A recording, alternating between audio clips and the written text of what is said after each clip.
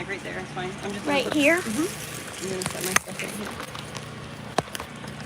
Why are you grabbing this? Because it is a part of the unboxing of the stuff that I received in the mail. Put it in this. Nope, I In guess there. I You have need you a friend. something. We're doing unboxing. Ow! Shit. Give them a minute to come in to the chat. Okay? Ow! Why? Do you think I really wanted to get knocked into? Is that what you were thinking?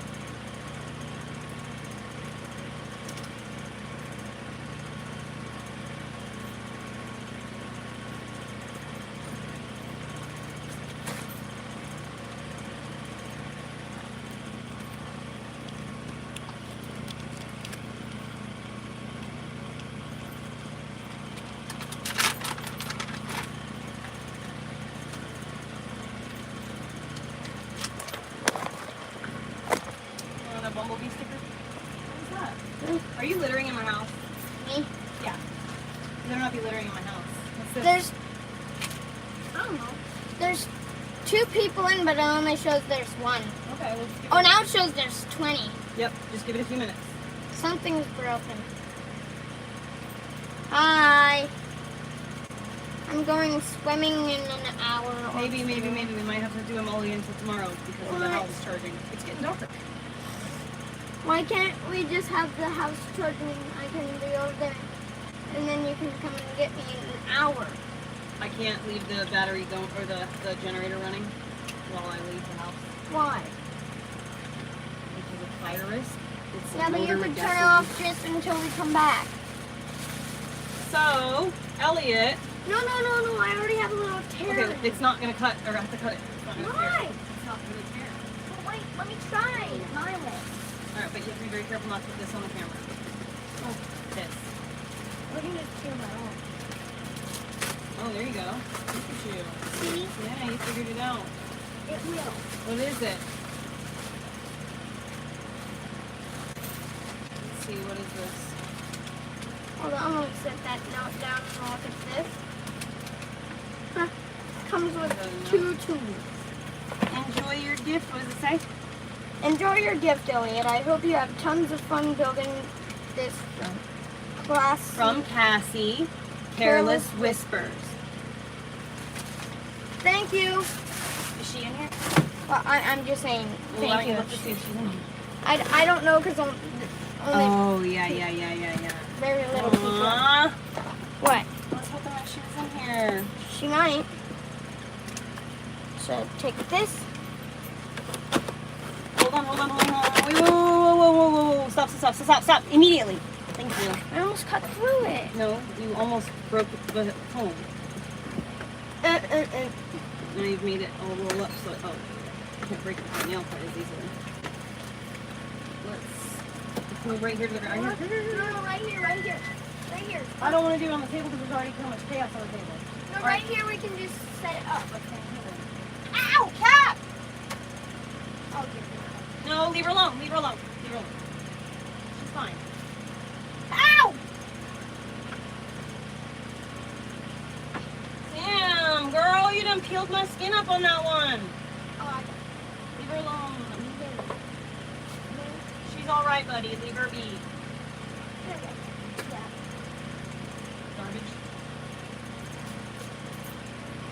Garbage? Oh. I'll lift up this. Dang, she got me good. I'm bleeding, dude.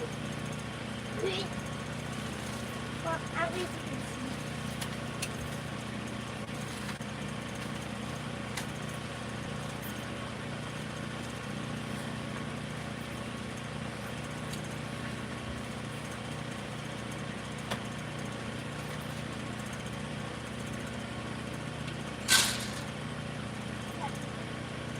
Can you put this up there for her? What? Can you put this up there for her? I'll dump it on the ground.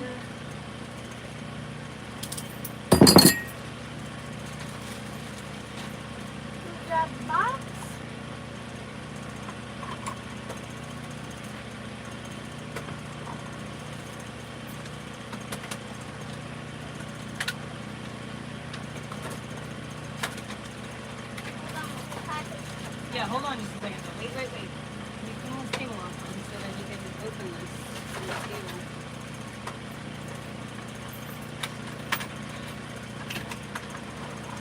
Here's trash. Well, this is cool. Ow. So this is from Careless Whispers.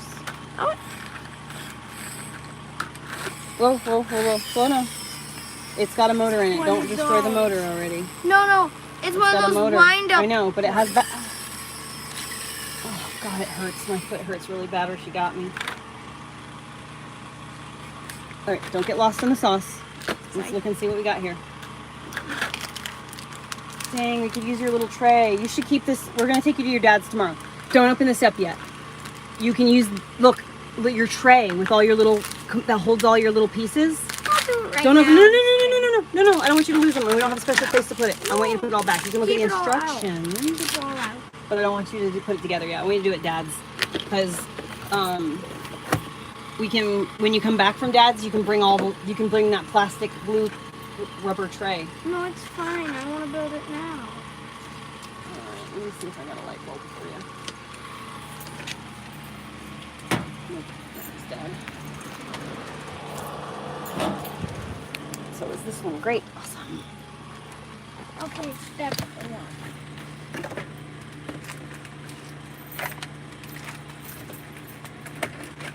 Keep all your little parts in here, okay? Oh. Okay. Look, these aren't Magnetized. small. These aren't small. These are small. Well, you know, I mean, Oh, like, what the heck keep your this pieces stuff organized. is. Okay, that's I scaring can't me. believe all the Wait. things we did.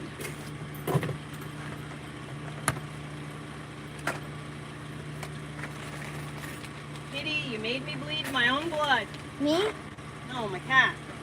So I need this. Cat made me back. bleed my own blood. I don't need this pack, but I do need this pack.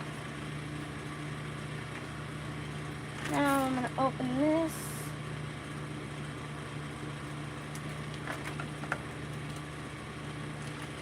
If you're in here, Careless Whispers, thank you.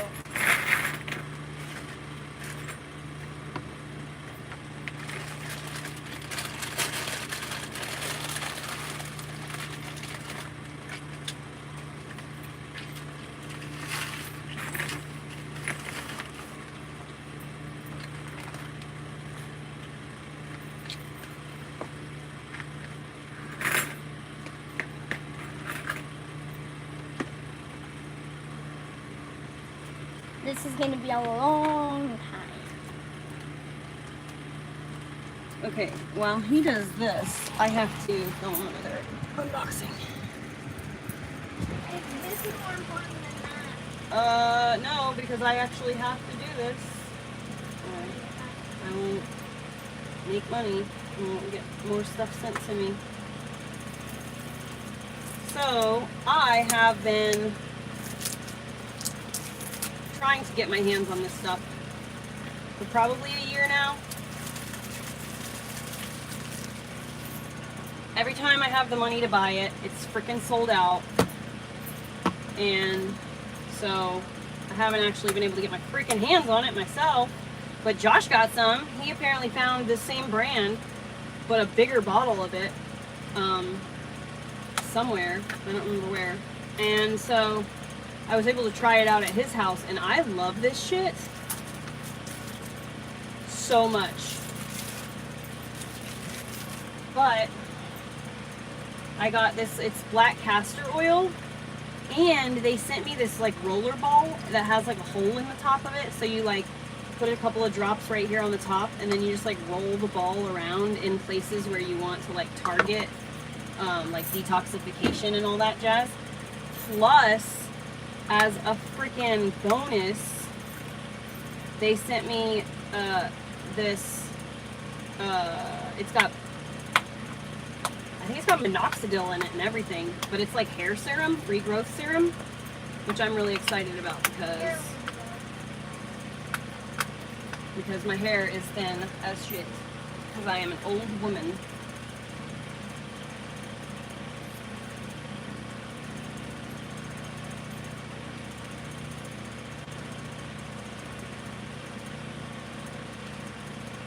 like the most unbreakable plastic I've ever met in my life.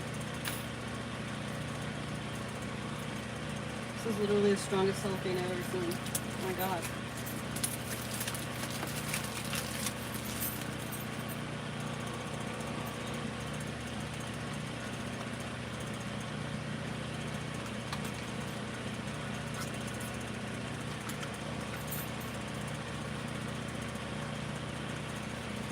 Whoa! It's actually a big ass bottle of this. Oh, see. Yeah, it is. Considering it has like minoxidil in it and everything. So it's got biotin, minoxidil, vitamin H, ginseng extract. Ooh.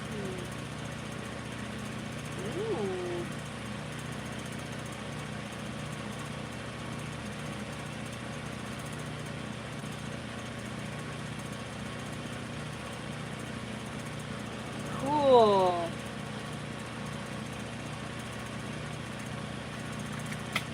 So, biotin with minoxidil.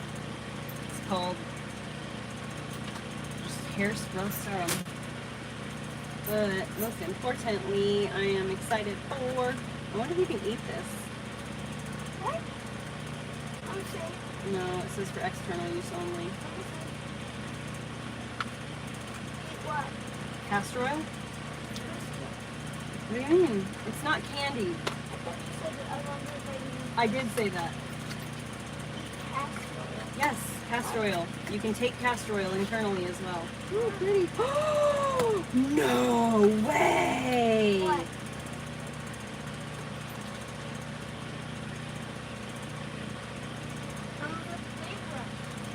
Awesome! It's got the little application brushes so that I can apply this to my eyelashes and so I'm not going to get all in my eyeballs anymore. And you literally, it has the tiniest little paintbrush so you can like brush it on your eyelids. No way. Cool. Okay, I'm stoked. I'm going to go to Hannah's and take a shower. Tonight. For tomorrow morning.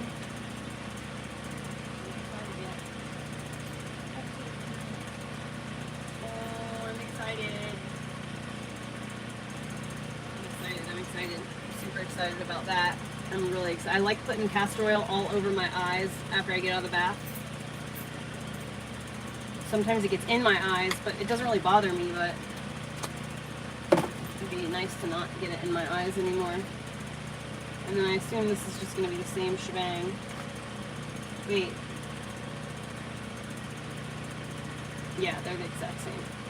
So I'm just going to keep this one. Maybe I'll give this one. Oh my gosh, I should do like a giveaway. I don't know how to do a giveaway though. So if anybody knows how to do a giveaway, you want to help me do a giveaway?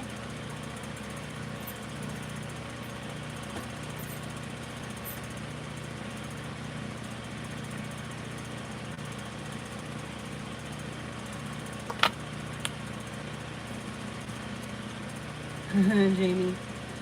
I didn't work out as hard yesterday. Is Careless Whispers in here? Not yet. Oh my god, right, Kiki? I'm gonna lose everything. No, I don't think so. My armpit's deeper though. So, my armpit is like a full thumb depth at this point. Left arm is still small in comparison, but my back muscles are starting to grow. Oh, that spot hurts right there. You can see it. You can see the knot. You can literally see my knot right there. Sticking out. That's the one underneath the shoulder blade that's been bothering me so bad right there.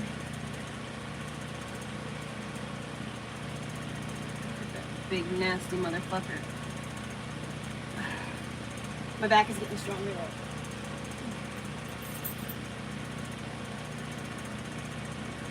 Ah, Careless Whisper. No. You might not be able to rewind, but look. She's here. Cassie's Thank here. you, by the way, so much. You like it? Yes, I love it. Look at her and tell her. Thank you. Oh, that was a cute face.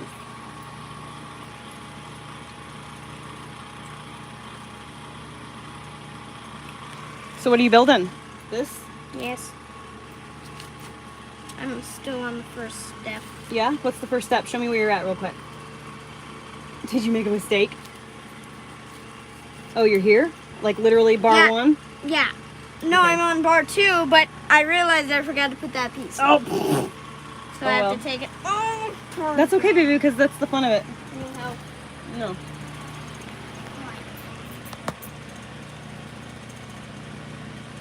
Yeah, I know I really will be ripped. But that's if I keep going. I'm starting to lose. My water cup is filled up. Yeah. It's up there.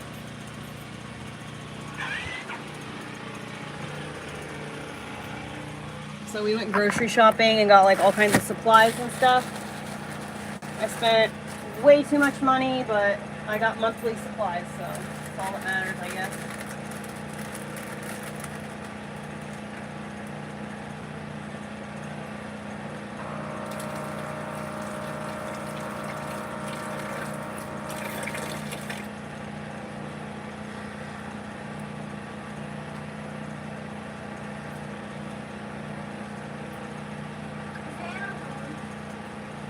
Probably.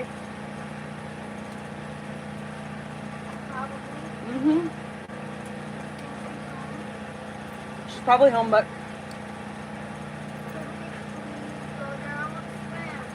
I know, buddy, but I cannot leave the house unattended. Not even for 5 minutes. Or even 1. It's fucking ants, man. 5 times.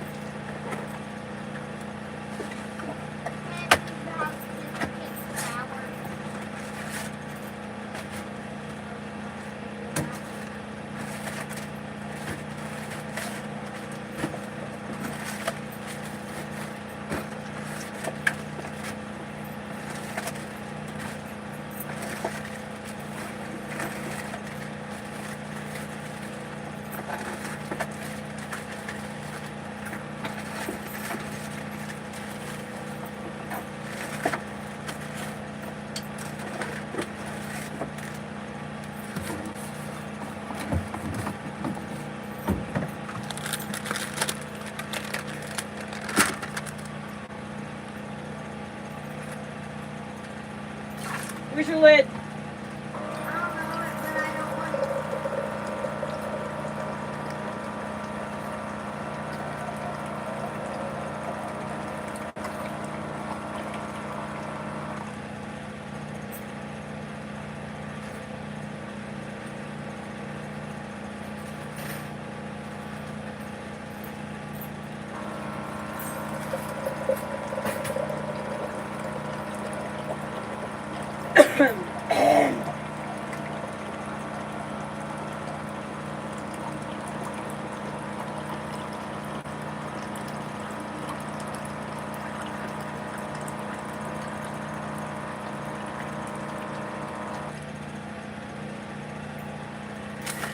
As the music dies, something in your eyes.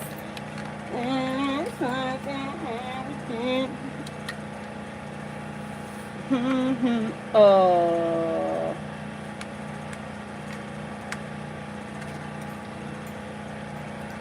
I'm never gonna dance again.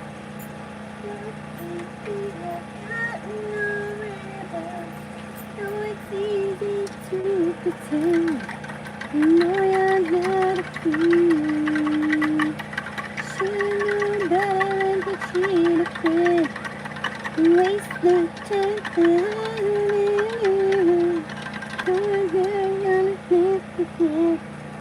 Here, come get. Dude, when are the fucking ants? What am I doing? Don't you have that ant exterminator? They're fucking everywhere, man. It's fucking ants. These little sugar ants. They're actually not sugar ants, though. They're these little black ones. It was that fucking watermelon. That sliced watermelon. It ended up spilling in my carpet and I didn't know. And then fucking ants came in. And now, I can't get rid of them. I have this spray, this poison stuff that I usually spray like all around the wheels of the bus and like everything. But the battery in the thing died and so now I can't get the shit out.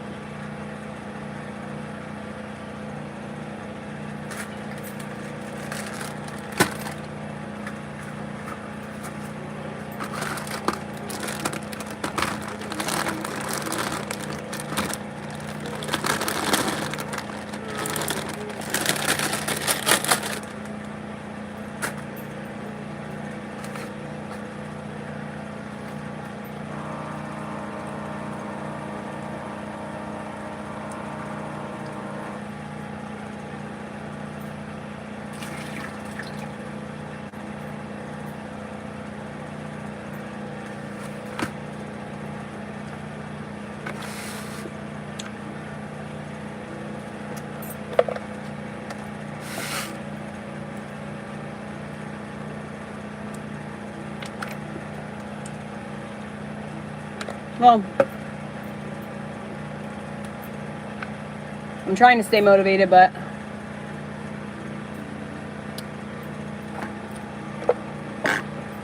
yeah, I know about the borax, but that only works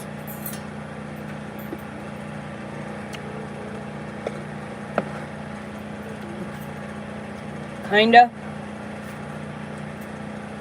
It kills the scouts. It doesn't kill a queen.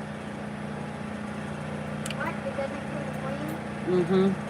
How? Because boric acid, if an ant eats it, and then they drink water, they explode. Why? Because that's what borax does. Why? But they gotta stay alive long enough after they eat it to bring it to the queen. If they stop and drink any water, they gone.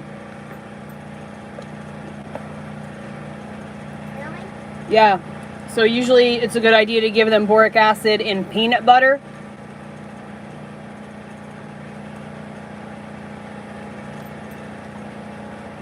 But even that's still, it's better to get the real product taro because they will carry that back to the queen. How do you know? Because I'm from Florida, honey. Pest control is like something you have to know, or you'll have roaches in your house. Almost, yeah, roaches. I know, right? Could you imagine? And they're nasty too. How Mm-mm. How nasty? Roaches are disgusting. It's disgusting. It's the worst thing ever. Like how worse? My trashy ass mom had roaches in her trailer. Not when we were growing up, but like over the last 15 years. She finally moved out of that place like 5 years ago. But That was the last time you talked to her. yeah, I haven't seen her in like 6 years. You talked to her 3 years. on the phone? Last time we were on the phone with her, Every time you would try to like cook food, it would smell like burning roaches. And there's this smell burned in my mind forever. The smell of roaches in a toaster. The most disgusting, vile, traumatizing. what did it smell like? It ain't cute.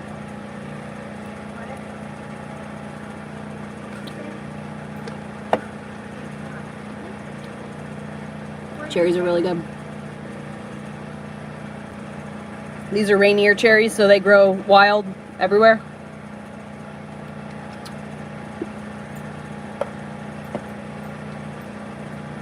There's a really cool park in Eugene.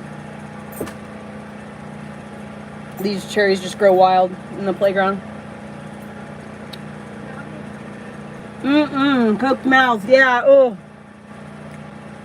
I never had mice until I moved here. I never had seen a mouse before. In the wild, you know? I'd seen pet mice. I'd seen mice that feed snakes and stuff, but I had never seen a mouse in my house. Until I came here.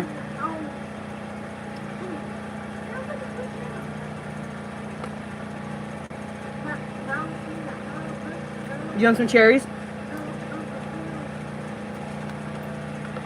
They're hydrating. And they're full of minerals. They're hydrating full of minerals. Gosh, look at that happy one.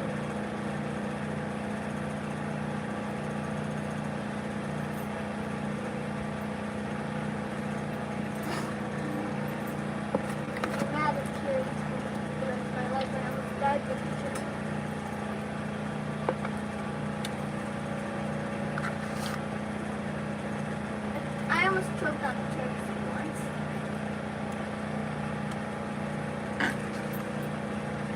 When was that? When was that? Making it up? Sounds like it. Where are the cups? You're making it up that now Where are the cups? we're broken for I don't know. You carried them inside. Cups? No, I can't. Yeah. I carried the bowls in the house. No, when we were going back to the car, out of the car, I said, here, take these. Well, I didn't take them. But you did. I didn't. You got everything out of the car.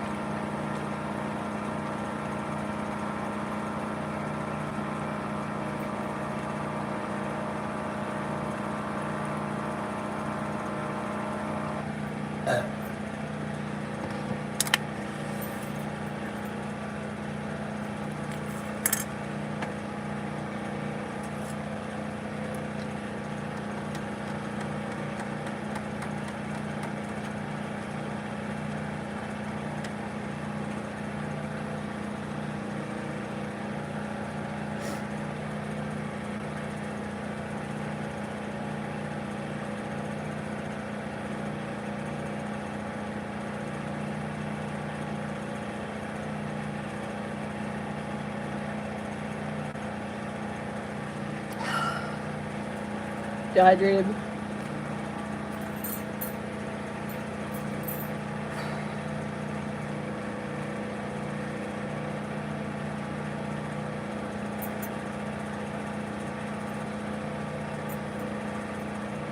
Feels so gross.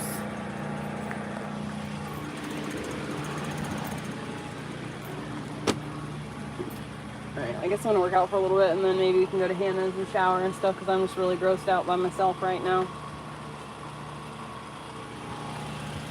feel so bracy. Work out? Yeah, I'm gonna exercise a little bit and then... Can I go swimming for a little while? Like an hour? Probably not, because it's probably gonna be too late in the Then you evening. can come pick me up. I'm not gonna drop you off. I'm gonna go take a shower over there, either this morning, or in the morning, or tonight. I'm just not Can I sure go yet. swimming the whole time? If we go tomorrow, you can take a shower, or you can swim. If we go tomorrow, you can swim. If we go tonight, no. Yes. Okay, I'm gonna go swimming no matter what. I'm gonna go swimming with Ryder. It's great and all, but Ryder's also not gonna be doing any swimming if it's sundown, honey. Probably not. He's probably riding his dirt bike, having the best time. Oh, that's why we gave him the knee pads and elbow pads for, I huh? feel like the knee pads are too tight. Well, those are the biggest knee pads you can get. They're for adults, you know? Huh? No, if they don't fit him because they're too small, he's gonna need like grown man size.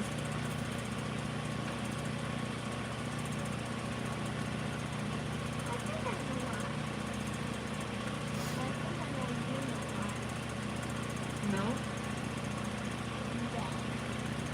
You don't know what you're talking about.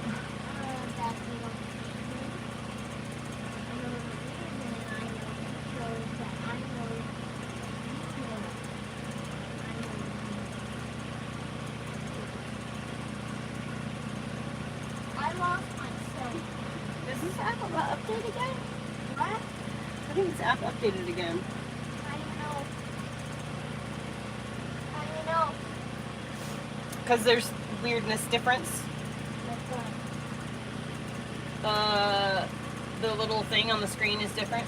what little thing? This thing here, there's an arrow here now. Look. So you can do all those things. No, usually it's just all of those things on the screen. There's not an arrow there usually.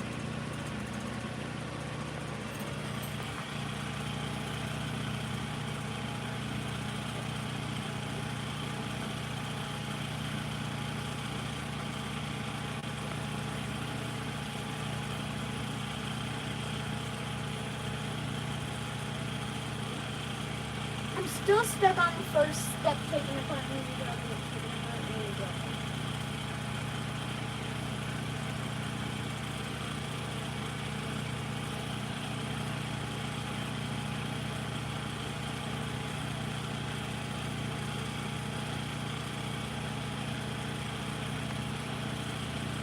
Hey, I found it. What?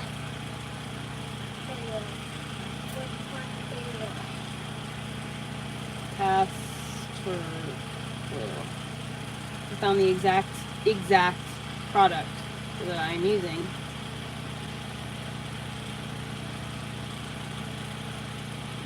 And then,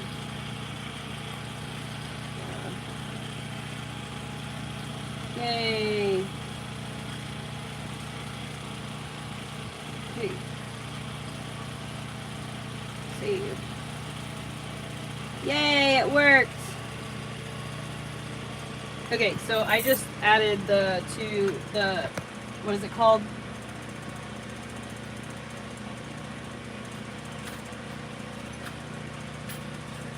I just added the castor oil that I got to the shop thingy. I'm gonna try and add this thing too so you guys can see what it is exactly. It's called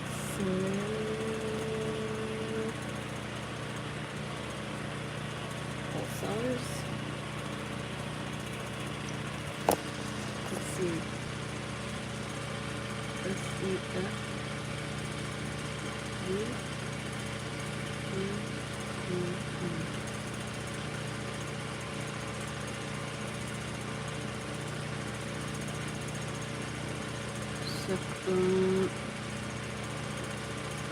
Here.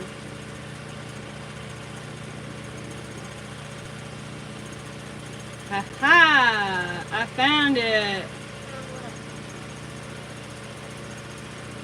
I found the No, the other oil, this hair serum. So I got them both tagged.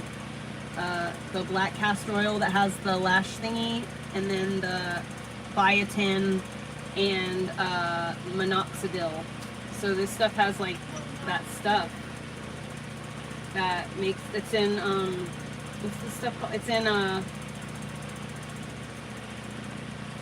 what is it called?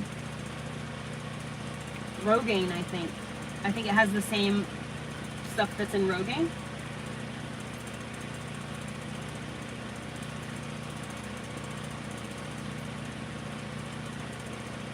It's like a similar to Rogaine kind of thing. Yeah, Hunter, I think so.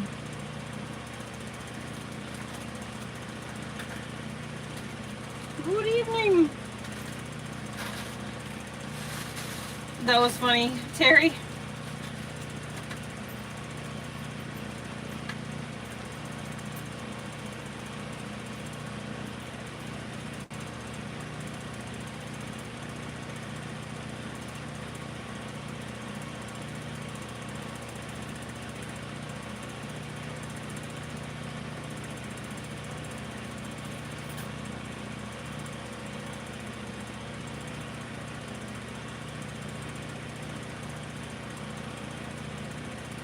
My rib sticks out weird. I've been using my fingers for everything. I only use this screwdriver once or twice. But I don't need the ring. Look, Mom. It doesn't, it's like loose on the bolt. Look.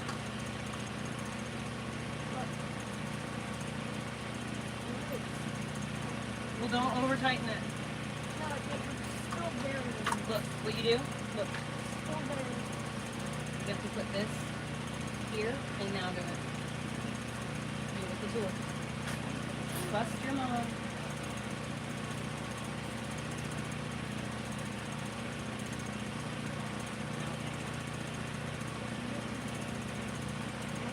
Hold it still and I'll do it for you.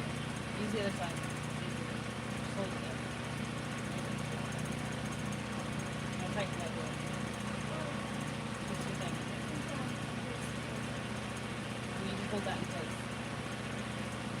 But I don't want to squish it too tight. I don't want to do it too much and hurt it. It's perfect because these are rubber. Yeah. They're rubber. Yeah, I just don't want to do it so tight that it pops the rubber. You know what I'm saying? Do the same side. Do the same No, I thing. can't. Yes, you can. Do it. Elliot, it's designed and built, made for you to be able to do it alone.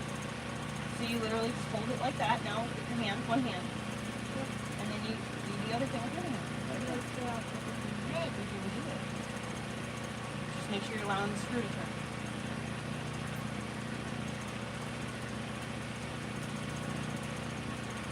Do it so that you've got the same amount of distance to screw under.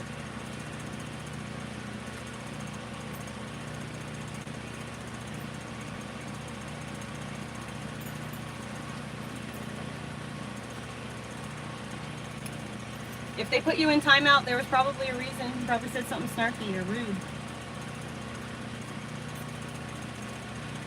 The mods are in control of the chat. I'm not in control of the chat. Magazine thingy. Hmm? Open the magazine thingy back up and here's one of these pieces that's paperweight. No, because you'll lose the piece. You already do that. I need a big piece. Oh, stop complaining. This isn't even the right size. That is so good. Can you help me? Now I can't lift this up so that I can flip it over. I'm holding a small screw. Elliot, put your small screw down. Remember what I told you about how I'm going to start popping your butt? Today, right now,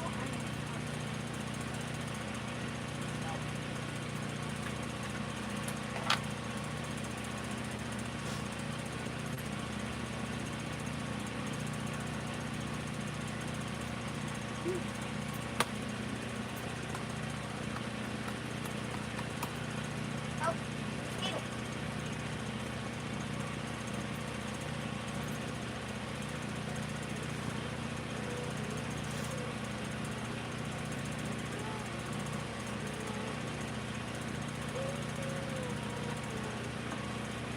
No, let's get into it with the story about Mr. Beast, which is actually really crazy. So for those of you that like missed the boat, you've been hiding under a rock.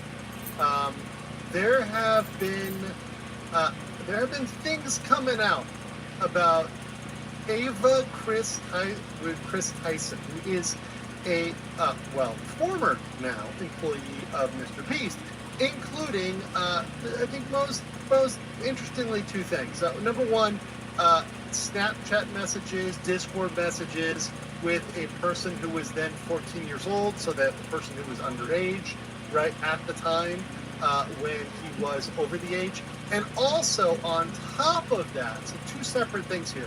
So one is these Snapchat and Discord conversations with this person that was underage. Now, this person that is allegedly the victim here, they've come out and apparently said, hey, it wasn't me, it wasn't grooming, it wasn't against my will, these were innocuous, etc., etc. The problem they with came that out and said is that a they lot of the were statutes they here were though apply to these sorts of things, grossed out by what they especially saw. when you deal with people that are underage. When you are an adult, they're kind of black and white. They're kind of statutes that are pretty straightforward. They're just not. They don't require an intent. They don't require something to be, let's say, they don't. It doesn't make it better if both sides were quote unquote willing, right, to do this, because it is a person that is so young. And there's various statutes, such as in North Carolina. There's statute number 61832, which relates to soliciting a minor by means other than by a computer, soliciting a minor, traveling to engage a minor in prohibited sexual activity. This is pretty straightforward statute. So this sort of statute here, this is a North Carolina statute at the time they were living in North Carolina. And it's pretty clear. Any person over the age of 18 who by means other than those prohibited in this code, who knowingly solicits, entices, seduces, or lures, or attempts to solicit, entice, seduce, or lure a minor known or believed to be at least 4 years younger than the person, or a person who he believes to be a minor, to engage in illegal activity, is guilty of a felony. This could have made Ava Chris Tyson a felon. Now, one interesting thing is, many states, now I'm not a North Carolina lawyer, right, so I'm a Florida lawyer, but many states have peeled back You just lost me. limitations You on just lost me. sexual crimes. I was literally about to help you. And you completely lost me. Peeling back a lot of these prohibitions, Can we just which, stop for a moment and take a typically breath? during the course of the Me Too movement were used by women against men. Now, of course, we have a situation What's so where special? we have Ava Chris Tyson, formerly So that identifying means as freak a out man and who lose now all your identifies parts? as a woman, who would be I was potentially talking charged about with that this and help against a man, But are you right? gonna take At my the help? time Why when don't he was formally identifying as a man, right? It's a little bit of man on man, but once again, the statutes don't really care about gender or sex. It just cares about, hey, you're over the age, you're under the age, right? You thus fall into the bright line rule of this statute, right? So the subjective intent of or the subjective desire of the quote-unquote 14-year-old, 12-year-old, whatever else, is really irrelevant. It doesn't matter if the 12-year-old really, really wants it, right? Or whether it's okay.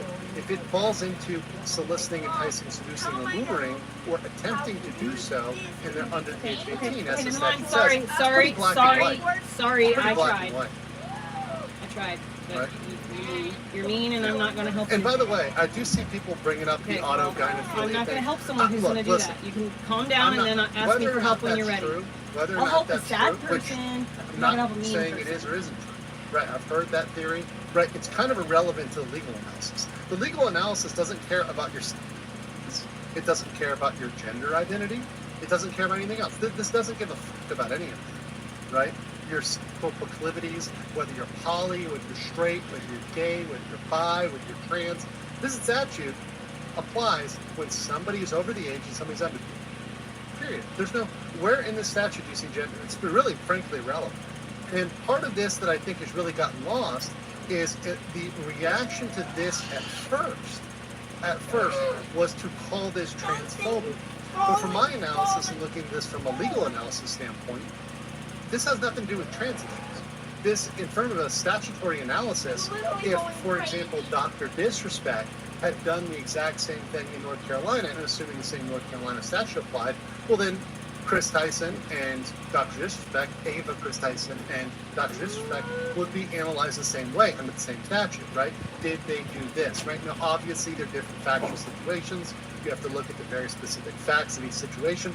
But what I'm saying here is the analysis from a legal standpoint doesn't give a fuck about any of these identities or shields or anything else. And just like I talked about with Armchair Expert, who was a great guest on my channel, really enjoyed having him on, focusing on those attributes is really misguiding this versus bringing it back to a legal analysis of, okay, was something broken here? And do we, in terms of a sexual crime, and do we have a basis, and has the statute of limitations been waived, right, because this is a crime of physical nature, right, for this to be something that could be pursued? This is yet to be seen. Obviously, we're collecting more evidence, as we see from Mr. Beast. Now, we're going to get into Mr. Beast's statement here in a second.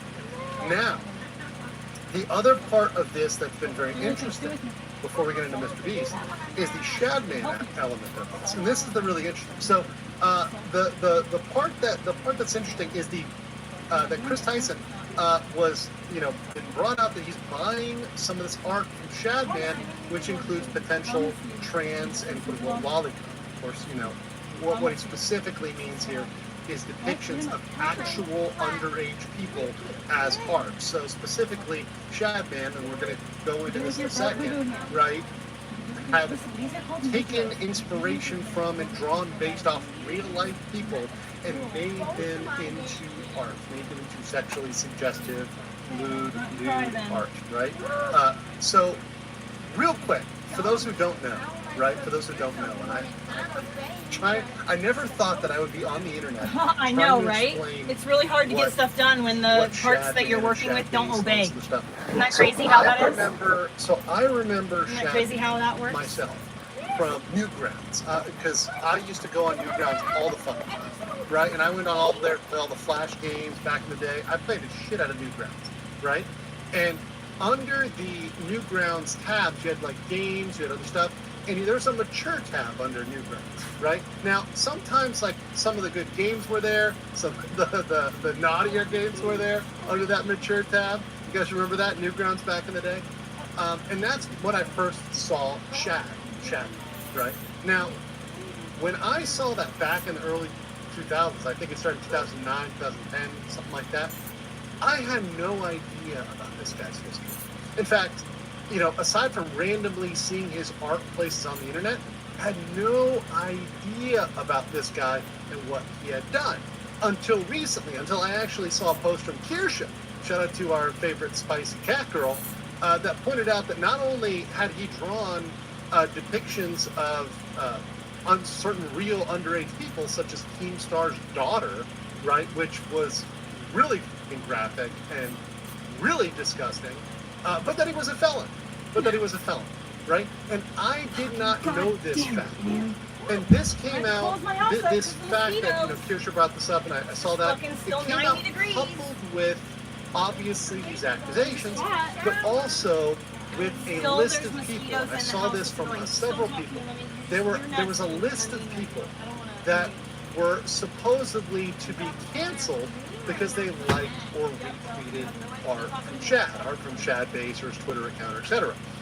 But I looked through the list, and it was very interesting because some of the evidence, when you kind of click through and look at the evidence, was like, for example, I saw Jessica Negan, right, who's a famous cosplayer. She's an American cosplayer. She's been around for a time.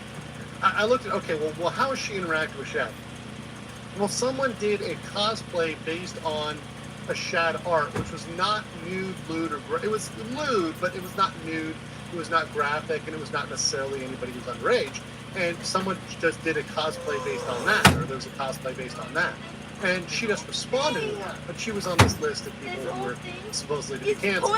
And I thought, okay, well, look, there's all these creators that people are trying to cancel because they've responded to a tweet. I'm like, okay, Does Okay, everybody when that was the last time I responds felt to a that tweet, anyone when you sent go you on Twitter and you anything? respond to a tweet, It's the do wrong you side necessarily of know that my person's entire internet and criminal history? Well, of course you don't. bad. Now, I know there's some people out there, and I've seen some people out there, we'll get into it in a second, that seem to believe that everybody on the internet I get it, knows you're mad. everything. I And hear that you, you're everybody mad, on I the hear internet you. knows everybody's entire history. You're the mad. criminal I hear you. history, You're the mad. You're background, the mad. You're angry. backstory, You're mad. right? And I don't know that if you have knew a this, but I duty, knew that you're affirmative mad. duty, when you interact with somebody, even in a de minimis way, such as reposting I'm or very keen and retweeting well or aware that liking you're or mad. whatever else, you have some duty to do a And I am full telling you background that you check. need to Now, figure I out don't how to believe turn that. that mad Now, on into the other fun. hand, if and you are excitement. somebody who is deeply Why get and upset over it? Why not intimately laugh and working go, oh with my somebody, God, I let's made say they're such a your mistake. What a business douche. partner, let's say you're doing You long-term didn't business ruin with it. somebody, You just then have to do it yes, again. you So do what? have a duty So to what? do due diligence on that person and do a little bit of research.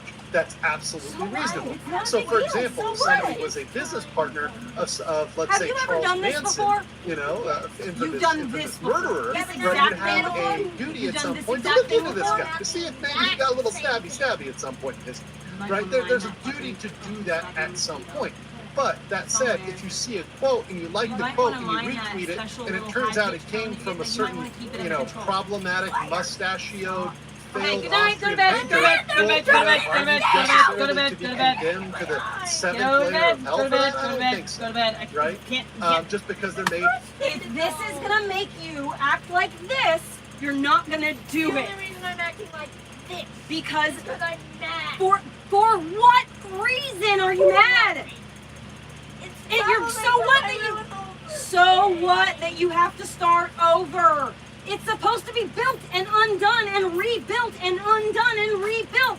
That's the point. No, Yes, the fuck it is. It's an erector set, Elliot. It's meant to be built and taken apart and rebuilt. That's why it comes with parts you can undo.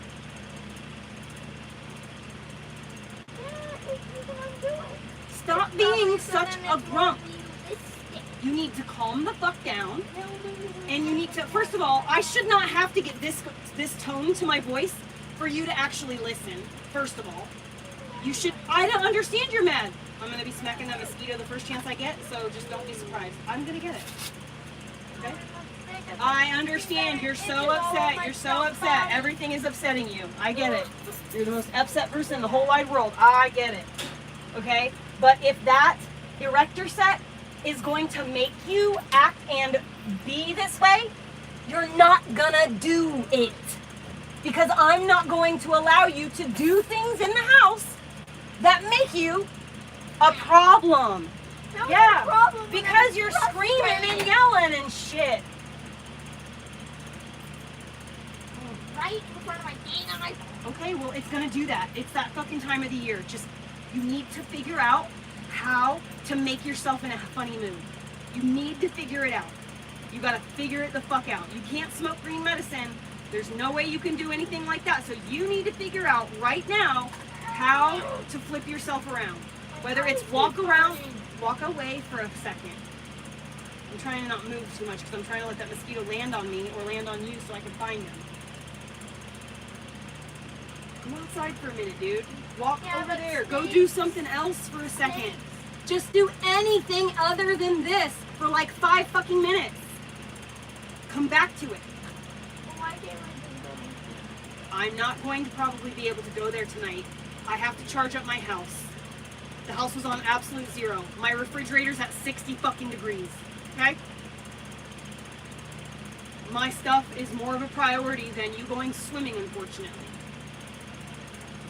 I want to take a shower, Elliot. Look at my arms. I literally have fucking dirt in my cracks. I want to take a shower. I am just as miserable and fucking upset inside, but I am doing everything I can to keep myself in a good mood. Tell you something. And you're in here bitching.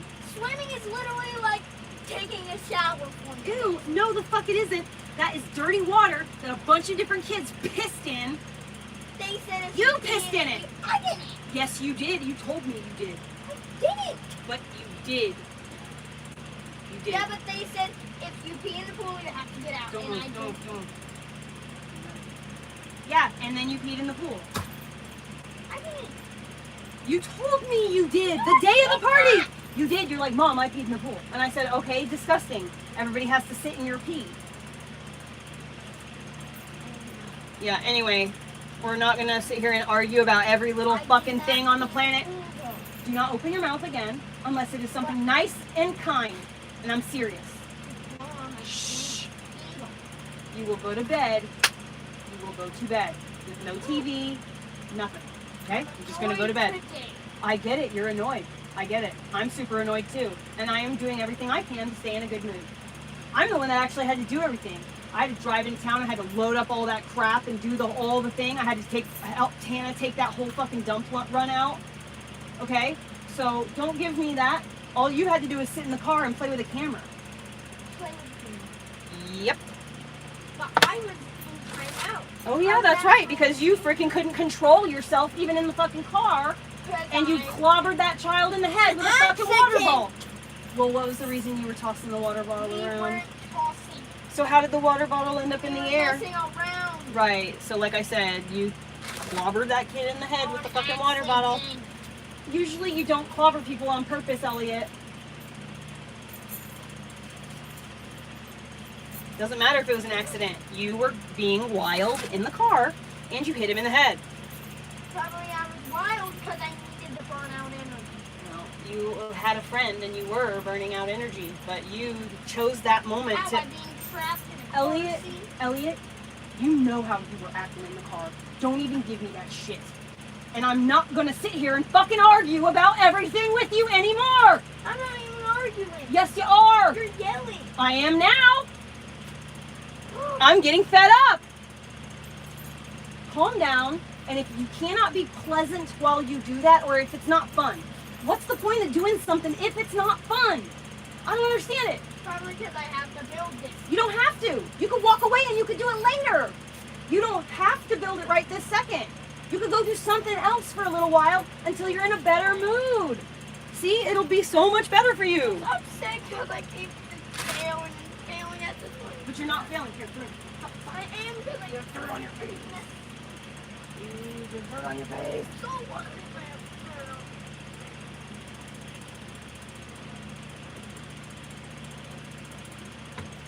Good God, dude. Just calm down. Do something else for a little bit. I wish that you would listen to me before I have to get to this place where I'm like yelling and shit. That would be so fucking nice. If we could like get progress moving without me having to get to this level. If you could just acknowledge the things that I am saying long ago, and you could have done this long ago, because I've been saying this the whole time. Just go walk away and do something else. Really wish you would listen to me.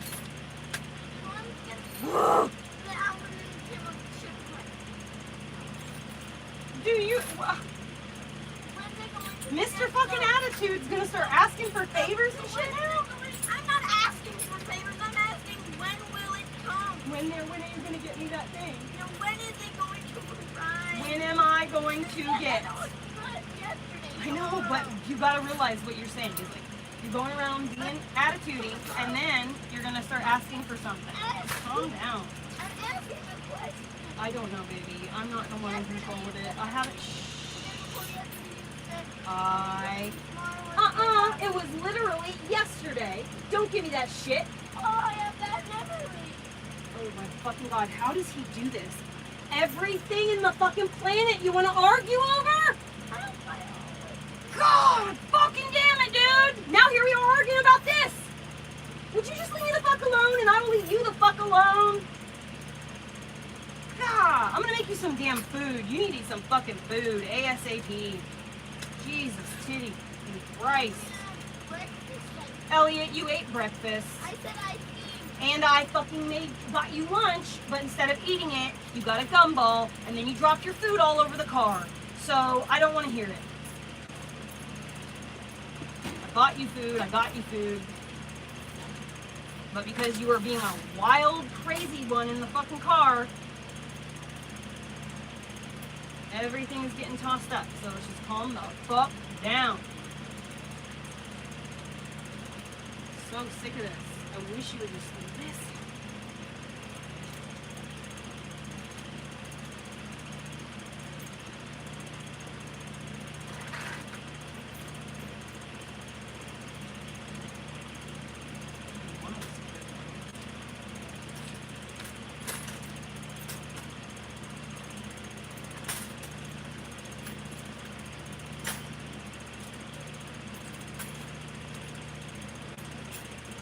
this away so that the cat doesn't knock any of it out of the way.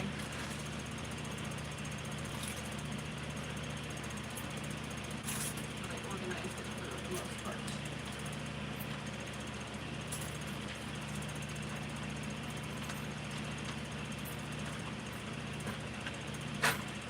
Here, drink some water.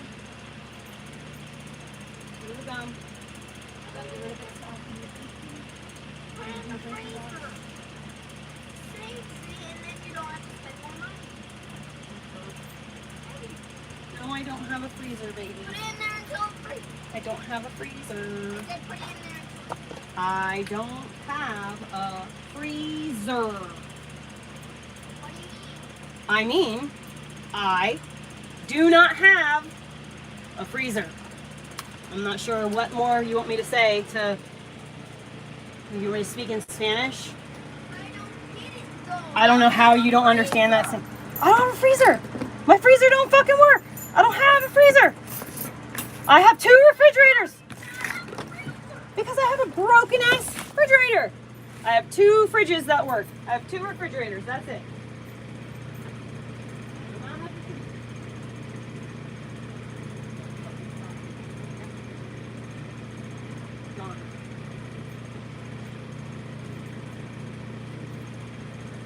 Next time you talk to me like that, it's game over.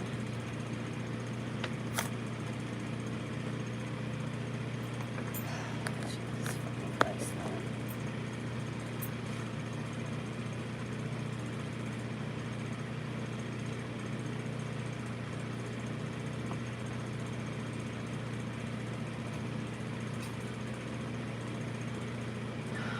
It's fucking hot as fuck.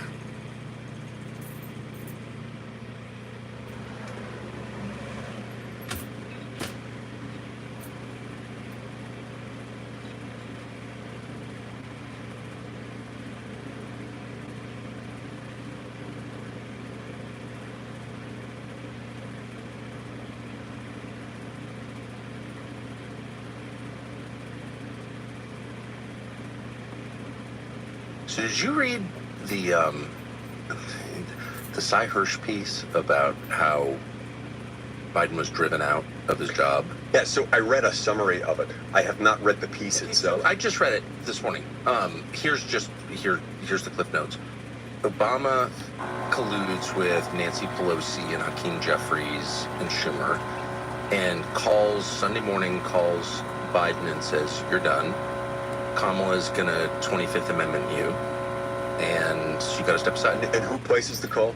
Obama. Obama does. So Obama calls the sitting president and tells him, "You're done." Then this is what the piece says, tells Kamala Harris, "Okay, you're gonna be the nominee, but if you don't gain traction, if you're not popular, we're gonna take you out too." So my question to you, it's all shocking. It sounds true. New York Times and Washington Post, by the way, Wall Street Journal have not done any meaningful reporting on this. So this is what we know so far. Is that legal?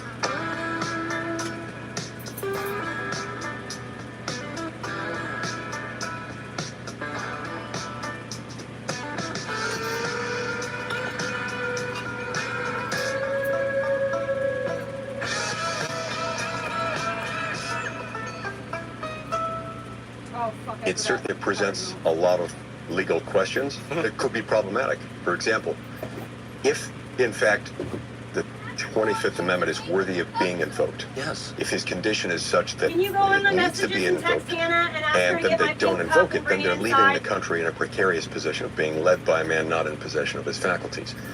If, on the other hand, it's not worthy of being invoked, then they've used an extortive threat Can you get that light to bulb, oust Elliot, the and guy plug it who's in at the since top you're of the not ticket, playing who's right now, the kind of stuff? current incumbent You president. get that light bulb and And plug it in, you'll be able to... That's not okay. I'm pretty sure that qualifies in some way as extortion. But if it's not extortion, it's just a very underhanded manipulation of the process. But I'll be voters right there, don't babe, enter one into the moment. calculation at any point. Yeah, no. So I know this is like a tired observation at this point, but the same people who've been lecturing us, berating us, finger wagging for years now about democracy just kicked the president out of his spot without any votes being cast at all, ignoring the votes of Democratic primary voters. Like, I can't imagine a graver attack on democracy than what they just did. Right, and it denigrates their own party faithful, the voters who showed up in what was essentially an uncontested primary election. Oh, with my cup? And they've turned Thank that into you. a sham. Because I'm guessing, I can't know for certain, but I'm guessing they've known for some time, just as we've been Tell able her to tell that for some I'm not time. sure. I want to try that to because I President really Biden need has to take problems. a shower, but I Yes, might be it getting didn't boring do if that's anything okay about with it. her. All of a sudden, when And if it is, what they time? decide What's the your cup, timing your is cup, right, your cup? perhaps because Oh, God. of his debate performance, which I suspect they Well, that had would be like the 10th hand time you in spilled all planning. over my They knew spot how in the it bed. would turn out.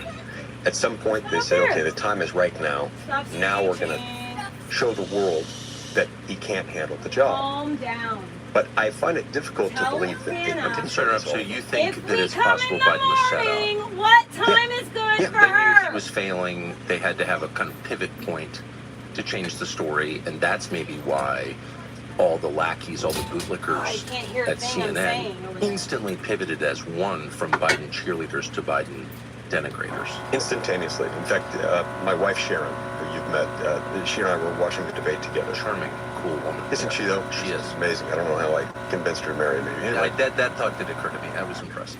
well, I just thought I'd put that out there. No, Let me it's take a actually look. true. Her immediate reaction when things turned. Remember when the CNN panel came on So right like after the debate ended? 10, 11, 12. She said, this appears orchestrated. This is all choreographed. It's like they were ready to do this. This has the feeling of being planned in advance. They knew what was going to happen. And when else, Tucker, have you seen a presidential debate between two general election opponents occur that early in the year? Exactly. Before either nominee has had the convention, before either nominee is technically fully the nominee. Right. I can't recall a time when that has happened. And so why then? It seems awfully curious that the Biden campaign team agreed to that.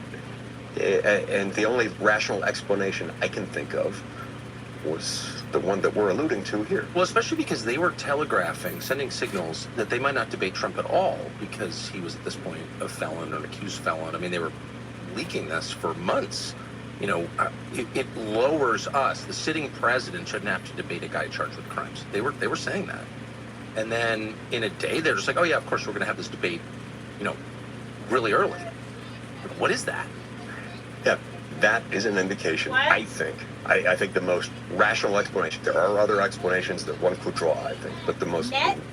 logical Okay. explanation to me is that they knew that they couldn't hide his condition much My longer. The truck? media and the White House staff I had was done using a it. really good job hiding him, protecting him, explaining all sorts of errors, wandering off the wrong end of the stage, shaking hands with people who weren't there, saying weird stuff that was unintelligible.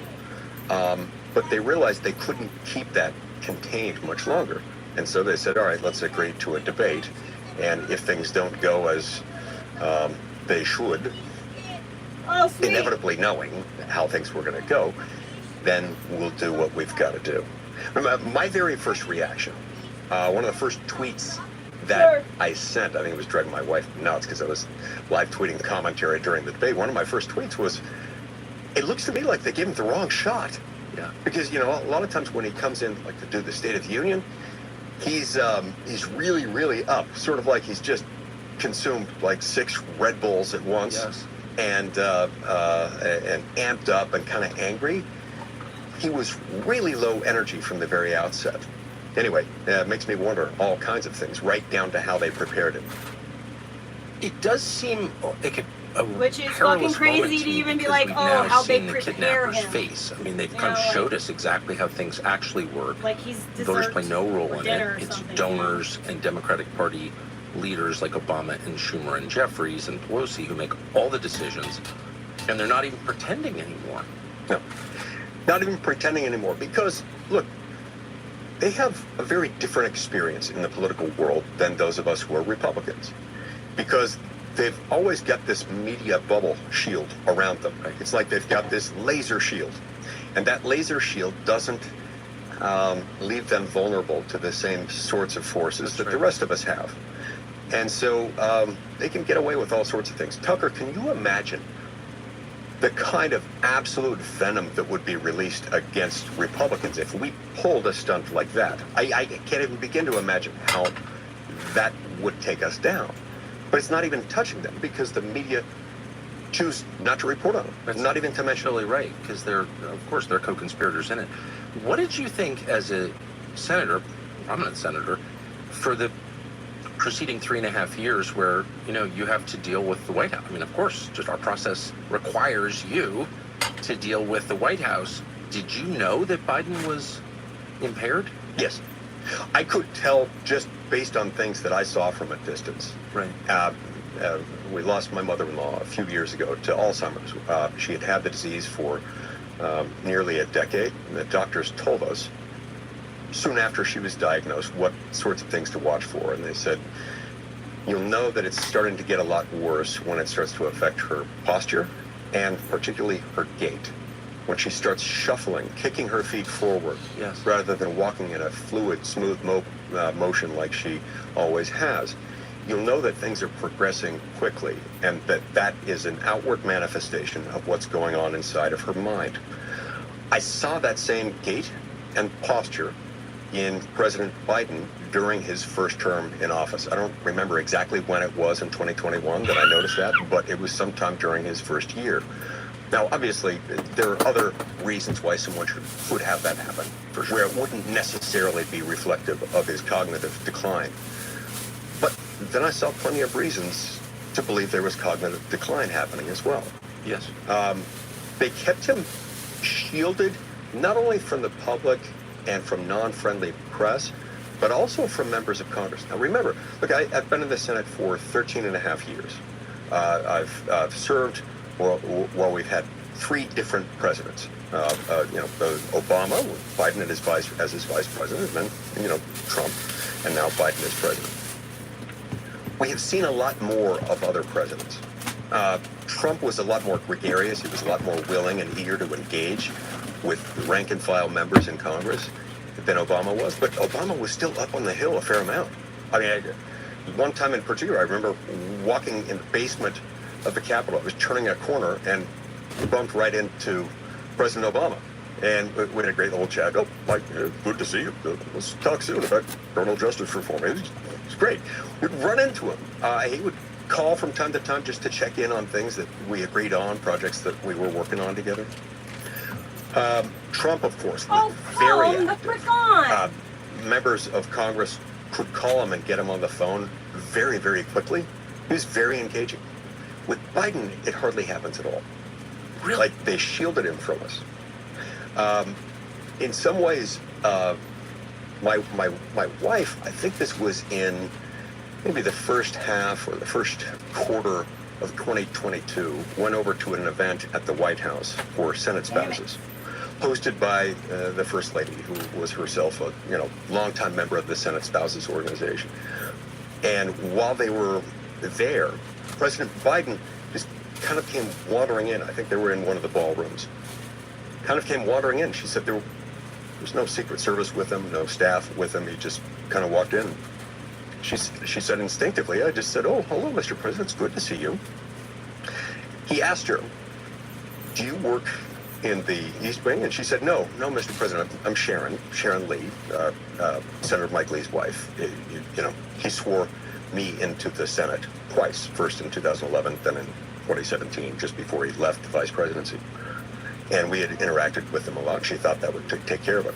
He looked confused. Moments later, he said, "Do you work in the West Wing?" And he was not quite there. Moments later, someone came up to him, one of the other Senate spouses, I think it was a Democrat, and had a phone in her hand and said, "Hey, my brother-in-law is a big fan. It's his birthday. Will you say hi to him?" This is Biden's signature move.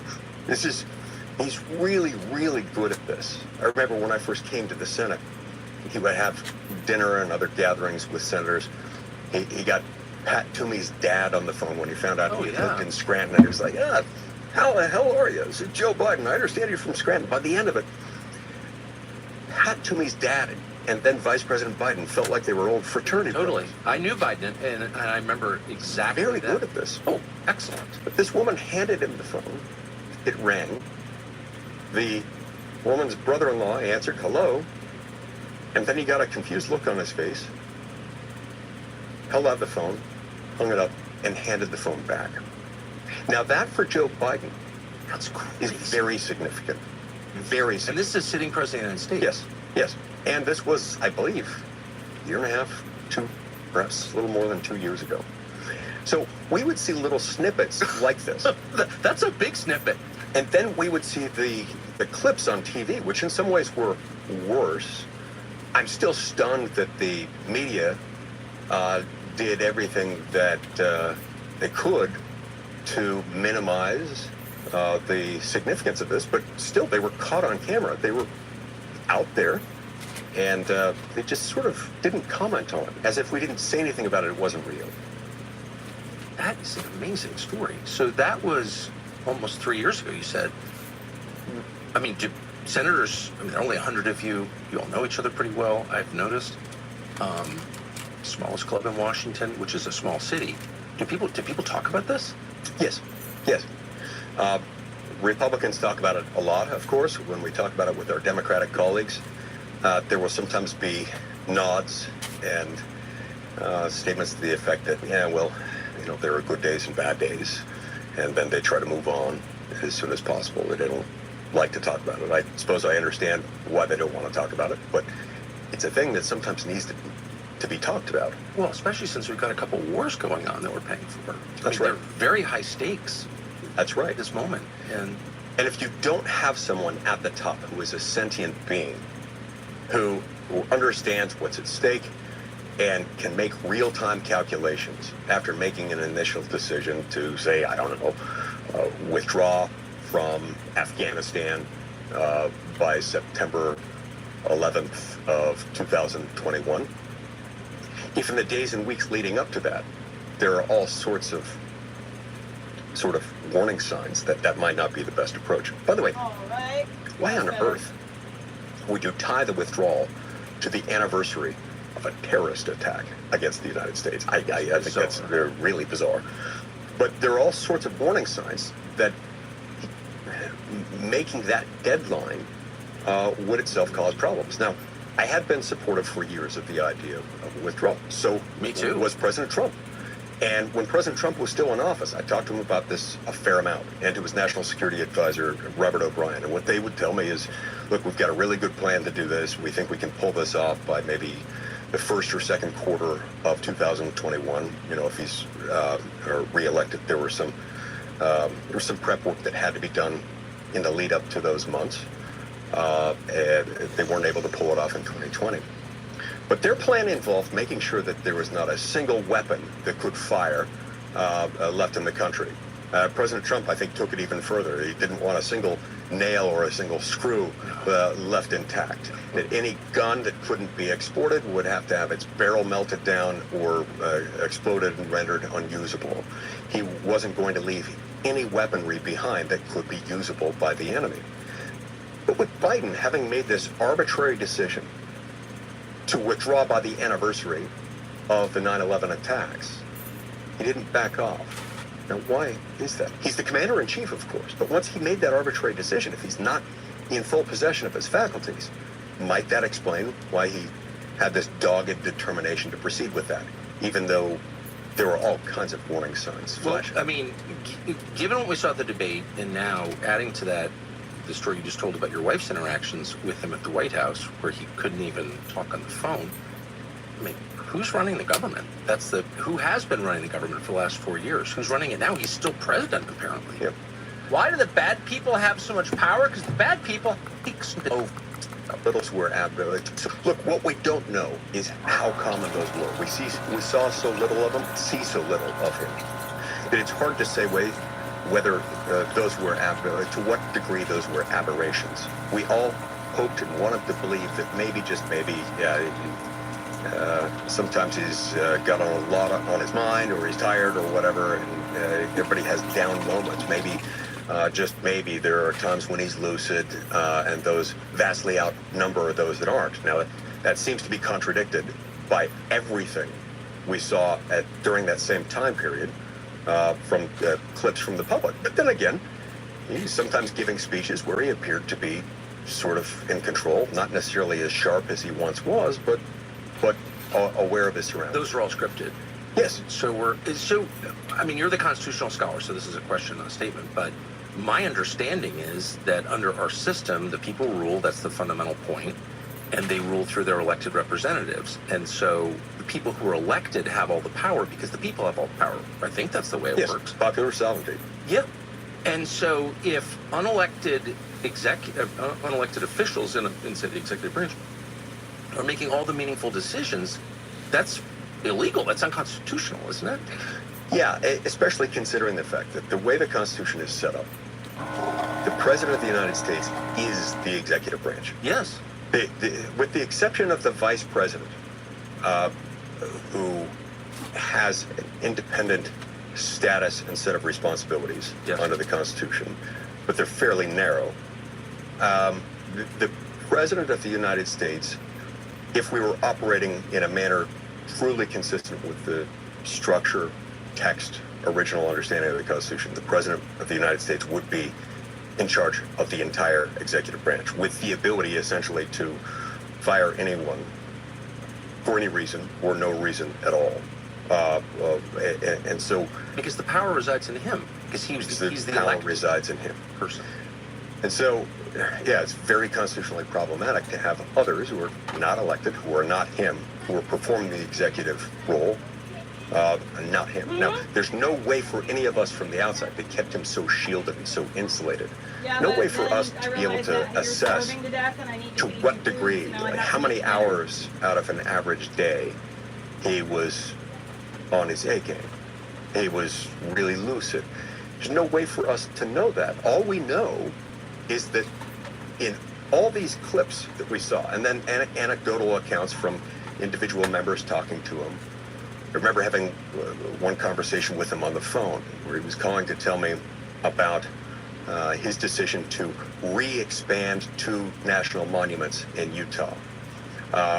National monuments that together are, I think, larger than 2 Delawares. A short time into the phone conversation, I could tell he was reading from a script. And not only reading from a script, but his voice would start to trail off at the end of each sentence. And so, yes, he was scripted. So When was that? I believe this was sometime perhaps in the fall of 2021. So right after he got elected. But I'm not sure. This one could have been in 2022. I mean, I knew because his sister Val was telling other people that he had some kind of neurological impairment during the campaign, during the 2020 campaign. But what's interesting and infuriating and scary is that someone had to write that script for him. So anyone who's writing a script for a boss to perform a phone conversation is obviously fully aware that that guy is impaired. Like, do you have scripts for phone conversations? Well, occasionally a U.S. senator will have a list of calls to make. Yeah. And senator staff might say, here's what you ought to cover here. Totally. This, and this. But the idea... Well, I get that, but I mean... But the idea there is to read that and then say, okay, that's the stuff I'm going to say. And have a colloquy. But you don't actually read from a script when you're having a phone conversation with a colleague or a counterpart in the House or something like that, because people can tell. There are all sorts of telltale signs that you're reading. The way we pronounce certain words, the word to in the middle of a sentence, spoken colloquial English, it's going to be more of a tuh than it is a to. You know, there are things like that that can signal I am reading from a script. And if you do that with a colleague or somebody that you have to interact with a lot, it's not going to be a trust-building exercise. Well, it's totally nuts. I mean, where does that leave us as citizens? Well, you as a senator. I mean, do we have a right to know what the hell is going on with our government? Who's running it? What's going on with Biden? Who knew? For how long? This is a massive charade. It's obvious now. The whole thing is fake. I mean, that's the conclusion I'm reaching. don't we have a right to know the details? Of course we do. Because we should be concerned, because this potentially affects our national security. This certainly affects all kinds of policy decisions. And one of the problems, of course, is that we've made the federal government as a whole more powerful than it was ever designed or intended to be. Now, remember, we've got three lawmaking functions, or three functions of government, rather. You've got the lawmaking function performed by Congress. Yes. That's the most dangerous power. It was therefore given to the most dangerous branch under circumstances where that branch, the legislative branch, Congress, where I work, you can fire every member of the House every 2 years, and 1/3 of all the senators every 2 years, because we've got the most dangerous power. Then you've got the executive branch, headed by the president. I don't know what I'm making. I think job it tacos, is to enforce the law. burritos. And then you've got the judicial branch, headed by the Supreme Court, whose job it is to interpret the laws and resolve individual disputes that arise about what the law put in place, either by Congress or through the Constitution, means. So legislative power is by far the most dangerous. But what's happened over the last 80 years or so, 85 years, basically since the New Deal era, Washington, D.C. got immensely more powerful, starting on April 12, 1937. That's the day the Supreme Court decided a case called NLRB versus Jones and Laughlin Steel Company. I regard that as the switch in time that saved nine. Remember this, FDR's court, I wrote a book about this a couple of years ago called Saving Nine. FDR's court packing plan was moving forward. Yes. And the justices panicked. It was 2 years to the date after they had moved into their new building when they issued this decision, in which Associate Justice Owen Roberts joined the court's liberals and came up with a new definition of the Commerce Clause. Commerce Clause gave Congress the power to regulate interstate commercial transactions and channels and instrumentalities of interstate commerce. All of a sudden, on April 12, 1937, the Supreme Court rewrote that so that the Commerce Clause also gave Congress the power to regulate anything and everything that, when measured in the aggregate, if it's economic in nature, has a substantial effect on interstate commerce. Now, Tucker, what that means is Congress can regulate anything it wants. So all of a sudden, Congress went from a limited, narrow-purpose legislative body to an open-ended one, rendering the 10th Amendment almost a nullity.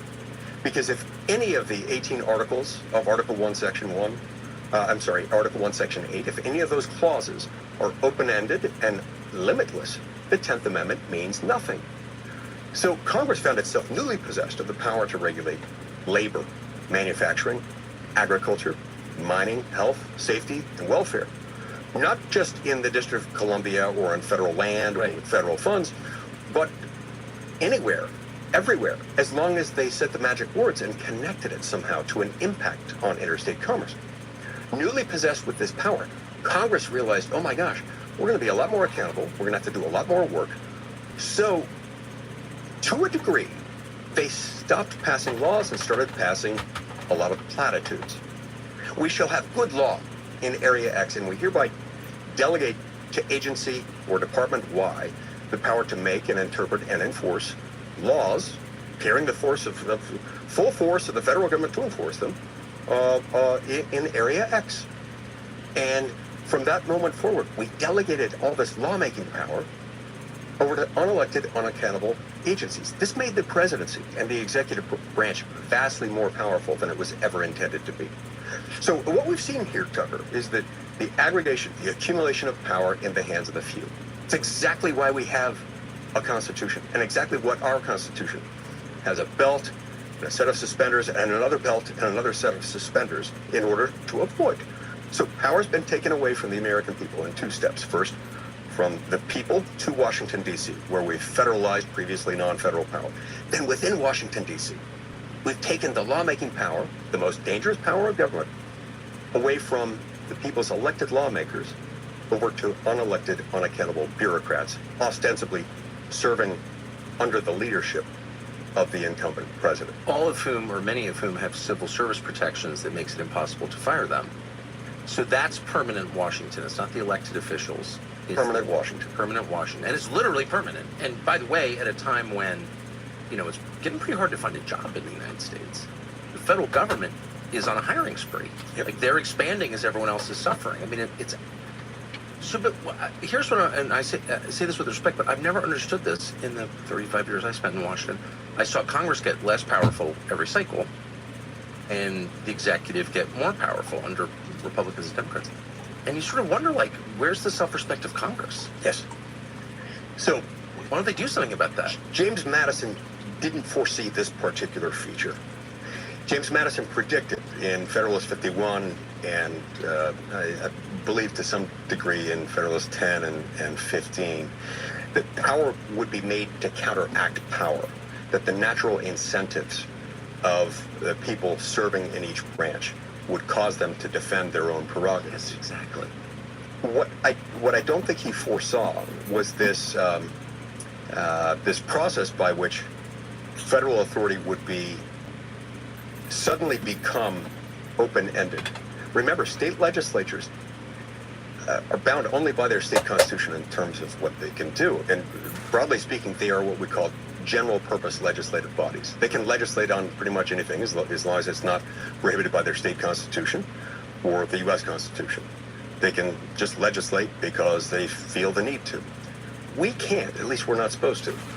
We're supposed to be dealing with interstate and foreign trade or commerce, immigration laws, bankruptcy laws, uniform system of weights and measures, declaring war, granting letters of marque and reprisal, laws governing the disposition and use of federal land, the Army, Navy, how we coordinate National Guards or militias as they're described in Article 1, Section 8, Over here. and so forth. But there is no general purpose legislative power. There is nothing in there that says Congress shall have the power to You have to enact wait, Orly. laws Get out to of make there. life better for the American people or enact such laws as they deem appropriate for national legislation. Nothing of the sort.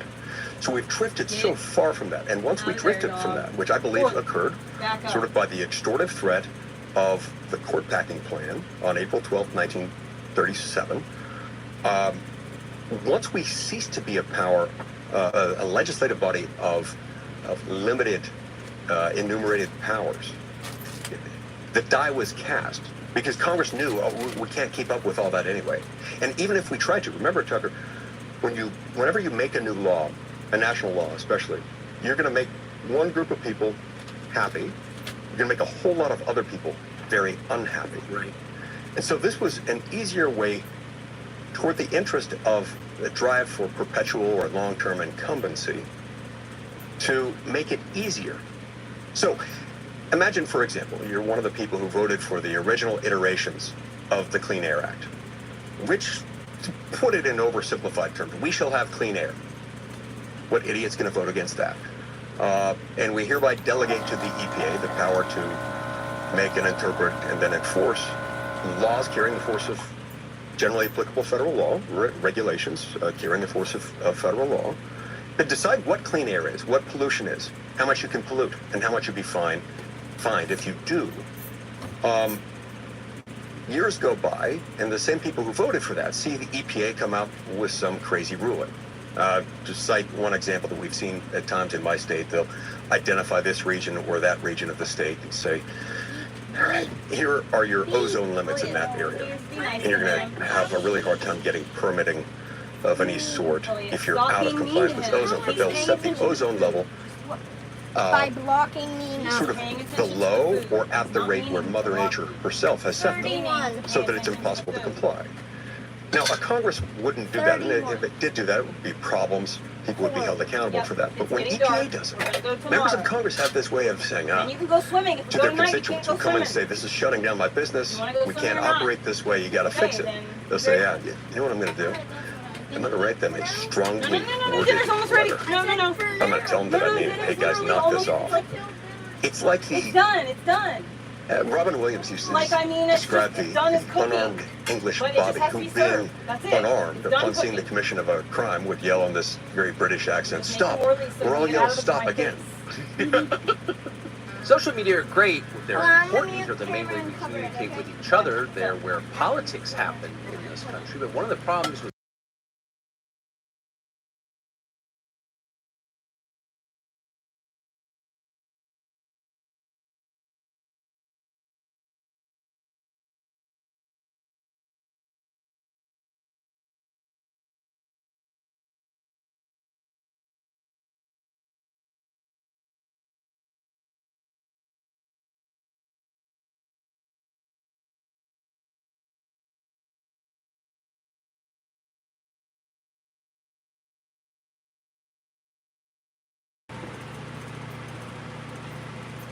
By the way, thanks Barefoot Beauty for getting the chipwreck thing. It still hasn't installed on Google Drive. Mom, why hasn't it installed on Google Drive? Baby, it takes a very long time to upload. She has to download it. She has to record it by watching it, right? She has to record it, and then after that, she has to upload it to the drive. It takes like 6 to 8 hours.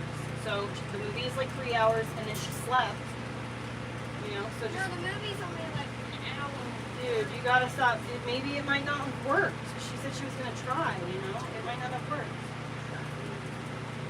Maybe something went wrong and it didn't work. Yeah, you can come here and see if she's giving you an answer or anything. Sure. Yeah, Barefoot Beauty has the thing, the movie worked. I want to know because it hasn't gone up on Google Drive. Could you, maybe, I don't know, because I want to know because I want to watch the movie.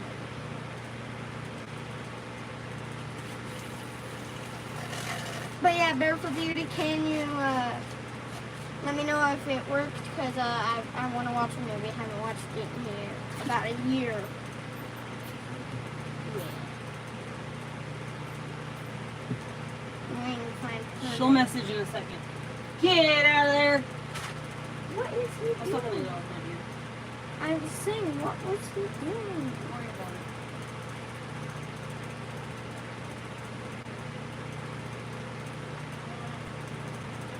it. But Barefoot Beauty, I really hope it worked because I want to watch it. Right.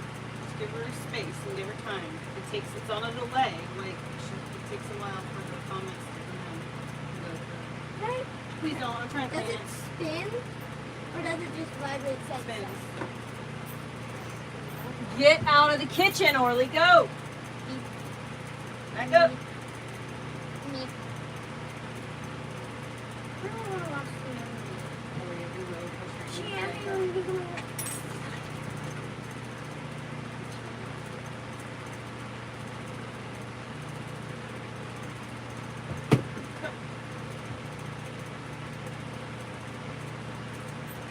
Calm down, Orly. Okay, she gave me an answer.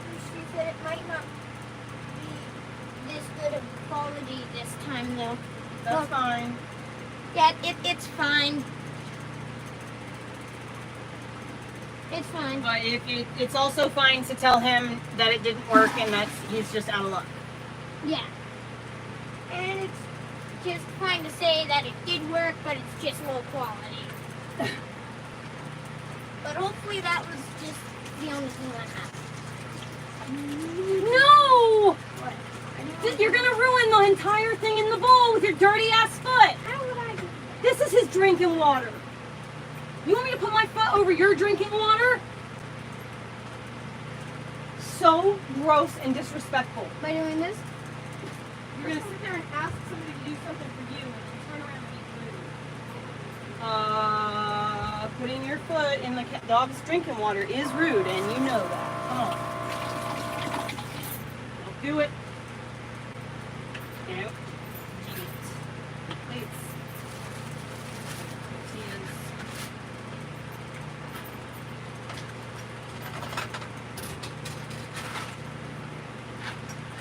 Elliot, please stop throwing something in my house. Elliot, please. Please, please, please, Elliot.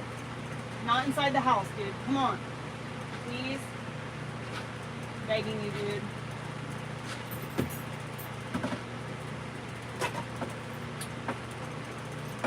Okay. And I said I'm begging you, dude. If you...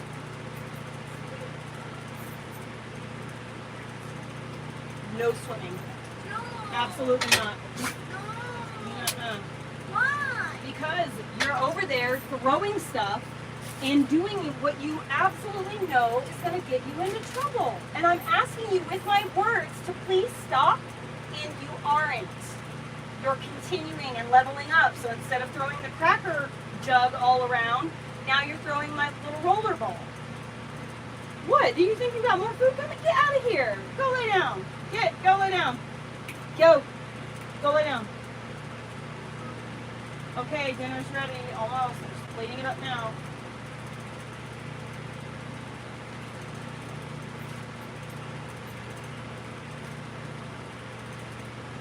I can't believe we didn't. Ethan, who needs this protein so bad? My body is screaming for protein. But in the way, meat is we can speak to have. Here's the best part where you can so open a chip costing. But I get maybe what Madison and the other framers never foresaw. I mean, they set up a system that had inherent power struggles. That's the point, right? But I don't think they foresaw that there are people who Has he actually given don't want an power answer? because it What? comes with too much responsibility, Oh, accountability. It's scary to them, and they'd rather sort of pass the buck, pass the power to somebody else. I mean, that's what it looks like to me. Yes. She said that, Yeah, she, and I equality think that is an might not be accurate right. description of it. So And I don't think, care about the whole Tucker, there I know, is, but you asked me. it's easy for that to happen once you leave the asked me domain what she said, and you of already had saw her answer, limited is all I'm saying. legislative jurisdiction. And you become an open-ended lawmaking body where the sky's the limit. And where you've got a big country, the world's biggest economy, the world's most powerful military. There's so many things to deal with. It's easy. It can even feel like the logical thing to do to delegate out this decision-making process, or at least a lot of it, But to you the cut out experts. voters, you cut out the citizens Yes. when you do that. Exactly. That's the whole point. And remember, the progressive dream for us, for those of us who love liberty, this is a nightmare. But the dream of the progressives is government of, by, and for the experts, masterminds, those who could come in and say, oh, we're the very scientific elite experts, and we know exactly how the people need to be governed. The totally useless class who actually could not get jobs in any other place than NGOs and federal agencies. But Tucker, these are experts, and many of them have master's degrees and PhDs and highly specialized in their field, and they really know their Can stuff. you fix my air conditioner? No, you can't. Not worth a darn. No, that's exactly right. So, how long? I mean, I didn't even realize you trace this back to 1937 to the New Deal. I didn't even know that, but it makes sense. How long before the United States Senate becomes the Roman Senate and becomes just a useless appendage and then disappears? Look, we're on that path. The more we strengthen the executive branch, the more that power, we take that power away from the American people and from their elected lawmakers, the closer we get to that. I think we're on almost an parabolic curve in that direction. We're getting closer and closer to it. I think there's still time to turn it around, but we have to do it. Let me give you some examples of why. You know, in my office in Washington, you should come by sometime. I'll show you my monument to the constitutional problems we face. I keep 2 stacks of documents in my office in the Russell Building in Washington. One stack of documents is a few inches tall, and it's a few hundred to a few thousand pages long, and it consists of the laws passed by Congress in the last year. Some would argue that that's a few hundred or a few thousand pages too many, but regardless, those are the laws passed by Congress last year. Then there's the other stack. The other stack, which is printed on double-sided paper, very thin paper, very small print, is the Federal Register for those people who are unburdened by knowledge of what the Federal Register is. I wish I didn't. I wish I weren't burdened by it. The Federal Register is the annual cumulative index of federal regulations as they're announced, first for notice and comment, and then once they're finalized. They go out, peasants, prepare to be regulated. Give us your thoughts on this so as to replicate some sort of feeling of a democratic input process. They don't really care at the end of the day what the public comments in response, and then they finalize it. Those are 100,000 pages, more or less, that get issued every year. 100,000 pages of federal regulations every year. Well, just regulations. They sound softer than laws. In some cases, maybe they are, but those 100,000 pages are replete with a lot of things that are just law. They have all the incidents of law, other than that they haven't been enacted by Congress. But they're enforced with firearms. Yes, they're enforced in almost every industry you can think of, almost every aspect of human existence. has a federal agency, sometimes more, regulating that area. Interesting story. A few years ago, a few of us on the Judiciary Committee, on which I sit, submitted a request to the Congressional Research Service to help us answer a question. The question was essentially, tell us how many federal crimes are on the books, how many provisions of federal law create a crime. We wanted to know that more or less the universe of federal crimes that exist. The answer took a while. When it came back, it was stunning. It said the answer is unknown and unknowable, but it's at least 300,000 crimes. And a lot of that had to do with the fact that this Byzantine labyrinth of federal regulations, about 100,000 pages a year, which initially go into this massive document, about 100,000 pages per year, called the Federal Register. Ultimately, they'll be codified into a larger catalog known as the Code of Federal Regulations. There's so many criminal provisions of those regulations that it makes it very difficult to count, but it's at least 300,000. These are devised by federal employees who are not judges. Correct. And they're not elected lawmakers. Correct. So, I mean, again, you're the constitutional scholar, but I don't see where they have the authority to do that. But Tucker, they're experts. How could you not trust experts? Well, leaving aside the fact that unwashed masses in Congress, they're like some of the I've spent a lot of time around them. The federal agency, I'm certainly very familiar with them. But even if they were impressive, which they're not, that still seems like an end run around democracy. It is. Yeah. And that's the whole point.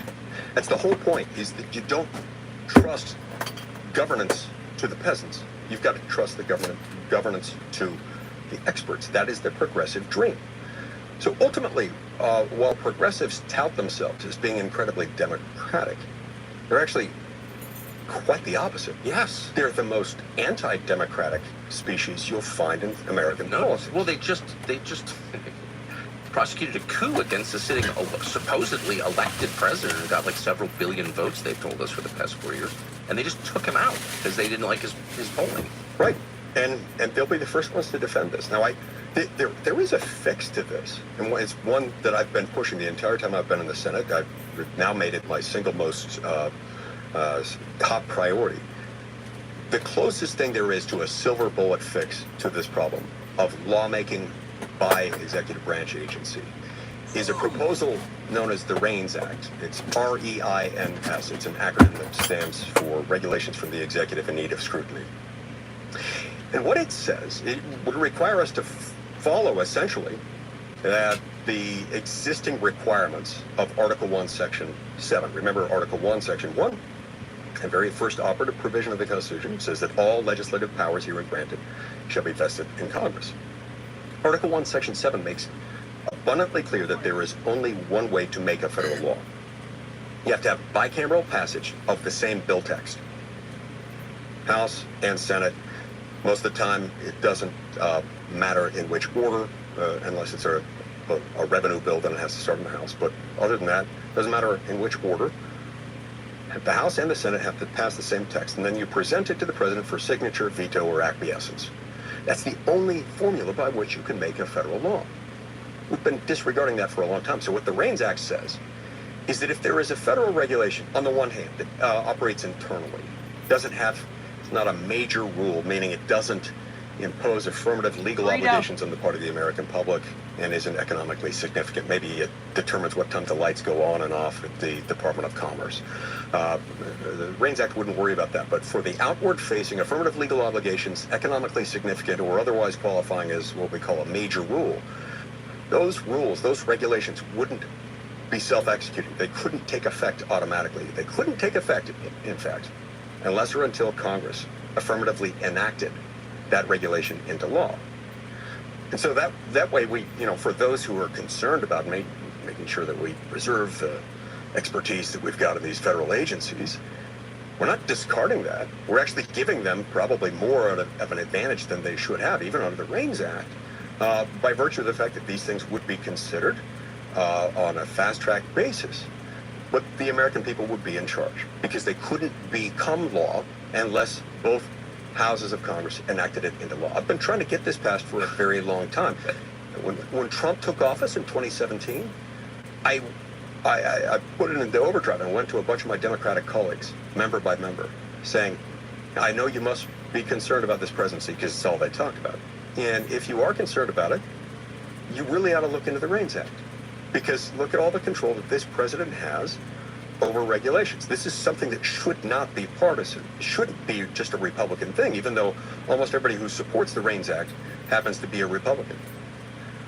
To a person, they all said essentially the same thing. Mike, we need the expertise of those agencies. To which I'd say, well, we'd still have it. We still have it. It's just, we would be the ultimate. Has anyone ever met a federal employee? And there are some, again, I'm the son of one, but there are some good federal employees. But in general, you know, people who can't be fired don't perform as you'd hope. I mean, imagine that. It's pretty mediocre. So what, okay, so Biden's now, or Biden, to the extent he exists, the people who are controlling Biden are making noises about reforming the Supreme Court. What is that? That is a bald-faced attempt for him to end-run what he himself said in the early 1980s as a U.S. Senator. It was, I believe, 1982 or 1983 when he described... It was on the Judiciary Committee. Yes, on the Judiciary Committee. I think he was chairman at the time by then. He said it was a boneheaded idea when FDR proposed packing the court. He appears to be going back on that now. Now he's kind of soft-pedaled his way into court packing. Little by little, he's getting there. He keeps talking about Supreme Court reform. He's been increasingly flirtatious with the idea of court packing. He's trying to impose this new set of ethical standards from one branch to another. Sure, what is, can you just define court packing? Yeah, court packing consists of something that is technically allowed by the Constitution, because the Constitution doesn't prescribe the size of the Supreme Court. That is set by statute. But for, over 150 years, we have had 9 justices on the court. There have been times when that number has been higher. There have been times when the number has been lower. But we've had more than a century and a half where it's been consistently at 9 justices. My view, that was $300. And the view of most people, including Joe Biden until a few years ago, including $300. The late Associate Justice Ruth Bader Ginsburg, just not too long before she died, acknowledged that it's a bad idea to change that number, even though constitutionally we're allowed to do it by statute. Because what you'd end up with, Tucker, is you'd end up politicizing the court. Whatever administration that decides to do this would only do it, most likely, with a Congress and a Senate willing to put in, and a president willing to put in justices of that party's political ideology, such that people would stop seeing the court as an adjudicative body and much more as a political one, especially since once we start this, it'll set off a nuclear chain reaction. Now, I've always been opposed to court packing. I think all Republicans have, all Democrats have, until very recently. But if Democrats take this step, let's imagine, knock on wood, let's hope this doesn't happen. I don't think it'll happen. But if somehow in this year's election, Democrats were to win the White House, keep the majority in the Senate, and perhaps even expand their majority and win back the House, I have no doubt but that they would pack the court, meaning expand the court. They would increase it probably by 4 justices, taking it from 9 to 13. Now, just imagine the next time when political forces are such that Republicans take it back. You think Republicans could possibly decide, no, that's fine, we're not going to do this? There would be immense political pressure on us at that point, Republican lawmakers, to add an additional 4, 5, 6, or 7. And the pendulum would swing back and forth, and as it swung, each time it swung, you would see additional appointments made to the Supreme Court. And before long, it would start to look like the intergalactic Senate on the Star Wars movies. Yeah, or the Brazilian Supreme Court, But can I ask, if Kamala Harris gets elected president and the Senate and the House fall to Democrats, Senate majorities expanded, they're never going to be another Republican government after that. That's a one-party state at that point. They're not going to go through this again, are they? Well, that is of grave concern, because if that were to happen, there are some changes to the law that I fear they would put through. These voting rights bills that they keep talking about wanting to pass are among them. So they pass these voting rights laws. We already have voting rights, don't we? We do. But they keep touting them, on the banner of the civil rights and making all Americans be able to vote. They want to subject any state law decisions regarding legislative redistricting within the state to pre-clearance by political appointees within what they envision as a Democratic presidential administration. It doesn't have to be like so they would have to come to the federal political appointees and say, Mother, may I adopt this legislative redistricting plan, or this or that set of reforms to the way we conduct our elections. And those would have to be pre-approved. They also want to essentially divest the power to draw legislative boundaries from the state legislatures and give them to nonpartisan independent commissions, thus further taking away the power from elected lawmakers and putting it in the hands of unelected, unaccountable experts. These sorts of things, coupled with what I fear they would also do, they would enact another law bringing the District of Columbia into this family of states, making D.C. a state, and perhaps Puerto Rico as a state, if they conclude that Puerto Rico and D.C. would be reliable. As long as we're picking up completely dysfunctional territories incapable of governing themselves, why not Haiti too? Why not? Well, Haiti isn't currently, a U.S. territory, so that would be the biggest distinction. You spend a lot of your life in the District of Columbia, a lot of good things to say about it. I spent my whole life there.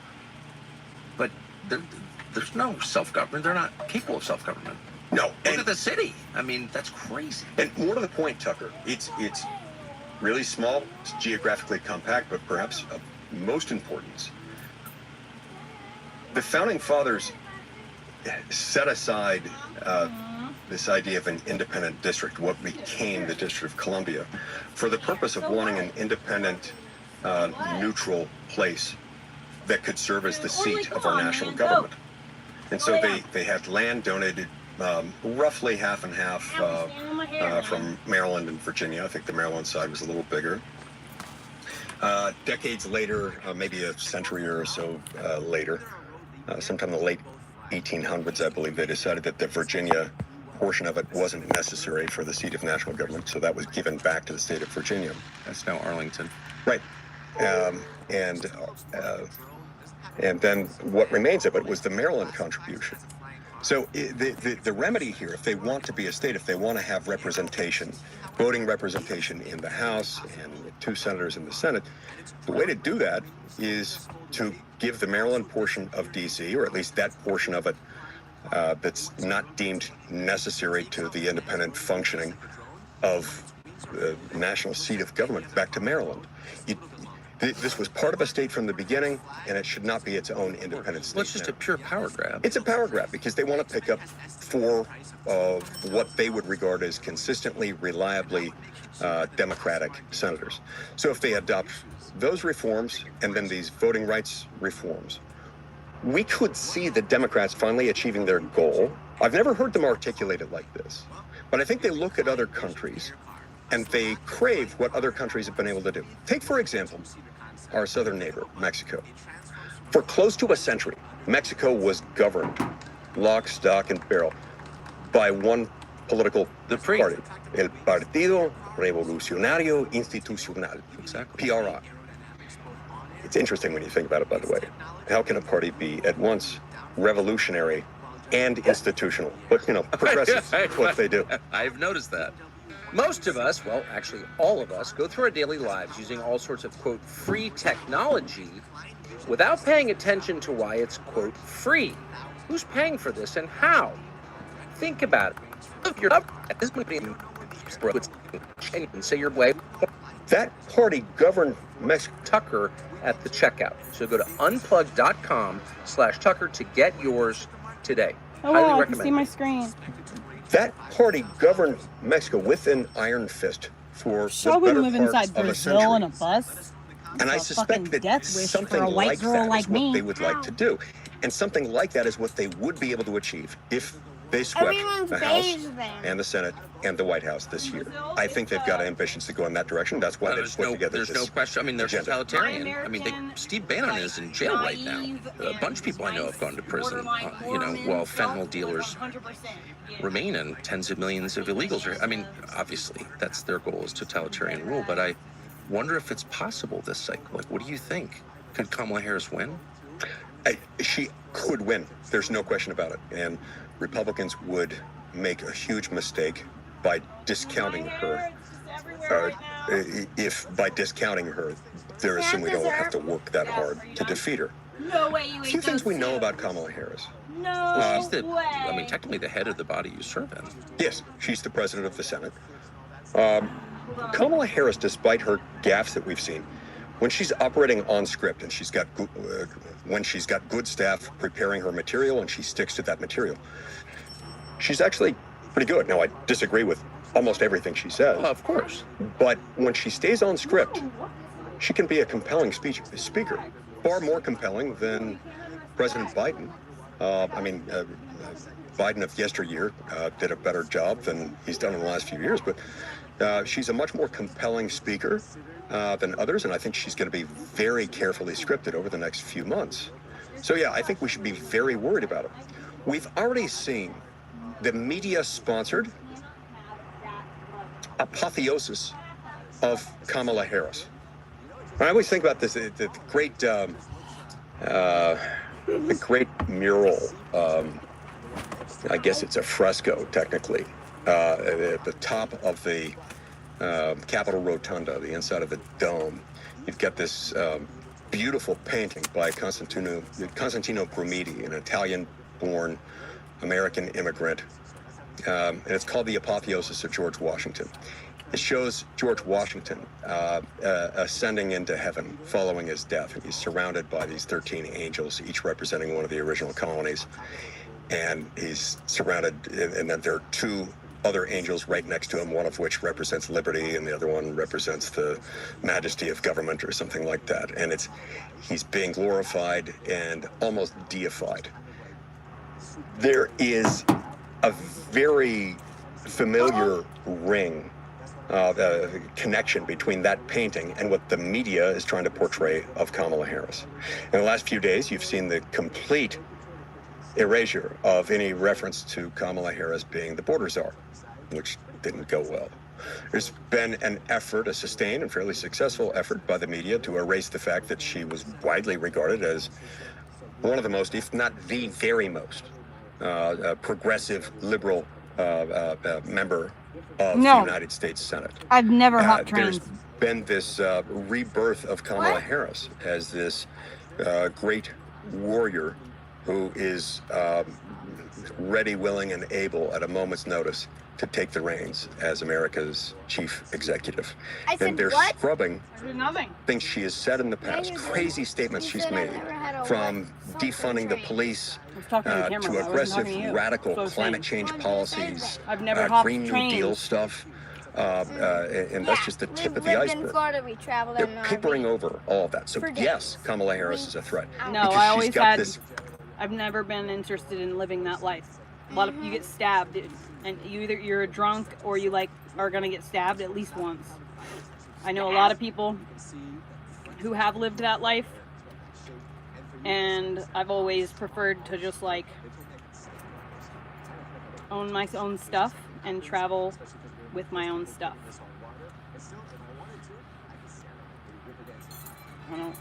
I'm not gonna backpack. No, thank you. I like my sphincter exactly as it is. Media industrial complex. It's completely behind her. How much, since she is the president of the Senate and you've been a senator for 13 and a half years, how much contact, well, of course you served in the Senate with her. Yes. What's she like?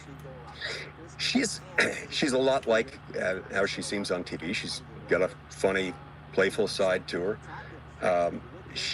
When she is on script, she can be very emotionally compelling in her speech. But she is very, very liberal. And especially when she went off script in the Senate Judiciary Committee, you could tell that. You could tell. And oftentimes... So you served on the committee with her? Oh, yeah. Served on the committee with her. We worked together in the Senate for 4 years. So she was elected in 2016, and she remained in the Senate until she became vice president. No, Orly. So what was she like in committee? She was Here, baby, come here. feisty, Come here, I definitely got it. one of the most far-left members of the committee. She did not hesitate to take what I thought were very aggressive attacks against Trump era. Remember the entire time that Yes. she and I were in the Senate at the same time, the entire time she was in the Senate, corresponded precisely with Donald Trump's time as president. She was one who never hesitated to take really aggressive and sometimes cheap pot shots at President Trump's judicial nominees, and to many times badly mischaracterize Donald Trump, his positions, and his personnel. Did you get a sense that she regarded the Constitution as No, sacred he's or chewing even him. important? He's eating him, and he wants Well, Go outside and poop afterwards. she's certainly one who would See him swish his tail? pay lip service to the Constitution, He's gonna eat to first and then channel go the outside inner afterwards. Isaiah, to draw Dude. near to the Constitution How funny is my dog? I asked him if he wanted to go outside, but no, he wants to finish his dinner first and then go outside. with her lips. Well, her heart may have been far from it He's a because dingle she wobble. didn't seem to acknowledge key Sometimes. core Right now he limitations on the Silly Constitution. I never saw from her an acceptance or an understanding of the twin Oh my God, yes. Brandon, how would you ever guess? What? structural What'd they protections say? of the Constitution. The vertical protection that we call federalism, leaving most of the power at the states and localities, or the horizontal protection. that Orly, we do you wanna go call, outside now? Separation of powers. Do you want to go outside now? Never saw that now from you're her. ready as soon as I'm done? And I saw a hyper obsessiveness on focusing on certain rights that were invented out of whole cloth by the She's an Supreme Court. abortion fanatic. Yes. And I think even if you think of yourself as pro-choice, which I definitely don't, but you know, a lot of good people do think of themselves as pro-choice, it's hard to understand the fanaticism, the sort of crazed, wild-eyed enthusiasm for abortion from her. What do you think that is? Yeah, well, part of this, I suspect she may be a product of her training, her education, her upbringing, and her political coming of age. American law schools, with very few exceptions, tend to indoctrinate for whatever reason. You know, Roe What? versus Wade, into things. It's like more fundamental than Magna Carta to many What's of them. more fundamental than the Bill of Rights? I mean, these are the people who don't think you have the right to say what you Popcorn think, chicken? travel where you want to travel, associate with who you want to associate with. The core human rights bestowed by God, they do not acknowledge. Defend yourself. But you do have a right to kill your child? Like, what is that? That person is inside. Yeah, it's a weird thing. I've never seen anything That's like what it. the And whenever people. you That's have why a I keep chance saying. with the They literally progressive want. Mr. Beast He's definitely one of the people. Yeah. that killed a kid? No, not that kill their kid, but that support people killing kids. Uh, I know, right? Does it make any sense to you? oh. Someone, when they just decide they don't want it, they just kill it.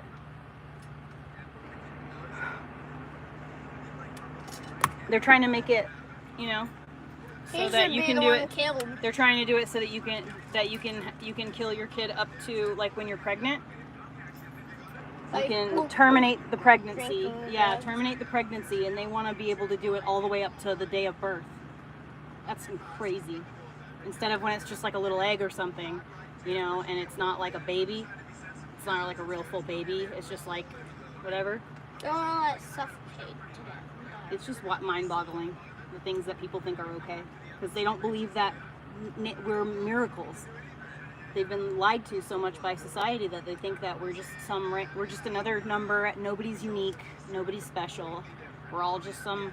Well, I'm lucky you didn't do that. Or I'll be. You know what the irony is?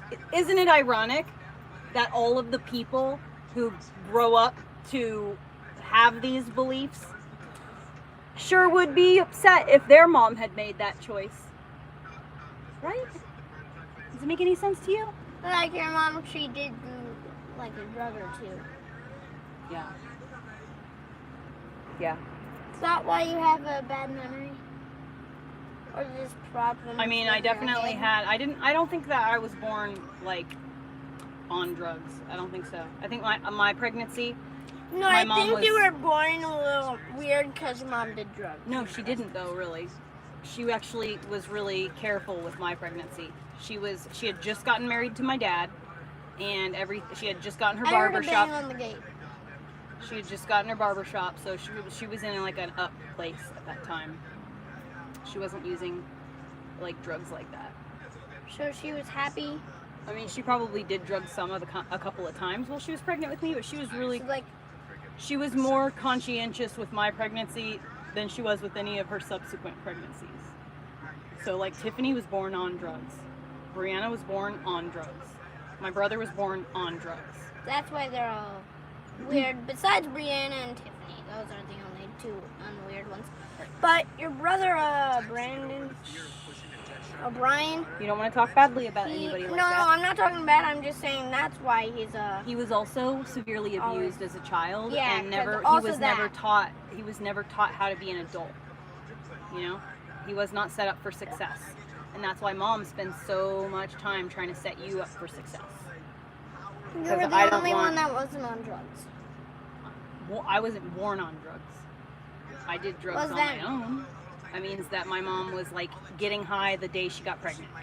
I mean, the day she got labored, the day she had the baby. She had to do that to calm her down. No, she was doing drugs because she was a drug addict. But she was not a drug addict. In 1984, when I was born, my mom was only 25 years old. So it wasn't like that. She didn't get like that until closer to when my grandfather died. After my grandfather died, she kind of went off the deep end.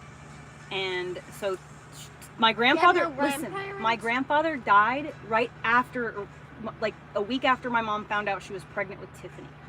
So she went crazy because she was so upset about her dad dying that she spent all of the money that he left us on drugs.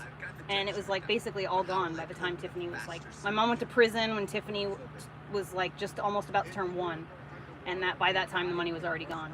So from 1980, August of 1988 to like February of 1990.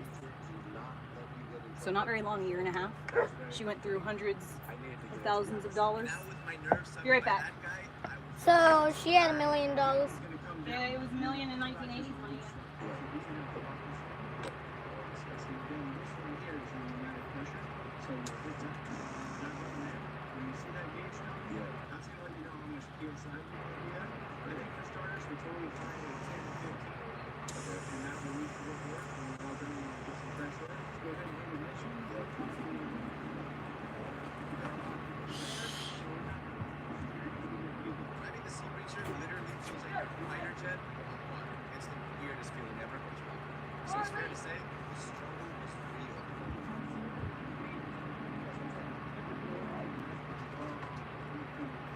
Good boy. Why did you do that? Because I was curious.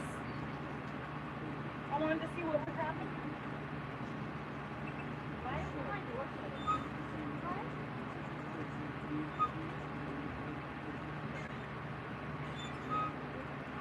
Why is my door not closed? No, Orly! Dude, someone broke my door! My door is broken! It is? Let me try. No, it's fine, but my door is broken. Stop. No, please. I will show you later. Please, I gotta shut my door.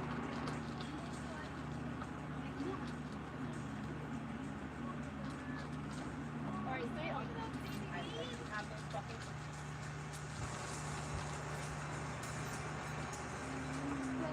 You let him in? Yeah. He was about to drink our toilet water. You did drink it a little. So don't let him kiss you. It's not...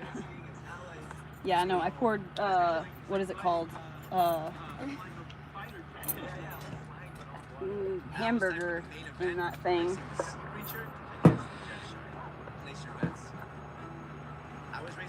Oh,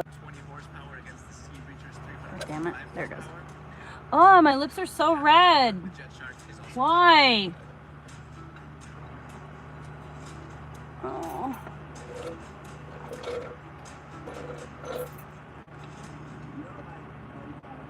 I wish I had some hyaluronic acid. Oh, I do have some. I just don't know where it is. Oh, thanks, extra cheesy broccoli. But I'm not homeless. I own my own property. Extra cheesy broccoli. I hate broccoli by itself, and I hate cheese with broccoli. Hey, someone sent $1. Yeah, they said something mean, so. Wait. Well, I guess it was backhanded. It wasn't mean. Who was it? What was their But name? I'm not homeless. What was their name? Extra cheesy broccoli. Extra cheesy broccoli. They said that we're homeless. You're a horrible person. Hey, what? Don't say that. You know, You're mean to people. I told you it wasn't mean as much as it was backhanded. And by the way, this is not my mom's fault. Everybody that thinks this is my mom's fault, it's mine. I slipped on a cushion. Nobody thought it was your fault, my fault, until you said that. Anyway, I'm gonna go. I was empty doing this a thing. dumb mode and Orly, cut up my toe. what are you doing? Bad. Go lay down. Oh my gosh, did I forget to give you a piece of chicken? You forgot to give me a big chicken. I'm sorry. Forgot to give me a big Good chicken. boy, lay down. Thank you. I'm so sorry.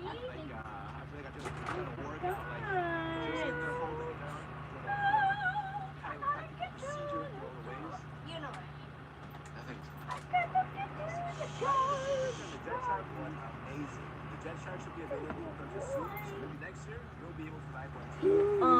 What is? Hey, get this piece of meat. Got meat going everywhere.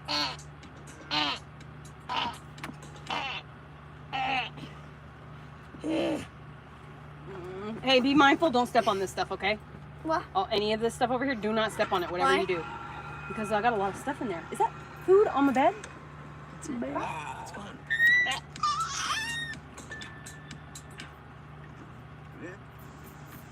Watching all her new Money Bunny, shorts. I need you to move, girly.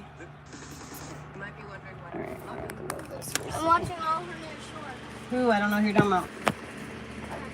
You're not allowed to watch those shorts because they're not all just super hard ones. Okay, I'm sorry, I gotta have to Then suicide door G-Wag. go. Go. Come on, knock down.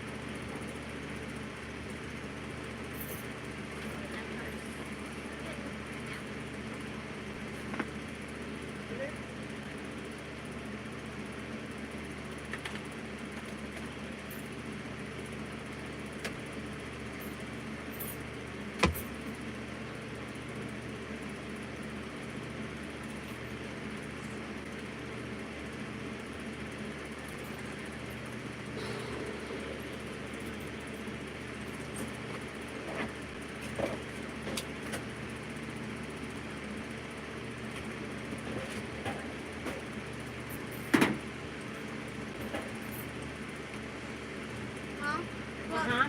look. This is a demolition car. And they're crashing off a cliff. There's nobody inside. It's a launcher that launches cars off. It's a total. They do this for fun and And people are there. They could get hit by stuff. That doesn't make any sense. Why would you want to? I don't know, but they're also You could get fun. hit by shrapnel. And guess what? Guess what? They also I'm more have. worried about the pieces flying and hitting the people. Yeah, but they have big barriers. And after that, they open up the gates and you can go collect all the metal pieces that when they all Does not sound fun at have all. all the cars on. What a good girl. I She got back up there. I What a would- good girl. Mom, I would love to go to one of the. Mom, I would love to go to one of those. Would you? Because I would want to collect. Where you going? one Where you of going? those. Go back up there. What exactly is it in the Constitution that does that? Then they have to go through. But why are they so obsessed with this? Like, look, if you make the case, 13-year-old girl raped, wants to have an abortion, even people opposed to abortion, like, I kind of get why you feel that way, you know? Orly. But the idea that Dude, abortion makes what you are you happy, doing? that is the only Lay country down. that does, we're not at replacement birth rate. So, Go lay down. like, the one thing we need to do is Thank like, you. have more abortions. Where the hell does Stop that trying to come get from? out and go Where lick it's the freaking become- sink water. Instead I of poured being that safe, meat legal, in and the rare. sink. As the In my sink bucket, I poured that fucking drained my beef or whatever in there, and the dog, even though there's soap in there and like dirty dish runoff, he still feels compelled to go and like lick that liquid. SBXcars.com has some amazing options finishing. Just about to finish. This is your last chance to go check it out. Start getting pretty quick. That's what I'm doing. Start bidding. That's it. This one is coming up very, very soon. The dog's name is Orly. Mom, Oh, you got Mom? it. Mom? Well, anyways, you had a lot of Mom, Supercar Blondie. See, Elliot, you were calling them an awful person, and it was literally Yeah, I'm sorry. we were reading the comment wrong. Oh, I'm sorry. See, that's why you can't go flying off the mouth and calling people awful and calling people names, because I take it back. you still can't unring a bell. Look, So she you has can only the, apologize and my promise to new do better in auction the future. platform. She has a new auction platform called No. SBX Cars. No, you cannot download Could I? anything. No, I mean it's not a thing you download. Anyway, everybody go follow Extra Mom? Cheesy Broccoli. Mom, is it okay if I can search it and see what pops up? That was and like see- even better than a shout out. Mom, could Okay. I? And See- don't be sending me money if you're homeless. Save that. Should I check and see what pops No. up and see? I just want No. to see the cars on Off there. of Google. Get No, off no, of YouTube. I'm only on here Is to that got search. liquid in it? No, but here. I want to search it to see what pops up. I would prefer if you followed directions, but see how you ate cookies now and you're just doing whatever you want. I hope it was worth it. It's I hope- wait, hold on. I hope Wait, it was this is a worth it. real auction. Wait, I wait, hope hold on. it was worth it. She has a real auction I platform. hope it was worth Whoa, it. look. I hope. Wait, no. Let Ow, go now. she's selling her You will boat. never I'm touch this turning it tablet off again. right now, though. Let go. I'm turning it off right now. You- What is wrong with you? I'm about to turn it off. I'm just trying to see what pops up. And I told you no. Well, you're being mean. You're not allowed to Well, just you're do being whatever you mean want right on now. the tablet. No, I said no, and you just did it anyway.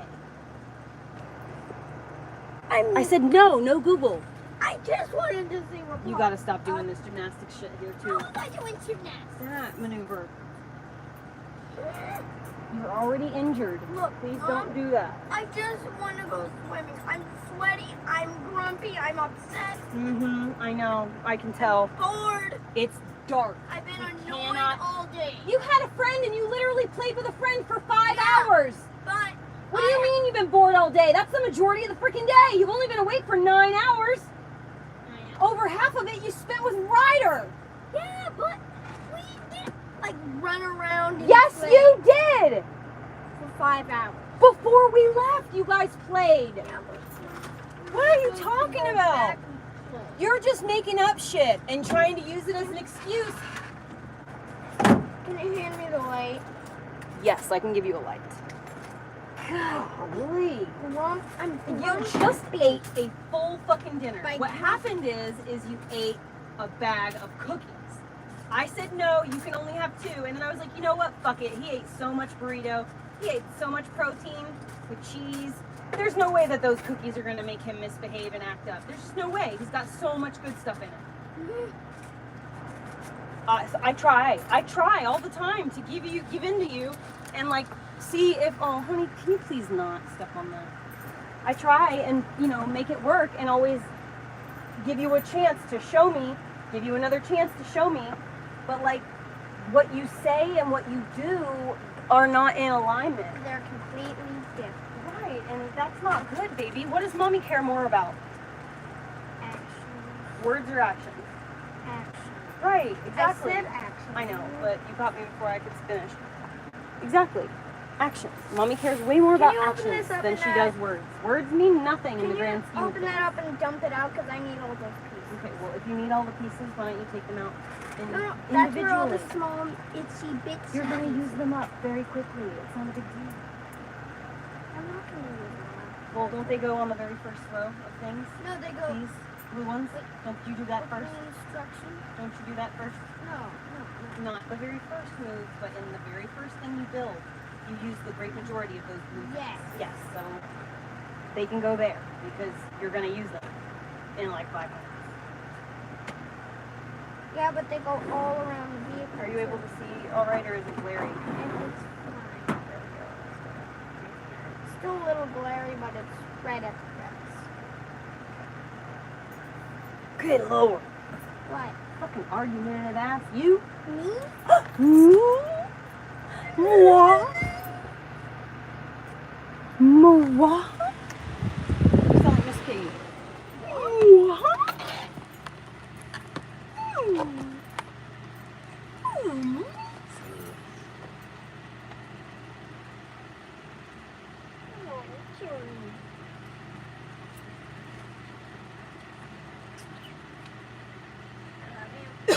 Guess what?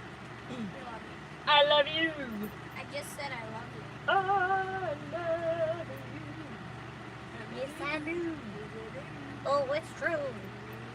I'm gonna strangle you. I mean, I love you. What? What? I didn't say anything. I said I love you. I said give me a hug. Right around here. This area. You almost actually did.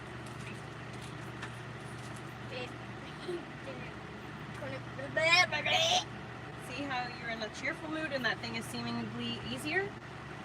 If you get yourself into an angry, aggressive place, you're gonna struggle to complete the task at hand. When I've That's been human mad for nature, about baby. half an hour. Yeah, it's just human nature, Elliot. So if you walk away for a little while and you get in a cheerful mood, How long a year? Decade? 10 minutes, 20 minutes, just walk away, walk outside. Literally take as long as your dad would take for like a cigarette break. That's It's about about 5 an hour. minutes. No, it's about 5 minutes. Enough Per cigarette. enough to change your change your environment, get yourself back under control, and come back to it with a different headspace. So can you That's all you tighten need. that for me?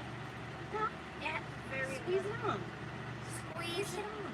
I can't squish it on because you have to twist it and twist it. Look, it's moving forward. Oh, It damn. has a square pattern on the Ew, inside, gross. but I'm you not a can't feminist. squish it. It's like plastic. Yeah, see, that's the thing, Chris. Get out of here because he acts that way. But he is actually fucking 9. By the way, I am so sorry, broccoli. Cheesy died. broccoli. Yeah, cheesy Yeah. broccoli. I am so sorry.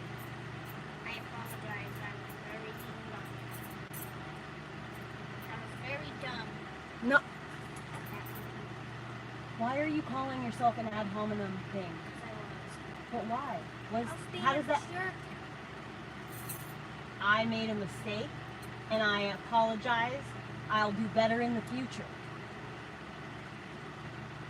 There's no need to say that you're stupid or you're an idiot or you're dumb or you're a jerk or any of these. You don't talk I about was yourself being like a that. jerk. When you talk about yourself like that, you know you're telling God that's what you think about something He made. No. Do you I'm think tell- God appreciates You that? made me. Who made me? God. Who made everybody? God. Actually, Elliot, your mom made. You're gonna argue with me And over then this? your mom's Don't argue with me over this kind of crap, and you know it. You're just being a contrarian. Now, I'm serious. Do you think God makes mistakes? Once in a while. Seriously? Once. A in mistake? Or is it maybe something you have to go through? while. A mistake. Owls. Mistakes. That's not a mistake. Owls have a big purpose on this And planet. what's that for? They keep rodents under control. Without owls, we would have so many rats. And without owls, we would have so many cats. No, we wouldn't. 1-8. I don't want a lot of cats. What's Cats his are name? a lot of cats are trouble. That's why you get cats fixed. Well, not one cat. Elliot, What's you're his- just see what how was you're his just name you're again? just I being forgot. a contrarian. What was his name? Garfield? I don't know, but you are being a contrarian. Me? You're just wanting to What? talk. You just want to talk in circles. That's all. What was his name again? I don't remember. It was your orange cat. What's that? Your orange cat. Guy Kitty? Guy Kitty, yes. You said Guy Kitty. I said Guy Kitty. Oh, His name was Hey You. Huh? His name was Hey You. Your dad called him Guy Kitty. What? His name was Hey You. Why was his name Hey? That's just what I called all my cats. Hey You. Hey You. I always name my cats things that I can call them from far away. That's why I don't call her her name. I go, but I don't call her. I call her. It's money. Come on, kitty. It's hard to say money, but I do. That's why she has a name with an IE. But that's why she has a name. All the cats have like an IE sounding name, or something like that. Something that's singing.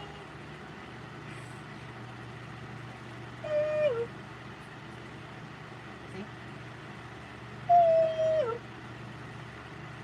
Why did you name him? It was easy to call him that way. My cats like to go on adventures, and if I was to stick, well, she's probably right around here right now. She just left. But if I were to call her right now, she's come running, right? She's under you probably, or she's outside. She might have gone exploring. Either way, it doesn't matter. Any other time than like right now when she just walked out the door, she would come immediately. But right now she just walked out the door, so she's not going to come right back unless she was sure that I had something good. She'll be like, oh, is that for moi? Is that for moi? I'm gonna go over there and see if it's for moi. This person, Devin Shutter, has been in my chat literally this one time. They've commented, and they're an expert. Expert of what? I'm always yelling at you. Me? I don't think people understand. Oh, this is a fact. People who are not emotionally mature, they don't understand the difference between passion, anger, and frustration at all. If I'm yelling because I'm frustrated, it's a total different type of yelling than an anger. Anger has a viciousness to it. It's an aggression. It's anger. It's mad. It's anger. Why do you always But, make like, that noise to scare me though? Because my dad did it to me. I don't know. So that's anger. But like frustration is like, dude, what the fuck are you doing? Hello? Like that's like frustration. And then passion is just talking loud. Like I'm talking loud right now to you and I am sounding with this tone that I have. This might sound angry to some people, but this is actually what you would call passion. But you guys don't have good parents who teach you emotional maturity because unfortunately they didn't have good parents who taught them emotional maturity because they were raised by public education You systems. didn't have a good emotional maturity. Your mom beat you to death. See, there's a difference between cussing at someone and cussing in general. Like I say, what the fuck? Like this is ridiculous. This is some bullshit. I'll say it in my sentence. You will never hear me call my child a cuss word. I never cuss at him. That's a fucking huge difference. Dude, Randy, it ain't me. I'm not even I am a match energy kind of person. So if I'm around an argumentative person, I become an argumentative person. If I'm around a more placid person or like whatever, I'm a more placid person. This one here is his father. A carbon copy of his damn father. He's the most argumentative person I've ever met in my entire life. It's not funny. Do your thing. You're doing so good. Carbon copy.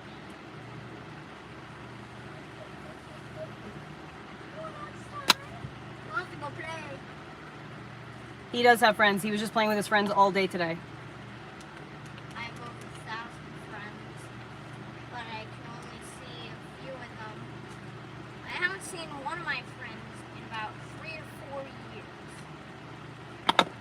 Shaving is bad for you. Since Why would I want to was, constantly abrade my skin? Hold on, I'm trying to show them. Remove the hair that God gave me. I'm trying to tell them something, Mom. I haven't seen one of my friends in 3 or 4 years since when I was 5 or 6. That was the last time you saw a friend? My A specific friend. Yes. Right, okay. I said one of my friends. I haven't seen Go ahead, blah, Nathan. blah, blah, blah.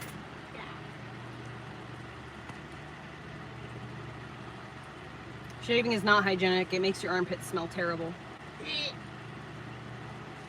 Gross. shaving is for armpit shaving is for weirdos. I don't shave my armpit because I don't got any hair. And because I'm also a teen girl. Down in the Aquaterra, there's no set amount that I make. It's really truly just how much I get in super chats, really. My ad revenue every month is probably like maybe $30 or something like that. So like YouTube payout is like $30, but like everything else that I get, it could vary. It could be $100, it could be $1,000. It just really depends on how many people send and how much they send super chats. That's really Can you tighten this screw? is the Please, difference. I can't move. Please tighten this screw.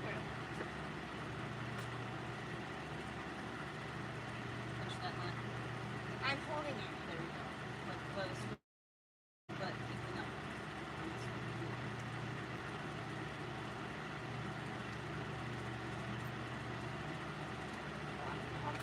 Okay, now it's tightened good. Now we gotta do the same on the other side.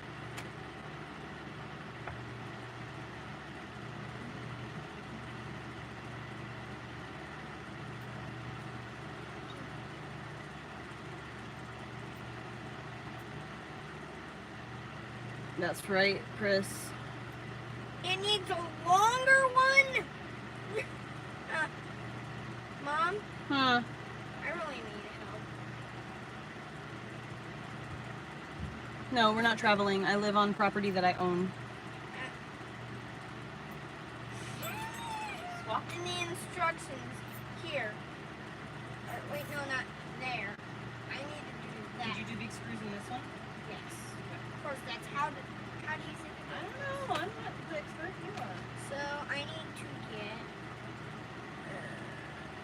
I need to dump this whole thing out. What? No, don't dump the whole thing out. Just get the piece in here. Yeah, but it's hard to find the pieces I need. I can't see them. Man, my hair is hurting. I really hate that I did maintenance on my hair. I shouldn't have done it. It hurts so bad. I should have just done it differently. I should have just pulled the loose hair in instead of tightening my dreads. I'm about to take an aspirin. If I wasn't so dehydrated, I would take an aspirin. Yeah, so I realized that totally after the fact. But you know what's cool is Cheesy Broccoli. Again, thank you for the $2. And you know, guys, go check out Cheesy Broccoli's page, please. But the alternative is that people were talking about you for like 5 minutes. So that's actually better than a shout out. So me flubbing that up actually was in your better interest. Now, please stop sending me money. Extra Cheesy Broccoli, please stop sending me money. I appreciate it, but don't do that. You need it more than I do. Yeah.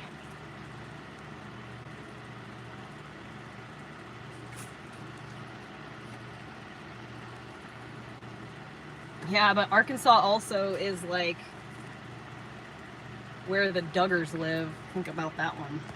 But imagine if Cheesy Broccoli lives there. That'd be a little.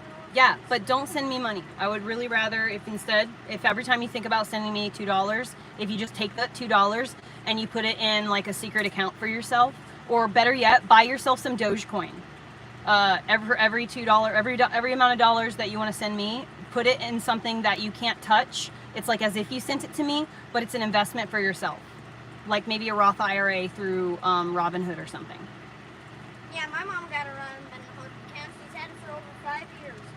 Well, I have Dogecoin on Robinhood. Yeah, but you also have a Robinhood. Yeah, but that's what I use it for, is to, because I do that. That's really the only reason why. You have Dogecoin. I don't have that much. I sold all my Dogecoin in the last explosion. Explosion. Yeah. Yeah, in like 2016 or 2017. Explosion. It blew up. It got really, really expensive for a minute, and me and your dad made some money. Because I had bought some Dogecoin when it first came out. And I had a lot of it. How much? A lot. How much do you have now? Not very much. But tell me. I think I have like maybe like 1,000 Dogecoin. I don't know, not very much. I had But like, how much is a well, I had somewhere Dogecoin? closer to like 200,000 or something like How that. Or much something. how much dollars is one Dogecoin? I think for like $1 American dollars, like 500 Dogecoin or 700 Dogecoin. It's like, I don't know. It's not that. A It's- dollar is It's a 500 lot. I don't Dogecoin. know. I'll look. Let me look. So Hold you on. have less Give me a than second. a dollar. I'll look it up right now. You have less than a dollar. Dogecoin to dollar. So 13 cents is one Dogecoin. So multiply that by 200. So how much would you have? 1,591 Dogecoin. So how much is money? I think I have like 1,000 Dogecoin, maybe. So how much is money? Like maybe $180 worth. I don't know. I really don't know. But I don't know because I'm not sure. I just can't remember. I had like 700 or 800 Dogecoin, and then I spent like $20. Let me see. Yeah, so I have like 900 maybe Dogecoin right now. I had like 200,000 at one point. A lot. So how much was that? Let me look. Hold on. If it was $1 million for 9 million.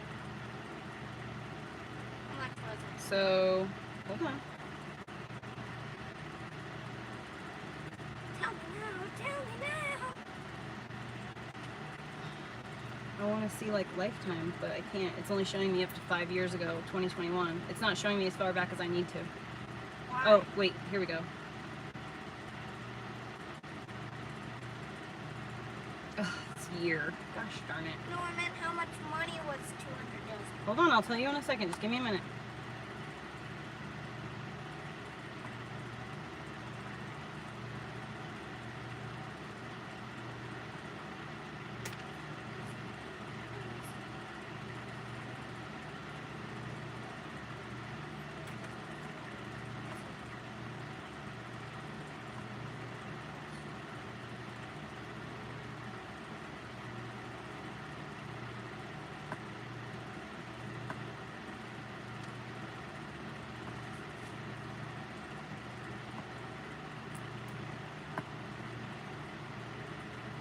How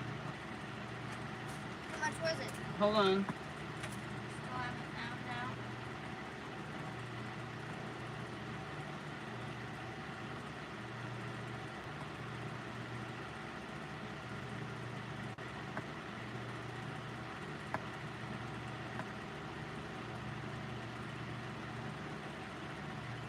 How much was it? Babe, Tell me now. I can't tell you anything if it doesn't do anything. You know what I mean?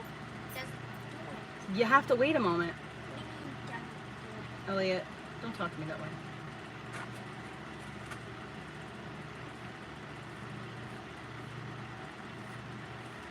This is like really difficult to understand. I've never looked at this before, so I have no idea what I'm looking at. When was the last time you opened Dogecoin? Elliot, what?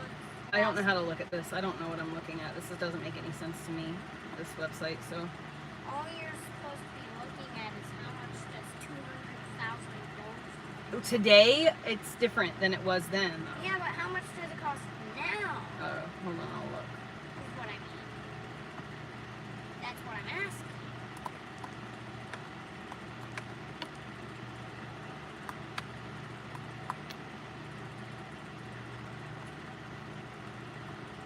How much is it? $25,008.76. So you had more than you're getting for this property. I mean, we had a lot of money at the time. It was a lot. Were Yeah. we millionaires? No, we weren't millionaires, but we were able to do some things. And then I had sold a lot of them, but I still had some in my account because I didn't cash out. So I had some Dogecoin, but then it dropped. So like I went back down to like zero. So Zero? the money that I had left in Dogecoin, so I think we took out like 100,000 maybe, or maybe like 60,000, and we had left a lot in there because we were stupid. and then it took a nosedive, and we just the money just evaporated. Yeah, like it's what happens when the stock rises and falls. So then in 2021, when the Dogecoin thing popped off a little bit again, I had a little bit of money, but by that time I had needed money so bad that I had traded in a lot of my Dogecoin for like $100, $200. So like I fucked up. So when it popped off again in 2021, I didn't have a lot of Dogecoin. I only had like 60 Dogecoin. So when it became $69 a piece, I think there was like $50 in my account. I was so pissed. I really just shot myself in the foot. But you live and you learn, you know? I didn't invest very much. It's a figure of speech and you know it. I learned a lesson with that experience. And I also only ever put money in that I am perfectly okay with losing. Like I don't put $100 or $1,000 into stuff like that. I will do like $20, you know, here, $20 there. And that's it. When was the last time you used Dogecoin? You don't really use it. You just kind of hold it. How long ago did you last open your thing? Is what I mean. I was just looking at it today.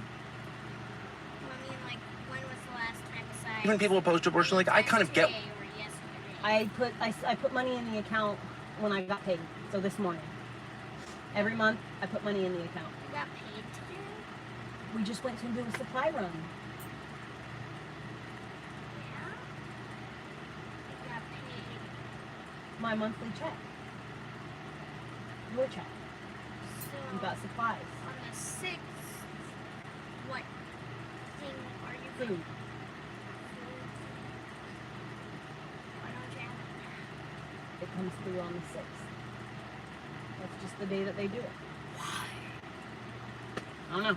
You ask them.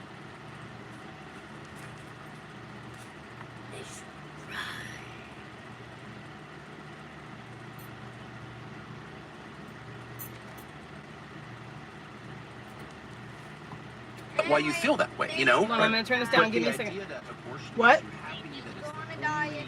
only- in a country that does, we're not at replacement birth rate. So, like, the one thing What we company? need to do is like have more abortions. Where the hell does that come from? Yeah, it's weird. It's become, instead of being safe, legal, and rare, as the sort of the Clinton era Democratic Party sold it, abortion should be safe, legal, and rare. You know what I've It's not a realized? separate- What? Mom? I've been And doing you've got people being encouraged now to share their stories. Women You have. who've had abortions, Yeah. encouraged to Instead share of their putting the stories. screws in on top like you're Why meant it was to such and a good putting them thing through that the bottom. they had one. Oh, yeah, that does sound like extra difficult, huh? Awful. So often, it seems to me just like your conventional human sacrifice cult that every civilization has When had. was the last time you saw Brad? Well, it does seem that. I mean, it Well, we does- went and got pizza and beer What? at that pizza shop at the corner in downtown. I haven't seen basis him. of science or their 2 understanding years. of it on the basis of extending I think it was like the last time I circumstances, drank a like, beer. Yeah. No, when was minors the can last tell you. time Okay, I you get it. saw someone? But I never imagined. 2 years. Talk to him, but just saw I him. texted him like a year ago. He had a baby, you know that? That's just religion. No. Yes, Yeah. yes, it is, and they're asked to accept it. His as baby is a like almost result of 2. their faith. Oh, I still remember Yeah. the first time I learned about So- abortion. Him and that girl had a baby. I was 10 it years was old. born right after you guys never My saw dad each had That's been, right. appointed by President Reagan as the Solicitor General of the United States, the chief appellate advocate for the I U.S. haven't seen him government in like a few before the Supreme months. Court. And saw him I was just a asking few him months some questions about his Yeah, job, my dad- pension Roe versus Wade. He said, "You know what that is?" I just finished the Yeah, 4th grade. but And I said, that made my "No, dad. not really. What's that?" He explained it to me. And he said, Not "What do you think of lost, that?" And I said, just- "Well, I'm not sure He that I doesn't see live there this as anymore. a- But his Work. job seems became like a irrelevant. legislative decision rather than Worked a judicial somewhere else, one. So then that's one problem. now we just The other problem is I don't see anything in the Constitution that makes this a federal issue. The It only seems thing like keeping it one that afloat maybe ought to be ironed out daily in other check. states. I don't think I'd ever see my dad more happy. As another one of his gentlemen had listened to his discussions about federalism and separation of powers and that sort of thing. But if that was evident to Kind of me, funny you were having this conversation before. It's great. well, all families have a conversation about that. That's separation of Absolutely. power. Exactly. Presentment clause or potatoes. It's not like Howard the Bengals is. I think it was 30 before I realized not every family talks about that. But anyway, that was evident to me as a fourth grader.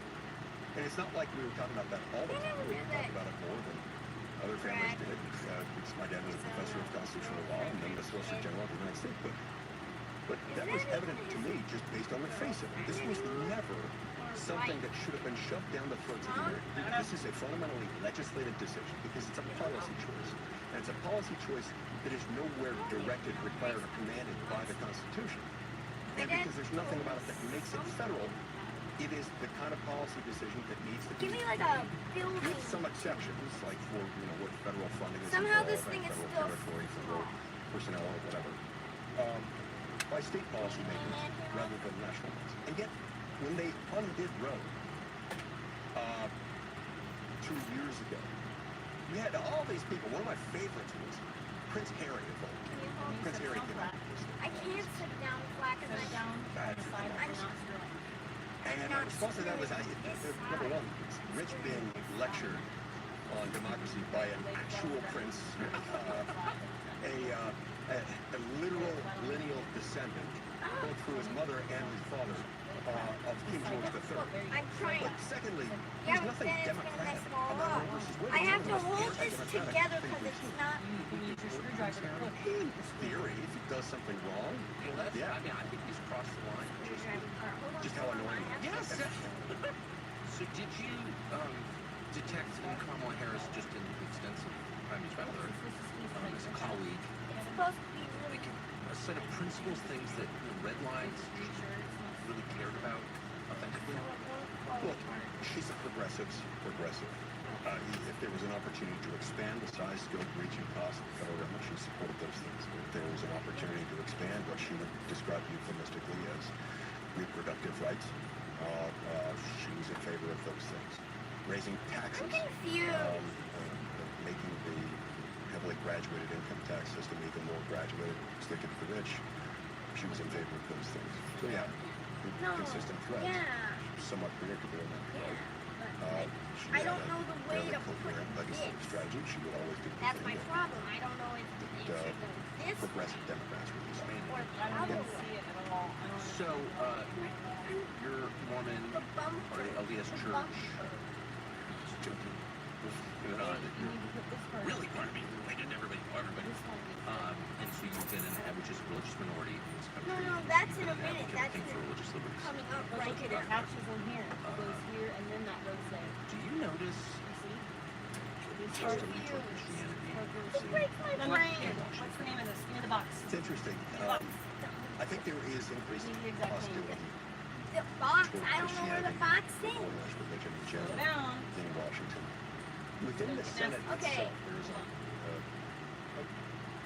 pretty healthy Metal culture models. of respect of Metal models. individual religious beliefs and backgrounds.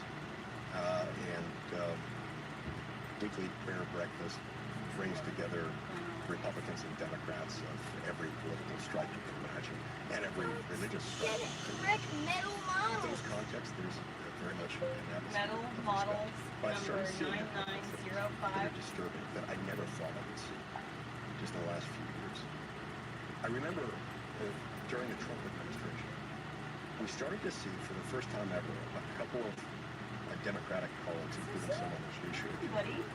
who would say things like this: I'm not comfortable with this nominee Lucky because Doug. I fear that the dogma that lives loudly within me. This was, I believe, Senator Dianne Feinstein speaking of then Circuit Judge nominee Amy Coney Barrett. She was afraid that she was too Catholic, and that because the Catholic dogma she lives too loudly. How dare she? Yeah, I thought that was a little Metal unsettling. models On another number occasion, 9905. my colleague Maisie Monroe, Democratic senator from Vermont, made a comment during a Judiciary committee markup that Hold on, buddy. She was You concerned want that Look at the big chunky butt. we were seeing too many judicial nominees coming through the country me who to had do extreme What's religious that? beliefs. Look.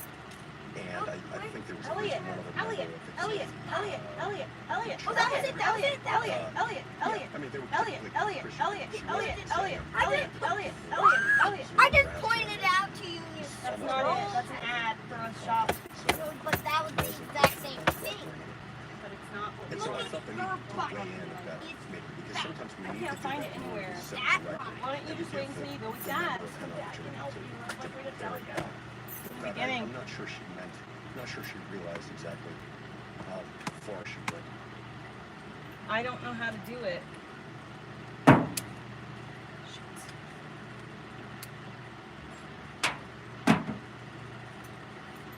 Ugh, fucking mosquitoes, man. Really? God damn it. Cannot afford this.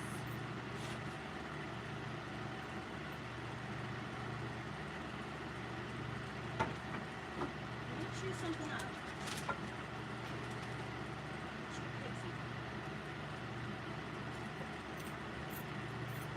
Shut the back door.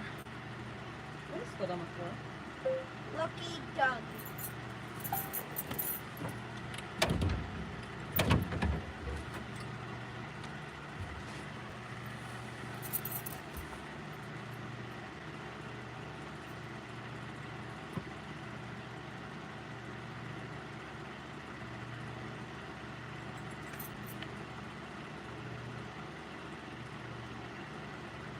All you have to do, Brandon, is hit block creator. It's literally the easiest thing in the world to regulate your own mental health.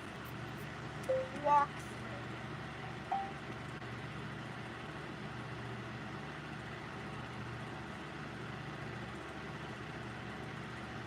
Yeah, oh, that's a good idea. I thought about that actually.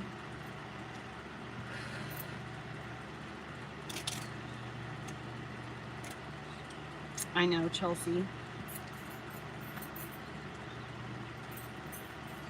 I'm so glad I sewed this today. I would have been so bummed to be like walking around in the other one. I'll be right back. I gotta change my shit.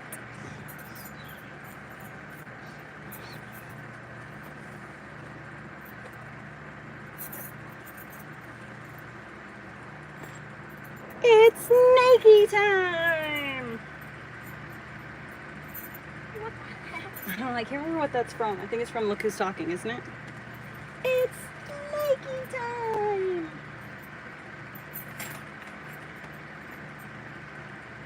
I need This is the some exact same one, but this is in the butt sponsored covers. area. Huh? I need a butt cover.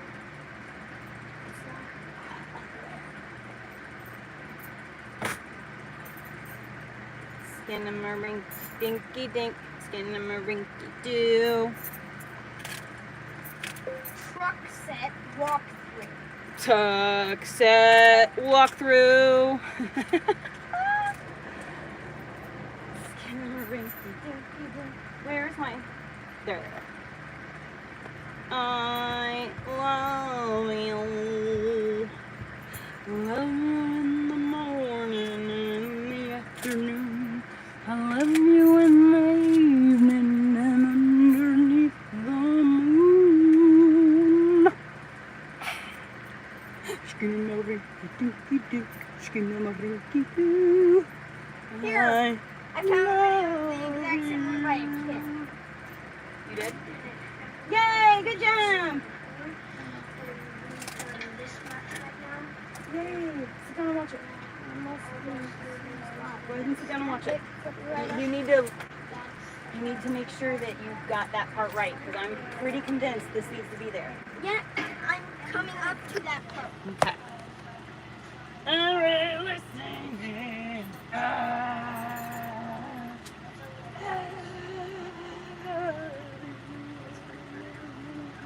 Boop boop be doo. I miss Sharon Lewis and Bram. What happened to good TV shows for kids? Actually child-oriented stuff I know instead why of like, today we're gonna be a girl, tomorrow we don't know. I realize why it's too short. You have to add those tenders on before you connect it. Yay, you're figuring it out. little guidance. No, I was looking at the thing and I realized I'm gonna wash my bathing suits. instructions and I realized why I'm way behind. Wooden bottoms. We're almost in the same spot. Oh, Small bathing suits. Where's my other one? wow, at? small bathing suit. What a small bathing suit. The cat's like, whoa, what? Hello, my beautiful mommy. Elliot. Elliot. Look at mommy. Self-control. Right hand, do it. Right now. Self-control. Self-control. Let's go. I It'll can't. take 2 seconds. Do it. Look at my eyes right now, Elliot. I'm desperately trying to help you help yourself. Self. Hold on, I'm in the middle of doing something else. When I'm done with this thing, I'll do it. Okay? Okay? Is that what you want? You say that? The right hand is free right now. No, it's not. You can do it really quick. I'm both in my hand. And I need help. Self. Self. Self. Self. You're gonna pop on your screw and lose it, and it's gonna be a donezo deal. Ready?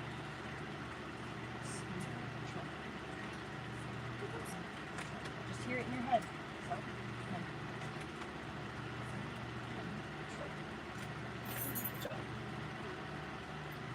I have to let my hair down. It's hot. It's so heavy and it hurts. It's not even heavy. It's just I really shouldn't have done maintenance on my scalp. My poor babies. Oh. Cool part about having dreadlocks is when you need to put something like for your scalp on your scalp, you've already got a roadway.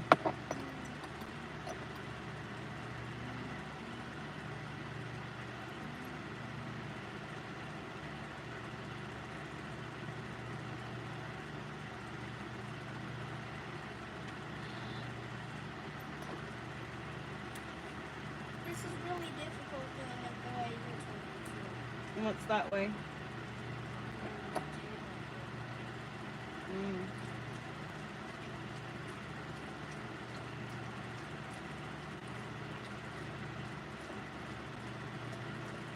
How are other kids able to do this? They don't get angry and like screech and cry whenever they I don't do they that. understand that practice makes perfect.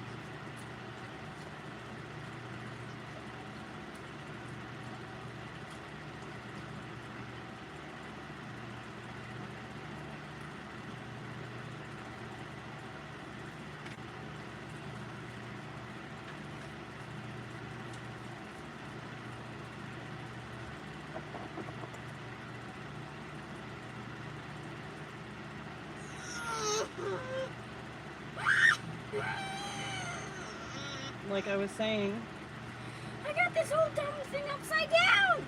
Whole dumb thing upside down. baby, remember it's learning. You're learning. You're practicing. I'm mad. You can be mad, but take a deep breath and don't lose control.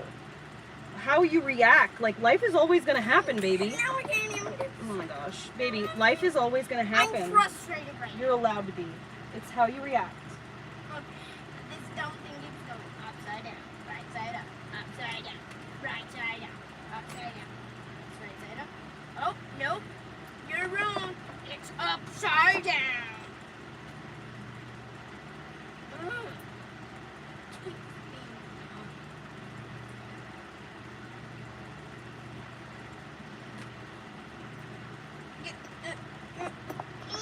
It's falling apart.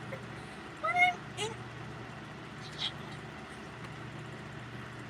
I'm literally gonna bug a blood vessel. Well, why, buddy? I'm frustrated and it's not going together. But why are you getting that angry over something like that? It just doesn't seem to make sense to me. The level of anger and the thing that's going on, they don't seem to match up. Your anger level is entirely too high for the instance of frustration.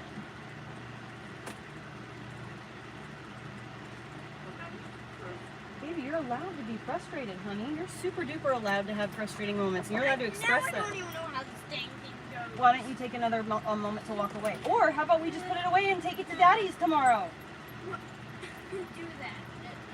How am I supposed to do that when I'm in the middle of this? Well, I can help you put it away, and then we can do it at Daddy's tomorrow. You can take it with you to Daddy's. And I am done with the next stage. Please give me a hand. Baby, honest to God, that's like one of the things that Mommy sucks at the most. Helping. Doing erector set type things. No, I mean like literally I just need help trying to find the right piece because this piece has too long of an end thingy. Okay, one more.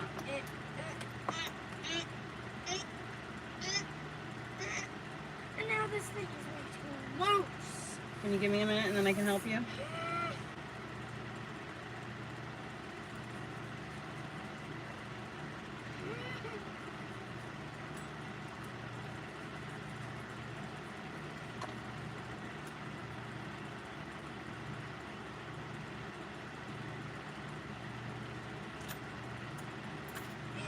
Give me just 1 minute, baby. Now all the others are too loose. Baby, give me just a moment. Oh my gosh. Okay, we're gonna put this away now. I'm mad. I'm frustrated. I get it. You're frustrated. I get it. But we're gonna stop. All this gets undoing itself. I'm apparently not able to keep your emotions regulated. No, I'm not punishing you. You're taking it I'm away, not which punishing I you. don't want you to do. I'm not punishing you. Look how red your face is. You are literally busting blood vessels How? in your face because you're getting so angry. We have to put this away. It's not good for you. This is not healthy. It's not healthy, baby. You can't sit here and do this. It's not good for you. You can't do that. If you can't find a way to be cheerful about this and figure How to be cheerful? yeah, I I'm don't know. making Probably mistakes. it's working. That would make me Elliot, making mistakes is perfectly fine. It's not the end of the world to make mistakes. I'm literally just trying to get this dumb thing connected, but look, too long of an end, so it won't connect. Listen, let's just we're gonna take it with us to Daddy. Daddy is gonna help you do this. What's he supposed to help me? He's Because visually Daddy is impaired. an engineer and he's got the mind for it. Yeah, but he's visually impaired and he won't be able to see. He can To help do you. it. Yes, he can. He is a good builder and you know it. Yeah, how is with the visual impairment? Yes, even with his visual impairment. It's a freaking miracle. He's so blessed. Well, I didn't think that was gonna work. No, don't you break it. You'll break it. How will I'm I gonna put it in a break bag together. Hold on, Would you hold on. trust your mother? Will you trust me for a moment? You have to spread it out. I am aware, but because of the Flatten this, and then put the car in, then put a bag in the put it side. in here. Yes. Then I put got the it. back together. Right there. Easy. Oh, and then the instructions on it.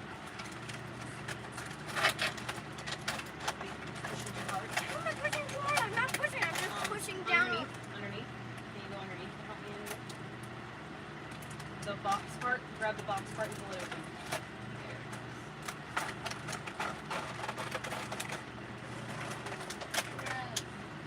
Wait, don't close it up yet. These are just Still have empty bags. Ziplocs.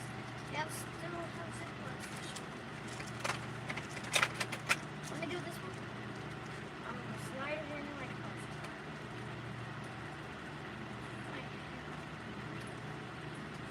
I'm frustrated. You're allowed to be frustrated, baby. You can be frustrated all you want. That's totally a very valid emotion. That was a very frustrating thing that you were going through. But your reaction to I'm literally not even an Wow, okay. engineer. I guess I won't talk. Okay. Never mind.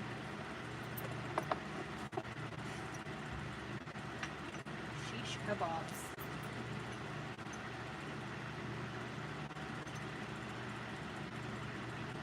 I've been having stress today.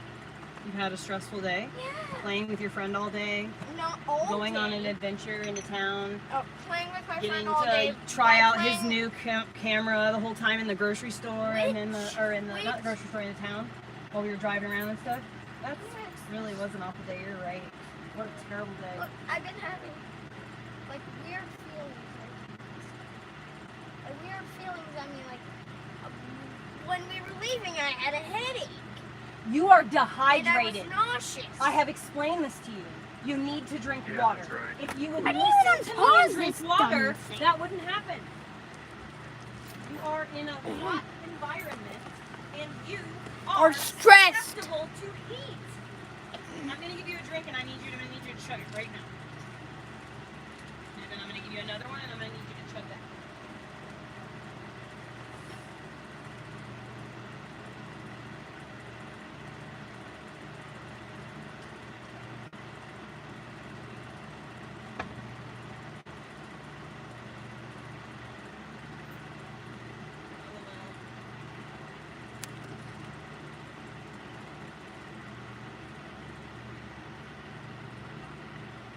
Chug. Sit up. Chug.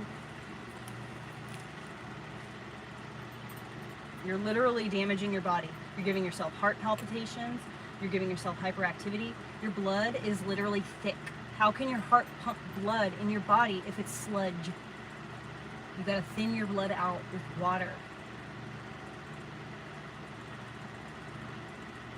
Your body needs water so that even your brain cells can fire it for you. Sugar addiction is really starting to really take a toll on your body, Elliot.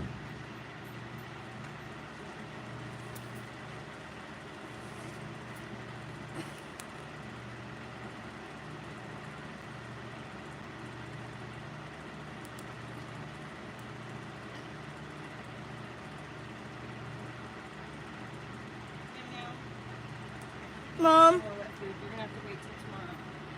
when do you think So drink some more.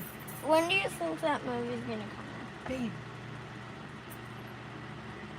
Please don't be gross about it. You know, she's gonna get it for you, but you can't get things from people and be pushy about it. Like, especially something that someone's doing for you that's just for the niceness of it. It's not like any other reason other than just to be nice.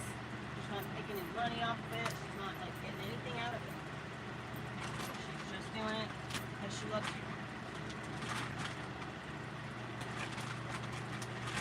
I'm chugging that last cup. My stomach hurts.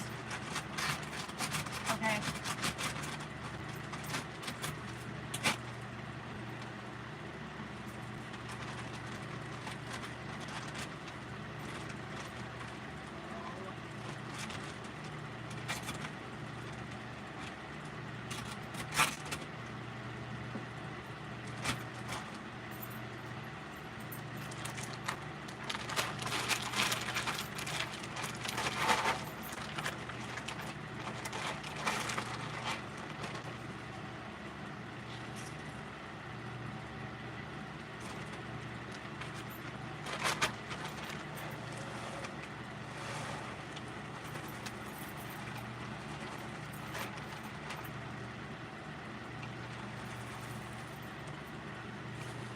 Here.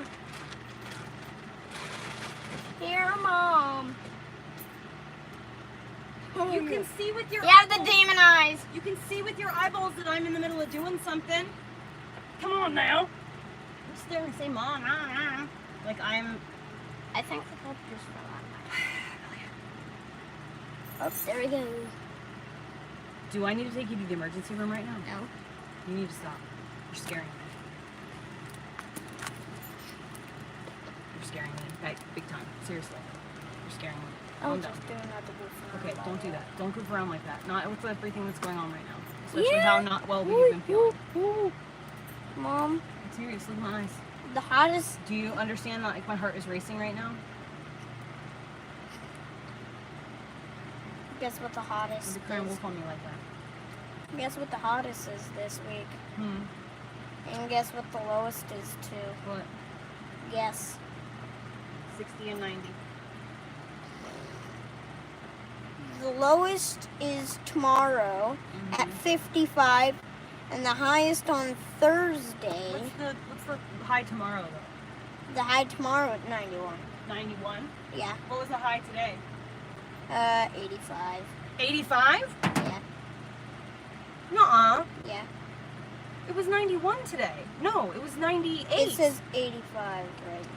It was 98 outside, But remember? on Tuesday, Man, that means that it's gonna be Tuesday fucking or- 110 tomorrow. look, Tuesday or Thursday is 97. Out. Thursday, THU is 97 degrees and low 61.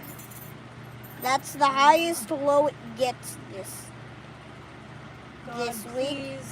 Please have somebody It be find real my temperature. GoFundMe and be able to help me. Explode us. I'm just joking.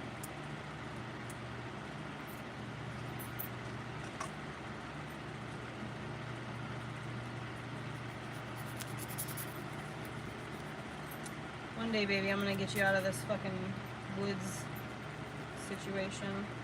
Probably next year. Let's see. Wish I could just go somewhere. Wish I had anywhere that we could just go get ourselves out of this. If we had a Well- place we could physically move to and get out of the bus, then I could sell the bus. And I know what else we As soon can as I get. can get my body out of the bus, I can sell the bus. Look, I know what else we can get. This, and then we can own it. What is Buy it? it. What is Look. it, Elliot? I don't know what this is. Oh. Beatmaker Pro. The one that does bam, ba-da-dum, bam, bam, bam, bam. Mm-hmm. Oh my gosh, Mom, guess what? Mom, What's up, buddy? it still works. All you do is press the X. Mm-hmm. You just can't use certain things. Yeah, you can't use certain things. You have to watch an ad to get them. You're not allowed to do anything that requires an ad, okay? Well, my favorite song, Shape of You, takes an ad to own it. So, is it okay if I could just watch the one ad so then I can get the song forever and I can... You don't own the song forever, honey. Kinda you do, basically. No, you don't kind of But do could I watch the ad so I can use Let me that see it. song? Let me see what it's saying. It just has an ad in the corner symbol. All right, go ahead. Keep the volume way down low. Whoa, pause. Hold on, pause. Yeah.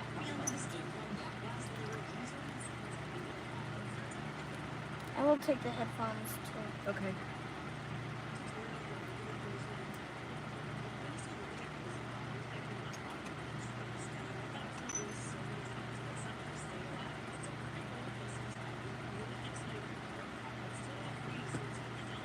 Thank you.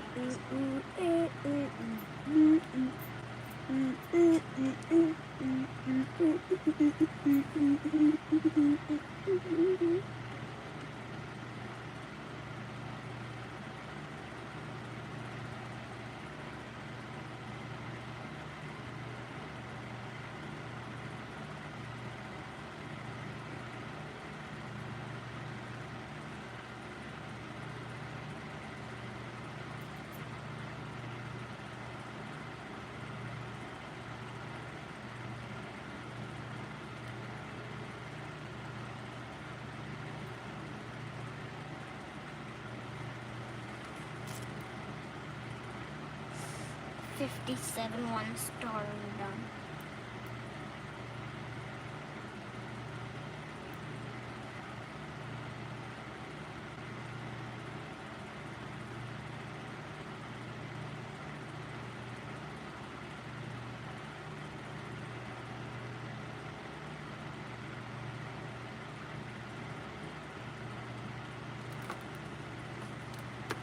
Love you. I love you, baby.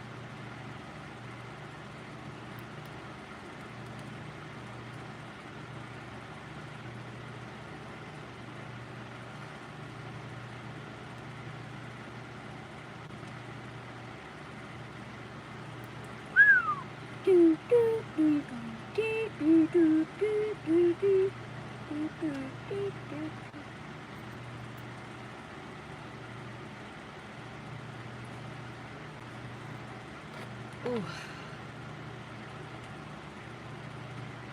It's not oil, it's hair serum. I have it tagged, I think, in this video. Yeah.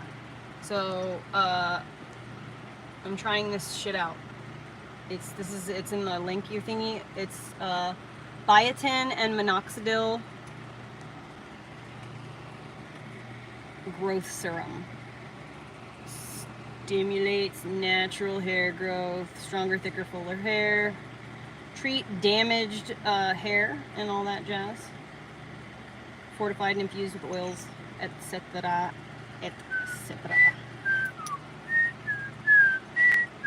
And then the oil that I'm putting on my lips is the castor oil, just because castor oil I like to put on everything. I'm so happy that I have it. I can't wait till I like wash my face really good, and then I'm gonna put it all over my eyebrows and my eyelashes.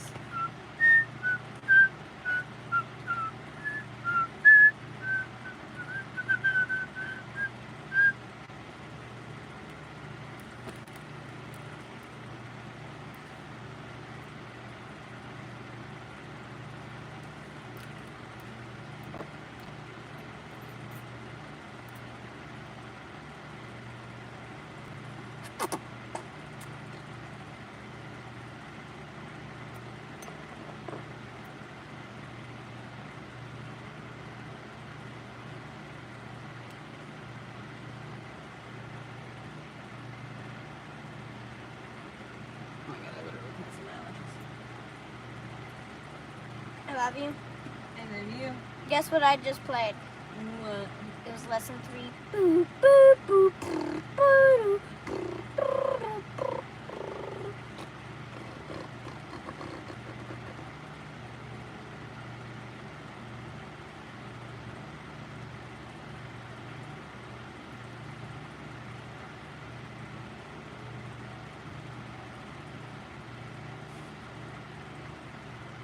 Oh man.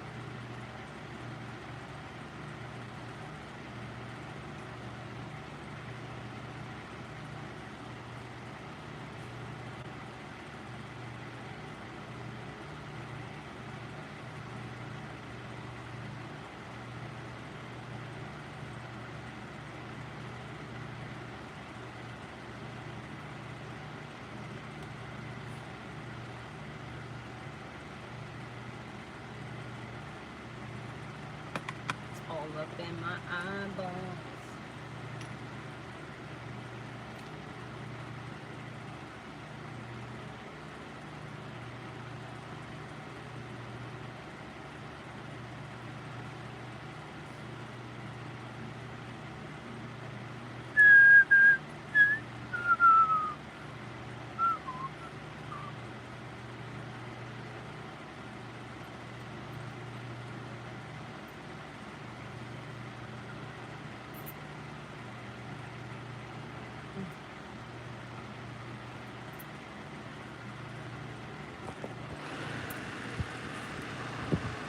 Damn eyelashes, so damn blonde.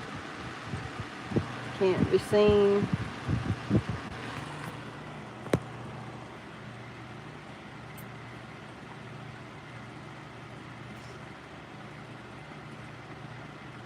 The U.S. economy is so cooked right now because our government has just been inventing money for the last few years. The U.S. dollar is no longer backed by gold ever since the standard and the reserve shit happened, I think, in sometime in the, I can't remember when it happened. But anyways, when the US dollar stopped being backed by gold and started being backed by gas and oil, that's when the problems really started to really go into full effect. But America's been super cooked itself ever since we allowed them to take away our rights just because somebody put a bomb in an airplane when it was rigged, and it was done by Israel.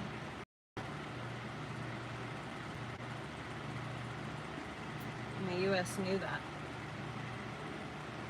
The U.S. or Israel wanted it to look like it was the Middle East because they wanted to start this whole war on terror, when in fact they are the perpetrators of all the terror that has been going on literally since the bombing of the King David Hotel when it was Jerusalem, Palestine.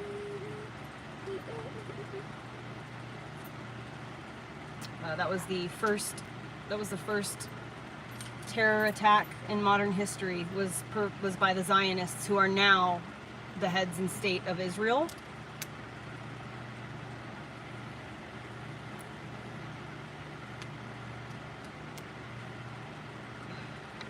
Yes, actually. So Israel, so you got to realize, if you look into this, it's crazy because the exact floor where the detonation went off, you know, it was under construction in the tower.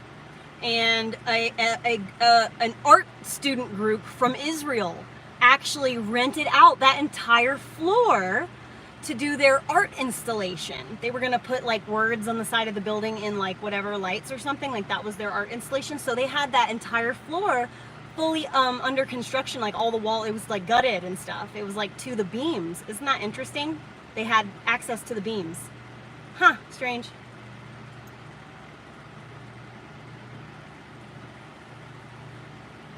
You should watch the documentary that you should watch it. You should just watch all documentaries relating to history so that you can kind of familiarize yourself, and don't ever take anything that anyone just says in a documentary as fact. So even if they show you evidence, you need to go find that evidence yourself. You go look it up and you find whatever you can to verify. Trust but verify.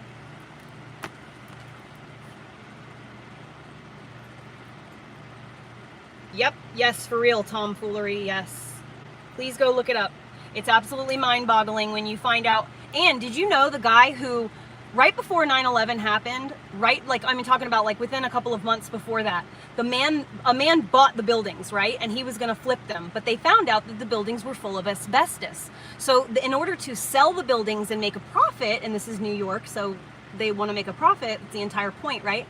In order to flip and make a profit, they would have to completely take out all of the asbestos. That is like $2 billion, you know, to get it all done. It was like some astronomical amount of money to do that. But instead, they just got an insurance policy that said specifically, if there's a terror attack involving airplanes, they get a double indemnity clause. So when the buildings fell, the guy who owns it, I can't remember his name, Finkelstein or something, Larry Finkelstein, or I can't remember, it's something like that. But anyway, he's actually really great friends with Benjamin Netanyahu. They actually talk like every week on the phone. It's crazy. I found that out too. But, and I verified that. So anyway, crazy story. He had just bought the buildings recently and he had just gotten the insurance, and he included that indemnity clause. So in case of a plane hitting it or anything like that, he would get extra money. Did you guys does anybody even know about Building 7? Do you know that nothing hit Building 7? Why did that building blow up? And isn't it really weird when you watch the footage how it looks exactly like a demolition? It's just really, really weird. And then when you listen to the audio recordings of interviews this man has done, he does Freudian slips. But anyway, so he ended up walking away from 9/11 $2 billion richer. Did you know that? He got $2 billion for 9/11. Yeah. Benjamin Netanyahu's best bud. Pretty interesting, isn't it? Did you know that the former prime minister, or I can't remember, he might not have been the prime minister, but whatever, he happened to be in Dallas, Texas, staying at a hotel right down the street when JFK was shot. And his wife, and even in his memoir, his wife even goes, you know, oh, he definitely had nothing to do with it though. It's really interesting when you start to look at all the pieces of the puzzle and how it all fits together. He shot JFK. This was really weird. How He's he the went one on that to shot get like JFK. rewarded as soon as he came back. No way! Gerbil Farm, no way! I'm seriously close to hitting 40,000 subscribers. No fucking way. Thank you guys. Thanks to all my trolls. Thank you to all of my trolls. You make this possible.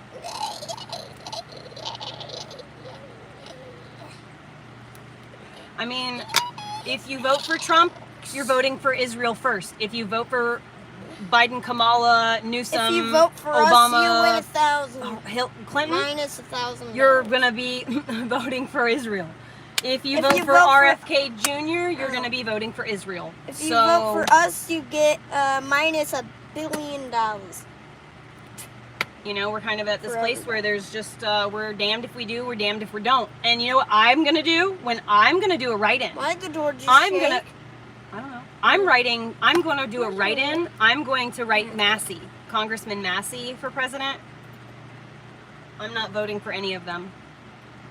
Shut up, Jacob. Jacob, you know damn well you don't believe that.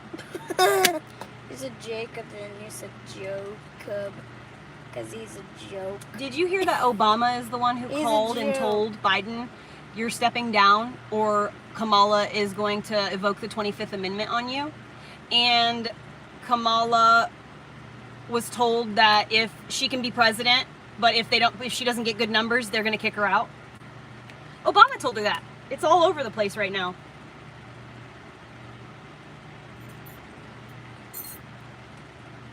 Did you know that the New York Times won a Pulitzer Prize for reporting on the Russia collusion with Trump? And then it was found out that it was literally all a lie? Isn't that crazy?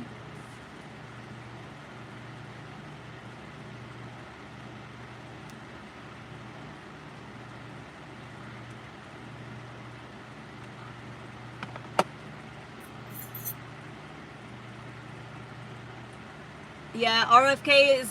I was voting. I was thinking about RFK, and I was seriously considering him until I started really paying attention. And he's kind of got some like way too liberal, wacky views for me. Even I'm a middle ground. I want the government to be out of our lives as much as possible. I don't think that it's right that the government just decided that they are the bosses of everybody, when in fact there are things in our constitution that are specify that we are actually in charge, and the government is just there to make sure that everything moves along smoothly. That's it.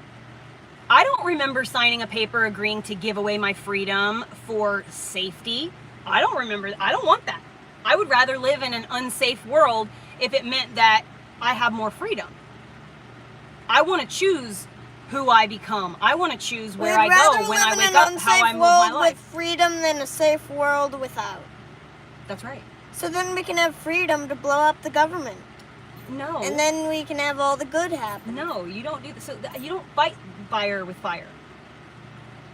The war is a war of information. And that's why they're trying to shut us all down on social media. That's why they work overtime to get our accounts shut down, and they work overtime to, they ban you for the dumbest things. Mom? Hold on, mute it. Because it's censorship. Hold on one second.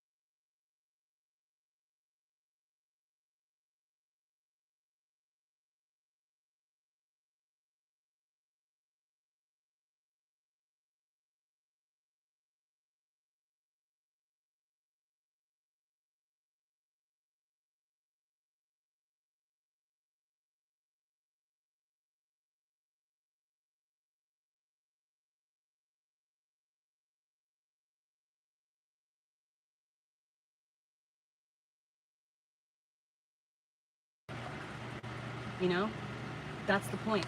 That's why I think that God put me on this path. I think that honestly your path is to do really good things in this world. Don't unmute it, or don't mute it again. Just don't say anything. I'll help you. Hold on. Let me move my thing here. Oh wow, that was fast.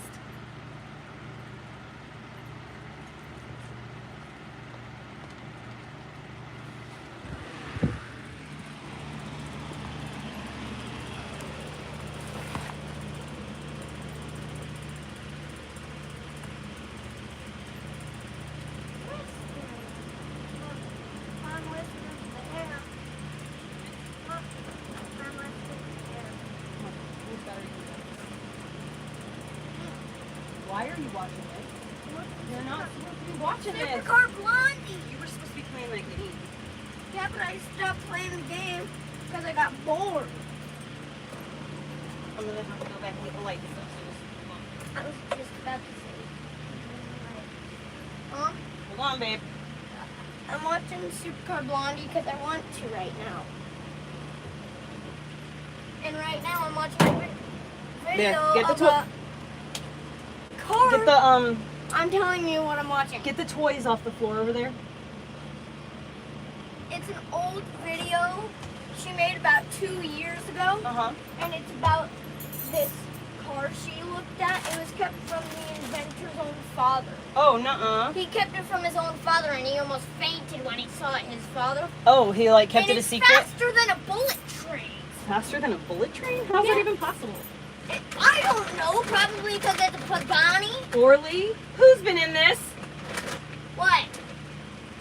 Who's been in this? And what? Who's been chewing on this? Let me see. You better not. Let me see. It's just the cat food. There's freaking holes all in the damn bag. Not the switch bags. Look. I'm taking this off right now. You need to, yeah. Take it off my hand, breathe. Fucking dog. Down. You lazy down. Orly.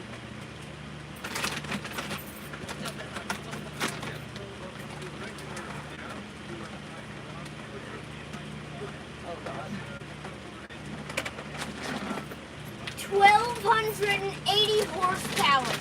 The Pagani? Yeah, that's the horsepower of this car they're showing. I don't know if it's actually a Pagani. It's a Jesco. It's a Jesco of some type. And No, Orly, no. it's a Jesco, and Mom, it goes faster than a bullet train, 1,200 horsepower. 1,200.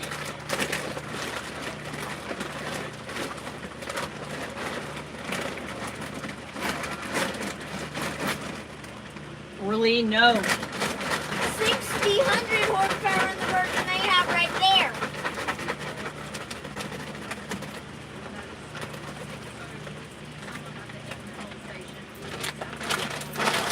Do not touch that bag.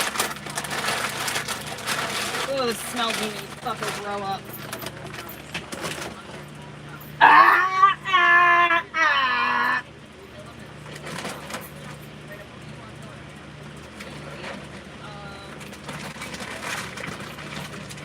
Put it up high.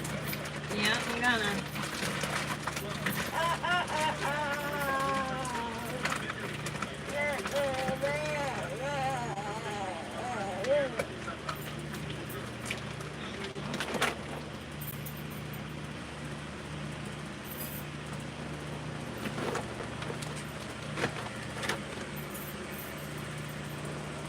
Found your. Oh, that's my hat.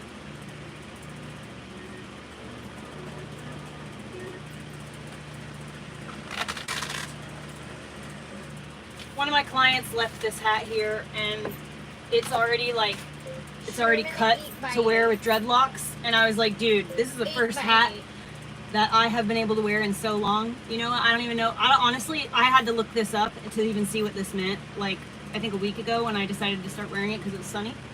I was like, what does this even mean? I should probably Google this before I like wear this around town. I don't get shot. What is it? This? Oh, It's yeah? a race car driver. What? His name is like something Briscoe. It's just some race car driver. Maybe he was the race car driver. No, he's not a race car driver. He's my client. How do you know though? I know he's not a race car driver. Or else he would what? Have millions of broken bones? Excuse me, excuse me, excuse me, excuse me, excuse me, excuse me.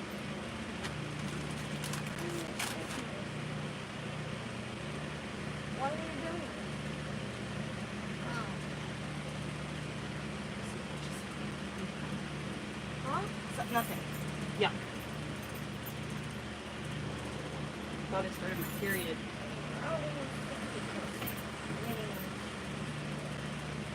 Just a minute. Just a minute. And it just got out of the water.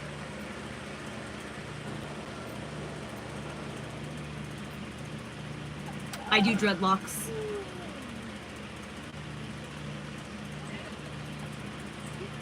But how dare you imply something like that? I'm not stupid.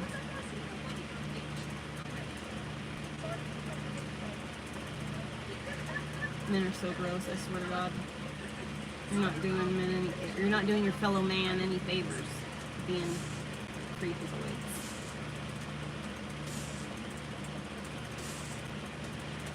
It's getting too late.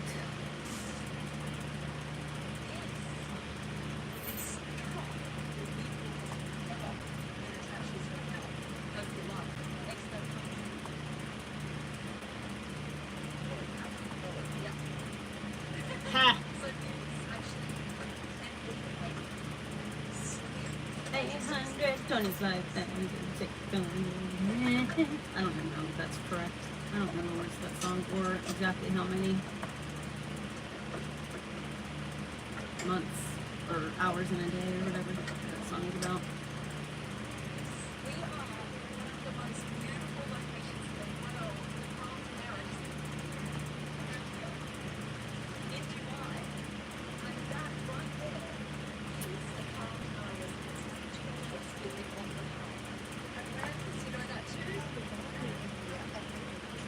Versus Shia LaBeouf lawsuit is finally set to go to trial. Now, I say finally because this thing was way before any of this Diddy stuff and all before all of these new lawsuits come out against all these people. This thing was filed all the way back in 2020. We all know what was going on at that time. The courts were pretty much shut down. More things have happened in this case. So finally, almost 4 years later, it's going to be going to trial. Now, I don't remember if I exactly covered this case at the time. I remember that I might have, but I couldn't find any evidence of that. So I thought what we would do today is just go over some of the allegations that were made by FKA Twigs. And I did want to just offer a little bit of analysis as well. Now, I'm not a doctor, never went to medical school, never would I give anyone medical advice. Some of the things that I'm going to say have something to do with that, realm, but I don't know what I'm talking about, okay? This is just my opinion.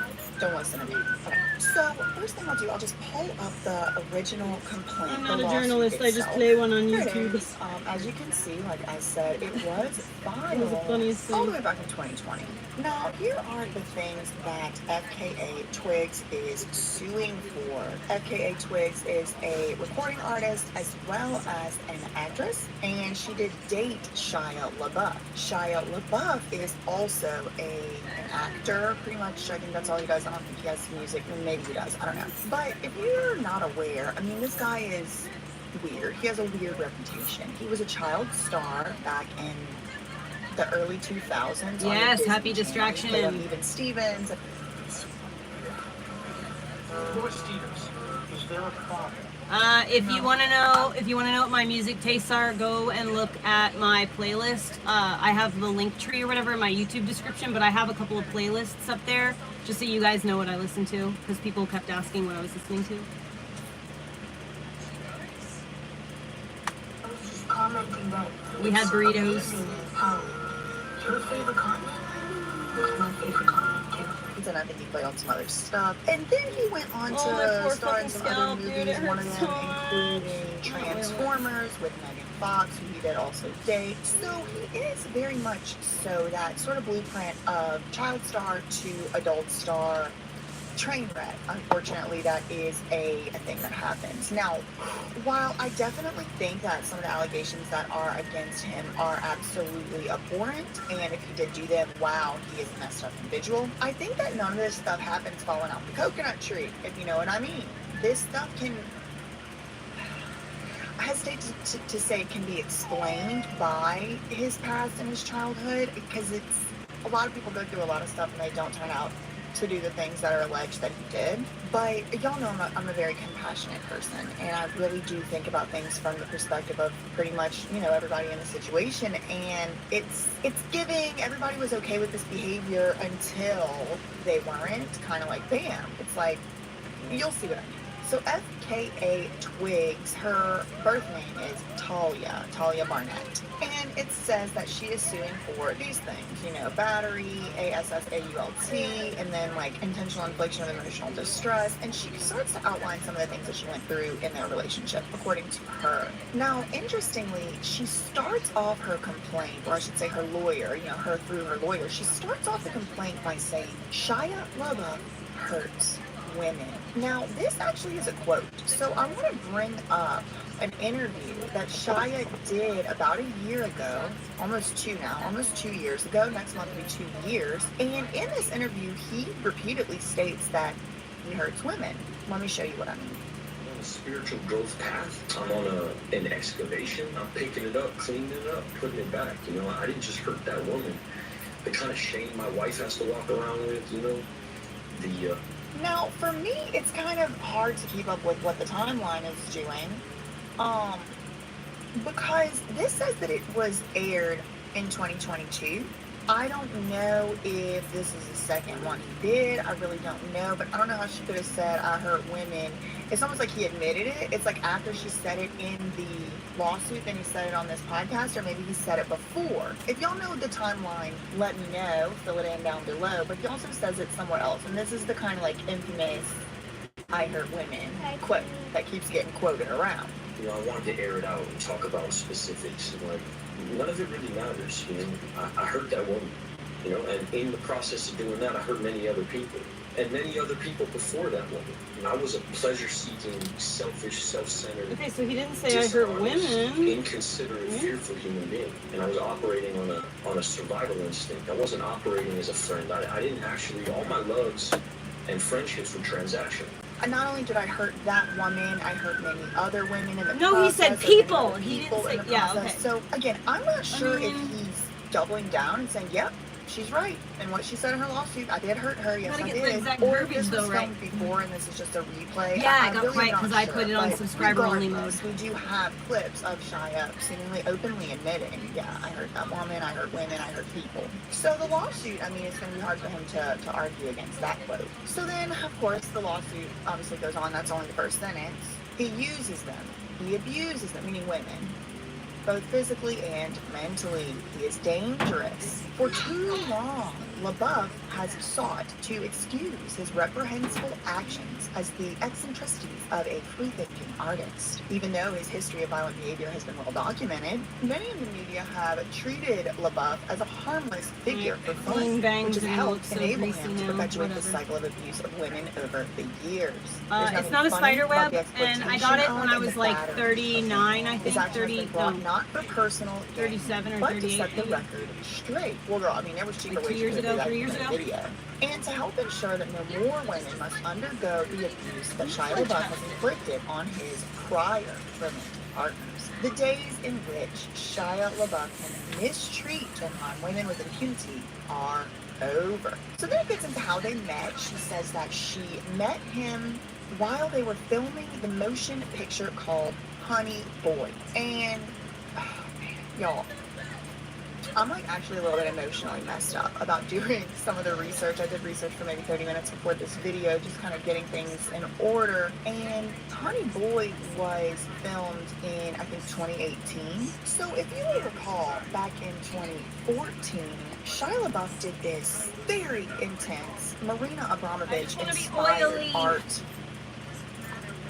I performance literally art. love it when I'm just covered in oil. I And like if you're not oily. familiar with Marina Love it. Abramovich, I don't know how to say her last name. If you're not familiar with her, she's like one of these like dark arts practitioners, and she calls herself an artist. You know what I mean? And I hesitate to call what she does art. I think it's depravity. But she will do some messed up stuff. She like mixes up. She has a cookbook that she wrote in the 90s. It's a cookbook. I but would it's live in like an RV. ingredients My she's dream supposed life put in is stuff. to It's like travel in an RV human and body waste, you know, stuff take like my that. son all over. Now, the way that she really Take my put son on a herself million on the map, the way adventures. she really became famous, is that she had this exhibit called, I think, like the artist's If you present. guys I want to actually help don't me remember do what the that, exhibit is called. But it on was my back in the community 70s. post, I'm I giving have this a number. Y'all can go GoFundMe look it up. All explaining this my information is situation. absolutely public. The stuff I'm saying right now is I just public don't really like to information. talk Go about it look a up. lot But because the I woman don't basically did this. like. I don't want to be like one of those people that their entire life like revolves around their GoFundMe and trying to like get money. but so I don't like mention it except for like kind of here and there. But the whole story is there if you go look it up. You'll know my situation, what's going on. This art exhibit in the 70s, and she stood there with a table laid out in front of her, a table full of stuff, and some of the stuff was dangerous, like weapons, and like a GUN, a pew pew with the thing you could put inside the pew pew, and you know, someone actually loaded it up and pointed it at her, and she wasn't going to stop the exhibit. It was kind of like, do whatever you want to me kind of thing. Well, Shia LaBeouf recreated this art in around 2014, about 10 years ago. And now TMZ presents the absolute weirdest celebrity encounter we've ever had, ever! Starring Shia LaBeouf in a tuxedo and a whip. Sorry. We actually sent one of our camera guys down there, and there was a table with an assortment of a bunch of different things. Yes, like a whip from the terrible Indiana Jones movie, and a transformer from those terrible Transformers movies. And picks up the Jack Daniels, he is firmly placed on the table. And that's when our man sprang into action. Taco might get him to taco. Sing-a-roo! Shia takes the bag off. His eyes are red and puffy as if his cat just died, like he'd been crying for days. Weird ready what goes on, but I do want to warn y'all, this is not for the faint of heart what I'm about to pull up. So I'm gonna give you time to click off here. And let me pull up this article where Shia LaBeouf recounts. It is so fucking hot. Situation. When is it ever gonna cool Again, down? last time you could click off if you're feeling faint of heart today. As you can see, this article is from 2014, November 28th, 2014. So it's almost 10 years old. And the title of the article is very disturbing. Very disturbing title. It is Shia LaBeouf, I was R-word during performance art project. And y'all, I'm telling y'all, I don't even have a problem believing, you know, the allegations against him that he did to FKA Twigs, which would have happened after this, what I'm about to read you, like 4 years after, 5 years after. But just, oh, man, it's so hard for me to separate that this is not Louis Stevens. Like, I remember him as a child, and I was a child at the same time. Like, just to see what the world has done to this man, and to see how he could have turned out from, you know, this like precocious and talented child actor. I'm very messed up by this story. I don't know why. You know, actually, it reminds me, you know, of some similar feelings and some similar, you know, things that I have gone through in my life. It's very nuanced. If you're the type of person who can't just pick a black and white side, it's usually because you can empathize because you've been through stuff, and that's probably what's going on. So y'all just bear with me. You know, I'm trying to keep I fucking love this girl so much. So the girl that runs this channel, BJ, she's a Virgo sun, Pisces moon, Aries rising, and I'm a Pisces sun, Virgo moon, Aries rising. Shia said, you know, 10 years ago that he was. I love her. During one. Yeah, it's gonna get hotter. In an interview with Dazed, Shia says that a woman whipped his legs for 10 minutes and then stripped his clothing and proceeded to assault him during his silent performance artwork, #I am sorry. The actor has claimed that a woman R-worded him during the performance of his one-man art piece, I Am Sorry, earlier this year. When he was speaking to the magazine in an email interview, he wrote, one woman who came in with her boyfriend, he was outside the door when this happened, whipped my legs for 10 minutes, and then stripped my clothing and proceeded to R-word me. The installation consisted of LaBeouf sitting silently with a paper bag over his head, bearing the legend, I am not famous anymore. Members of the public queued to be able to sit in front of him in the one-on-one piece. It ran for 5 days in February at a Los Angeles gallery. And like I said, this is the same type of art that Marina Abramovich did. What year did she do that? 2012. So in 2012, I have oil all over my face. She did a similar piece to this. I'll show y'all some pictures. And it's making my eyes water. Where she just sat in a room, and people stood in a line. They're all wearing black for some reason. No, I have not been crying. Yeah, I mean, she just sat there, and my face is getting the pinks from my shirt. My shirt is reflecting on my face. This is not the same thing as the one that she did way back in the day, where she had invited people to use. Baby, will you pass me one of those on the table against her, and she said that was a very scary experience. She thought she might be IE. God, man, why are you so mean to me? I believe that there is a component to this. I'll never understand it. I'll never understand it. I will never. Why do you need it? Now he's putting Because my eyes. into more and more I've situations. got that oil all over my eyes. All that being said, absolutely none of this excuses. None of this excuses his behaviors that he's being alleged of. Now, of course, I also will say innocent until proven guilty. We have not seen that, the proof of a lot of this stuff. Some of this stuff does have proof, but all that to say that. I mean, I just wanted to bring that up. Okay, so let me pull back up this lawsuit. All that to just say, this is a very typical type of quote, art, and it's Shia LaBeouf's not the first person to do it, and he's also not the first person to be horrendously traumatized while doing it, so I'm not really exactly sure why he would have wanted to do it. He would later come out, and I think even in that article right there, he would say, I did that as a part of an existential crisis. I was just going through it at the time. And he says in that article that he had gone to rehab, and he had gone to treatment and therapy and stuff like that, or whatever. Y'all can go read that article. It was posted by The Guardian. So then the lawsuit goes on to say that, okay, yes, so Talia met him while he was working on the movie Honey Boy. Now, Honey Boy was also a sort of like semi-autobiographical project for Shia LaBeouf. And again, it makes me feel conflicted and sad and just sad for the child that Shia LaBeouf used to be. You can feel sympathy for the child that the person used to be, and not any sympathy for how they decided to act based on those experiences. But like this Honey Boy movie, I was holding back tears just reading the plot line, and I'm not gonna read the whole plot line or anything right now, but I do invite y'all, if you haven't seen the movie, to go and just read the Wikipedia page for it, because it is insightful. It's insightful as to how we treat child stars. Mr. Quinn, I really wish that he could learn that before it's too late, They go on their way. Because I'm going to tell you right now, like, just full transparency, like, being bullied by the person that you love most in the world, when you're going through, like, the hardest time in your entire life, and every single ounce of energy that you have goes towards that person's life and trying to make it as good as you can within the circumstances that you're left in, all by yourself. It really makes you want to give up on life. It really does. It hurts. It hurts bad. The reason that they are a good child star in the first place is because they come from a very hard background where they are trying to please people who are just not pleasable. So where do we start? I don't know, boss. You tell me. I'm obviously not equipped to make any decisions. I want you to write an account of your memories. From what? Sometimes I wish I was you, man. I'd be famous, have paparazzi, girls chasing me around. I'll teach you what I know. I'll give you what I have.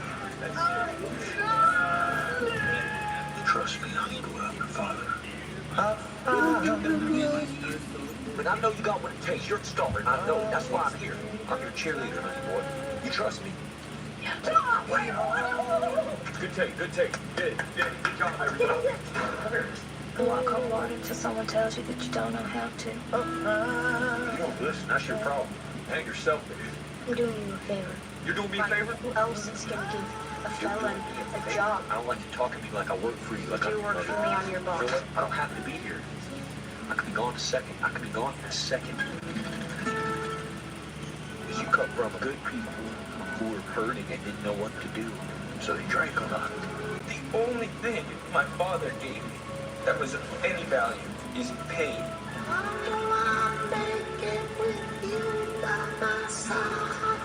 So this Honey Boy movie, that is where Shia and Talia did meet. That is where they met. And she was in the movie, or, on the movie, and he was on the movie.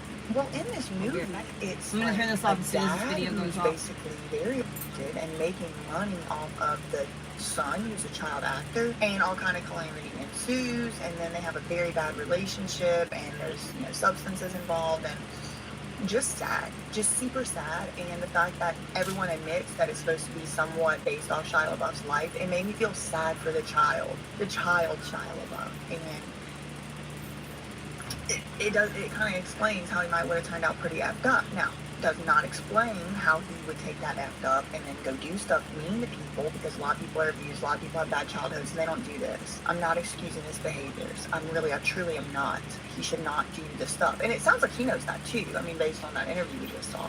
Okay, anyway, so they meet on the set of this movie. After Shia had employed a charm offensive, so basically like a, what's that called? Love bomb. You know, when it's like you are only so nice, you buying somebody presents, and you want to hang out with them all the time and stuff like that. She said, but what followed was a living nightmare for Talia. Over the course of months, Shia engaged in a continuous stream of verbal and mental abuse toward her, belittling her and berating her after the slightest perceived insult by LaBeouf. LaBeouf isolated Talia from her friends and her family, making it so her daily existence and routine revolved around Shia and Shia only. His verbal escalated into physical, during which he became increasingly physical. You can read it out there if you want to. So then she goes on and describes an incident on Valentine's Day, and she also says and repeats this allegation throughout the lawsuit that he had transmitted to her a, quote, dreadful malady in the form of a transmission of a certain type of disease. She doesn't know what kind it is. She doesn't even really give any hints, but it just says, you know, Shia also has done this to other women. Simply put, he has a reckless disregard for the health and safety of his partners, and it makes him a danger to women everywhere. Although Talia has suffered greatly and will bear scars of Shia's abuse for the rest of her life, she will not be a victim. Okay, and then she goes on to mention this other woman, Carolyn, though, or I'm not sure if that's how you say her last name, but she's also an actress, and she also dated Shia, and they also met on the set of a movie. You want to get in your bed? Here, watch out. Talia Watch out. sought to avoid this out, dog. action by requesting that There you go. Shia Go lay down. voluntarily Go lay down. seek the mental health Go and substance in your abuse house. treatment he so desperately Go lay down needs, in your house. and that Go he lay made a down. donation Bedtime. to a domestic violence shelter. So this is kind of weird to me. Like, she sued him. Like, they basically threatened to sue him, these two women. They came and they said, if you don't go into rehab, and if you don't give your money to a domestic violence shelter, then we're going to sue you. And to be honest, I do understand where they're coming from with that, and I do understand completely why they would want that. I don't think that that's the way to get it, in my personal opinion. I don't think that that's even necessarily legal to threaten someone that you're going to sue them unless they, I mean, it seems kind of like extortion. So I can understand if somebody's already a little bit, you know, on the edge type of person, they would probably feel threatened and extorted by that. I know for me, I wouldn't take kindly to somebody threatening me like that, but I also have never behaved in the way that's being described here, so I mean, I really can't get inside the mind of these people. I really cannot. I just did want to point that out to y'all, and whatever you think about it is up to you. Think about it. They simply wanted Shia to take affirmative steps toward healing himself, and in turn, to stop the cycle of domestic violence toward the future partners and to keep them from suffering the same. Okay, so they I guess apparently they believe that filing this lawsuit 4 years ago was going to stop the cycle of domestic toward the future potential partners. I don't know. Maybe it would. Maybe they're right. I don't know. I mean, they know this man. I don't know him. Then it goes on to say that LaBeouf, you know, and his lawyer were basically like, F off. Like, we ain't that worried about it or whatever.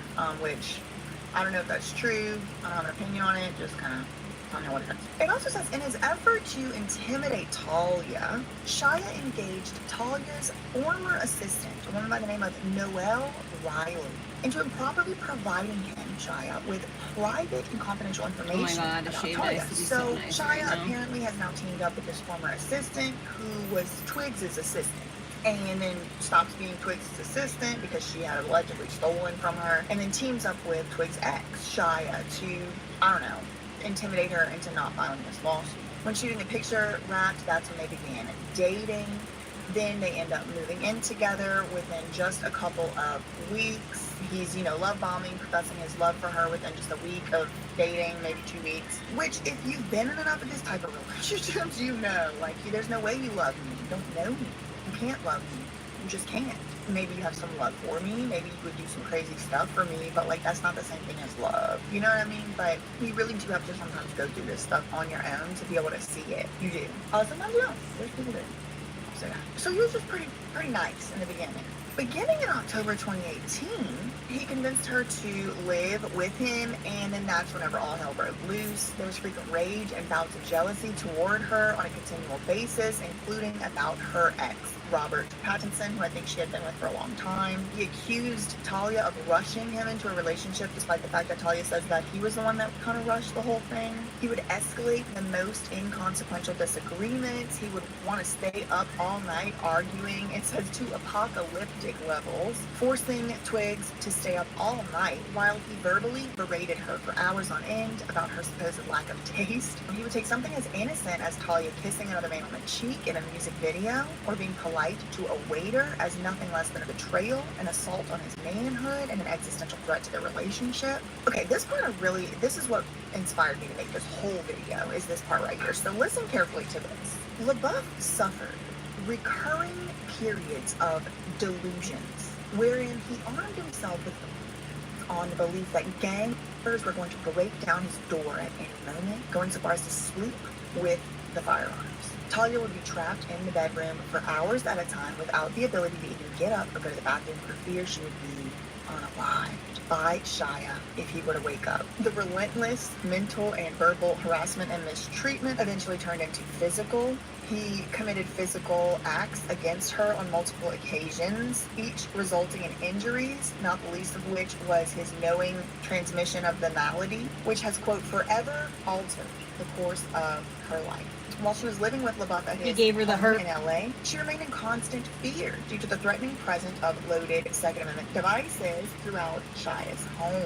Beginning in November 2018, he insisted on keeping his front door unlocked. No, I have oil on my eyes and in my eyes. Bedside. I just got done washing my face and stuff. Him while he like wiping my face down with oil and all that, so my skin is red. Bed, but he also refused to allow her to sleep with clothes on. That's whenever she did start to say, reach out to her friends and say, this is something's not right here. I need to get out of here. Listen, look at this part right here. When he was filming another movie called The Tax Collector, this one's about like gangsters in LA, bloods and the this and that. He played a gangster. He took on the role in real life. During one incident, Talia was driving with him. He pulled a you-know-what from a compartment in his car, and he boasted to Talia that it was illegal to possess it in California. On another occasion, he attempted to scare her by, again, saying that he had pulled out one of these things and threatened others with it. He enjoyed getting the attention. She alleges that he also would drive around the neighborhoods in LA and shoot stray dogs, claiming that he did this because he wanted to know what it felt like to take a life so he could get into the mindset of a killer, like his role in the movie. And I think we're going to be seeing a lot more of this, so I just did want to put it in the record. I have a sneaking suspicion. It's starting to become less and less sneaking and more actual suspicion that a lot of actors in Hollywood do this. And I think it's a very dangerous game. I can speak to this on maybe like a 1 out of 100% level, where, how you're behaving on camera whenever the thing is going to be going out to the people, to a lot of people to see. And just how you want to be. How you acting, being an actor will affect you. Right? Experiencing, even if you're acting a traumatic situation out, your body doesn't know that you're acting. When you're putting yourself in a screaming and crying or like whatever state, your body doesn't know that. And it does affect you. It's ridiculous to think that it wouldn't. It's the same as how liars can whip themselves up into, they can literally traumatize themselves all by made up bullshit. Completely made up bullshit. They just lied and believed their own lies, and they've literally traumatized themselves by whipping themselves up in their own lie. I've seen it. That's why I'm just so grateful that God protected me every time I tried to do something to become like in acting, gymnastics. Anytime I tried to become an elite anything, God stopped me. A little bit. Now, if you go back and watch my first videos on this channel and my videos today, that's why my videos don't go viral.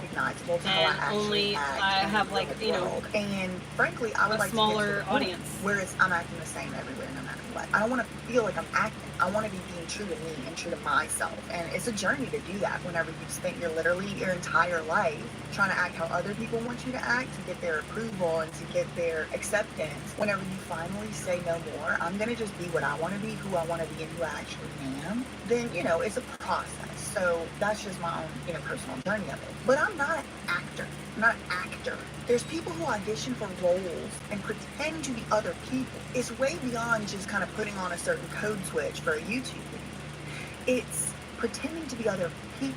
And I talked about this in my Ariana Grande video that I made on BJ Investigates recently. Y'all should go watch that if you haven't. But they call it method acting. But I actually believe, and I'm not a doctor, but I actually believe that it's something a little bit more pathological going on than just method acting. And a lot of y'all did miss that point whenever I said that in the video. You thought that I was saying method acting is the same thing as DID. I wasn't. What I'm saying is there's all these different types of things which have some things in common, right? Like spectrum, I guess. And like somewhere on this spectrum is this type of actor, where they're actors, but maybe they have a propensity to be able to slip into a, what did she call it? Delusion? A mindset? And my personal theory is that that is what Ariana Grande does. And the smoking gun for me, and my theory for that opinion, is that, first of all, Ariana Grande is obsessed with Jim Carrey. Obsessed with Jim Carrey. Ever since she's like 12, 14 years old, she's been having birthday parties for him in her mind. And I mean, she loves him. And he's a method actor like this. If you haven't seen it, please run. Stop everything you're doing right now and run to Netflix to watch the documentary called Jim and Andy. Because it's an hour and a half, almost 2 hours, I think, documentary about specifically this phenomenon. They kind of call it method acting. But if you listen to Jim Carrey's actual words in the documentary, he says Andy's spirit communicated with him telepathically, came up to him, the person who's playing Jim Carrey, the person who's playing the guy's dead, the dead guy, spirit telepathically tapped. He said this, not me, I'm just saying what he said. The dead guy taps Jim Carrey on the shoulder and says, have a seat, I'll be doing my own movie. And then Jim Carrey became Andy Kaufman. That's what Jim Carrey said. Now, am I saying that actually Jim Carrey is a fucking channeler, and he's got a lot of really intense manifestation stuff that he does too. But I think what actually happened is something is wired like that up in his head. And I think there's other people who are wired like that, either because they're born that way or because they get wired like that. And then they're going through their whole life trying to live as a character through the duration of the role that they're playing. It's obvious to me in my speculation theory because these people end up dating the characters in their movies in real life. Like Ariana Grande. Do you remember what I was just saying to Elliot the other day? And I was like, you become the person that you see on television. And I now have to live with that character for a few days. That's why Elliot's not allowed to watch cartoons. Their Pants Boy makes no sense until you say, good night, I'm about to go to sleep. Good witches love as soon as this is done. So I think this happens all the time. I think it happens all the time. I think these stars are literally living as the characters that they're playing in music videos and movies. We're calling it method acting, but it's something else going on. I don't know what it is. I don't know. I could be wrong. Who knows? But we do see the allegation in this article that he is a method actor. And we do know that he does do very intense acts like the one in 2014 he did when he was assaulted. So I just wanted to put that out there for the record. And then she goes on and describes more, bad things that happened. Valentine's Day.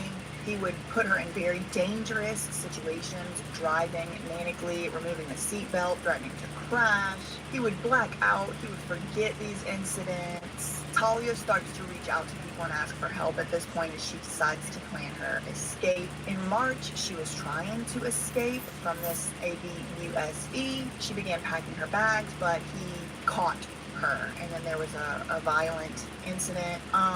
She discusses the painful symptoms that she experienced as a result of the unknowing transmission of a certain type of disease to her. And then she accuses him of using makeup to cover up the flare-up of his disease, and he didn't tell her that he had it. That's the accusation. Shocked and horrified by the revelation, she went to the doctor, and she was indeed diagnosed. Now, he does have a prior history of documented examples, and they do provide some of those. They give an example from this other woman he dated, Carolyn, that happened at the airport where he kind of just disappeared and then he showed back up drunk and messed up. There was another incident at a hotel in 2011 where he threatened to unalive his ex-girlfriend Carolyn, and he woke up the next day, again y'all, saying he had blacked out. and he didn't remember anything from the prior event. And yes, I do believe that could be because he was very drunk, but I also believe it has something to do with the fact that these actors, from the time that they're children, had to live in two worlds. I mean, we saw it with Hannah Montana, right? Like, even there, we saw God, she's really on. I love BJ so much. An actor playing a character who was a singer, an actor, whatever she was, a student. And so it's like all these different sort of identities you have to try and keep track of. And I genuinely believe that either because they cause it or because they choose people who already have a propensity to kind of break from reality anyway to be actors, it probably makes them actually very good at acting because it's more believable when you can suspend that ego of the self. You can suspend that this isn't me. This is Amy Kaufman and Kaufman. This isn't me. This is Gangster from wherever. This isn't me. This is Joe from You. You know what I mean? It's like when you can suspend that, then you lose the self-consciousness factor, and it probably makes you a much better actor, in my opinion. I mean, I'm just speculating on that. But I do know that DID, which I don't think that Shia LaBeouf has, and I'm not saying he does, and I'm not trying to compare DID to this. What I'm saying is there's DID over here. You know, it's a spectrum thing, right? There's DID. Just put it somewhere. Then there's BPD over here. Then there's whatever, like all the actual things that doctors can diagnose. And then somewhere among there, scattered among, is this thing called method acting. And I think there's different types of it. I really do.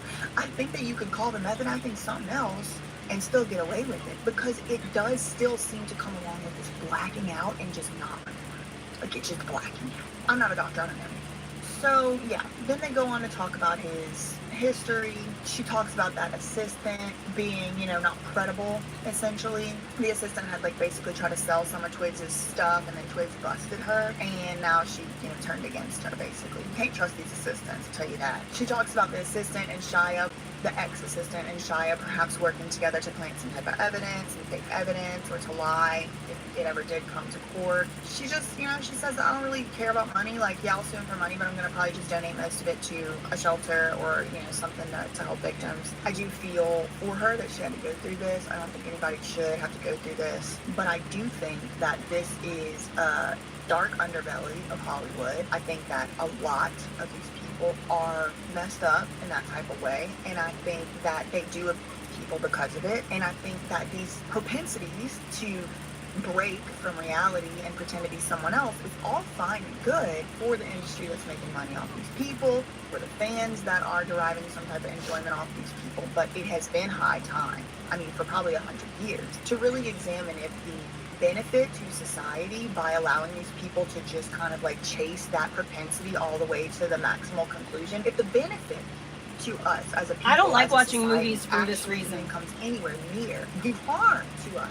I just as a can't society by letting suspend people my like this disbelief run anymore. free running on the loose. I mean, I'm not saying they should have a conservatorship or jail. What I am saying is it a good idea? Is it a good idea for the This channel is to allow called them That to Surprise make Witness. for our enjoyment, entertainment. Her other benefit, channel is called BJ whenever we are Investigates. the ones that, as a society, also have to The suffer Ariana by videos letting on people BJ date them. Investigates. People don't know that they're like that the way they get This is portrayed, on the way Surprise they get put. Witness. It's like, oh, he's just pretending. It's like, no, he took on the role of a gangster and he was sleeping with loaded guns in his house. We need to really start examining this, y'all. Anyway, that's all I really have to say. Let me talk about facts and defamation. Love you. All right, that's it. It's over. Facts ain't defamation. I love that. Uh-oh. Mr. Beast and Ava Chris Tyson have been busted. Many people are involved. New reveal. Like every single time that someone gets like called out as a YouTuber or whatever, a content creator gets like called out for just being awful, it's always someone who like I've heard of, but I've never actually watched any of their content because there's just something about them. Like their content's okay, but like there's something about them I just can't put my finger on and I don't like them. Every time. I've never let Elliot watch Mr. Beast. Ever. Yes, I do live in a school bus.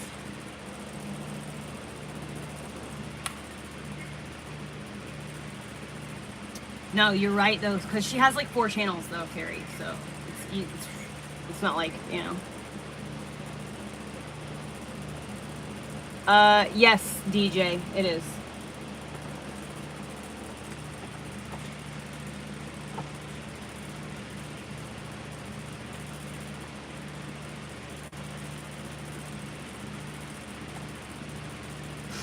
right, y'all. I love you. I will see you in the morning. Terry, I love you so much. Chelsea, I love you too. Girls, I love you. Mods, you guys, I literally would be lost without you. Barefoot, I'm gonna text you in the morning if you're in here. Brooke, stop being scared of a spider and either catch it or kill it. It's not gonna hurt you. It's more scared of you than you are of it, unless it's a jumping spider, and then it's probably just curious about you and scared that you're gonna kill it. They literally feel your energy, man. So if you go into it with the intention of doing them harm, they're gonna try to scare you or run away. Love you guys. Bye, Terry. I love you.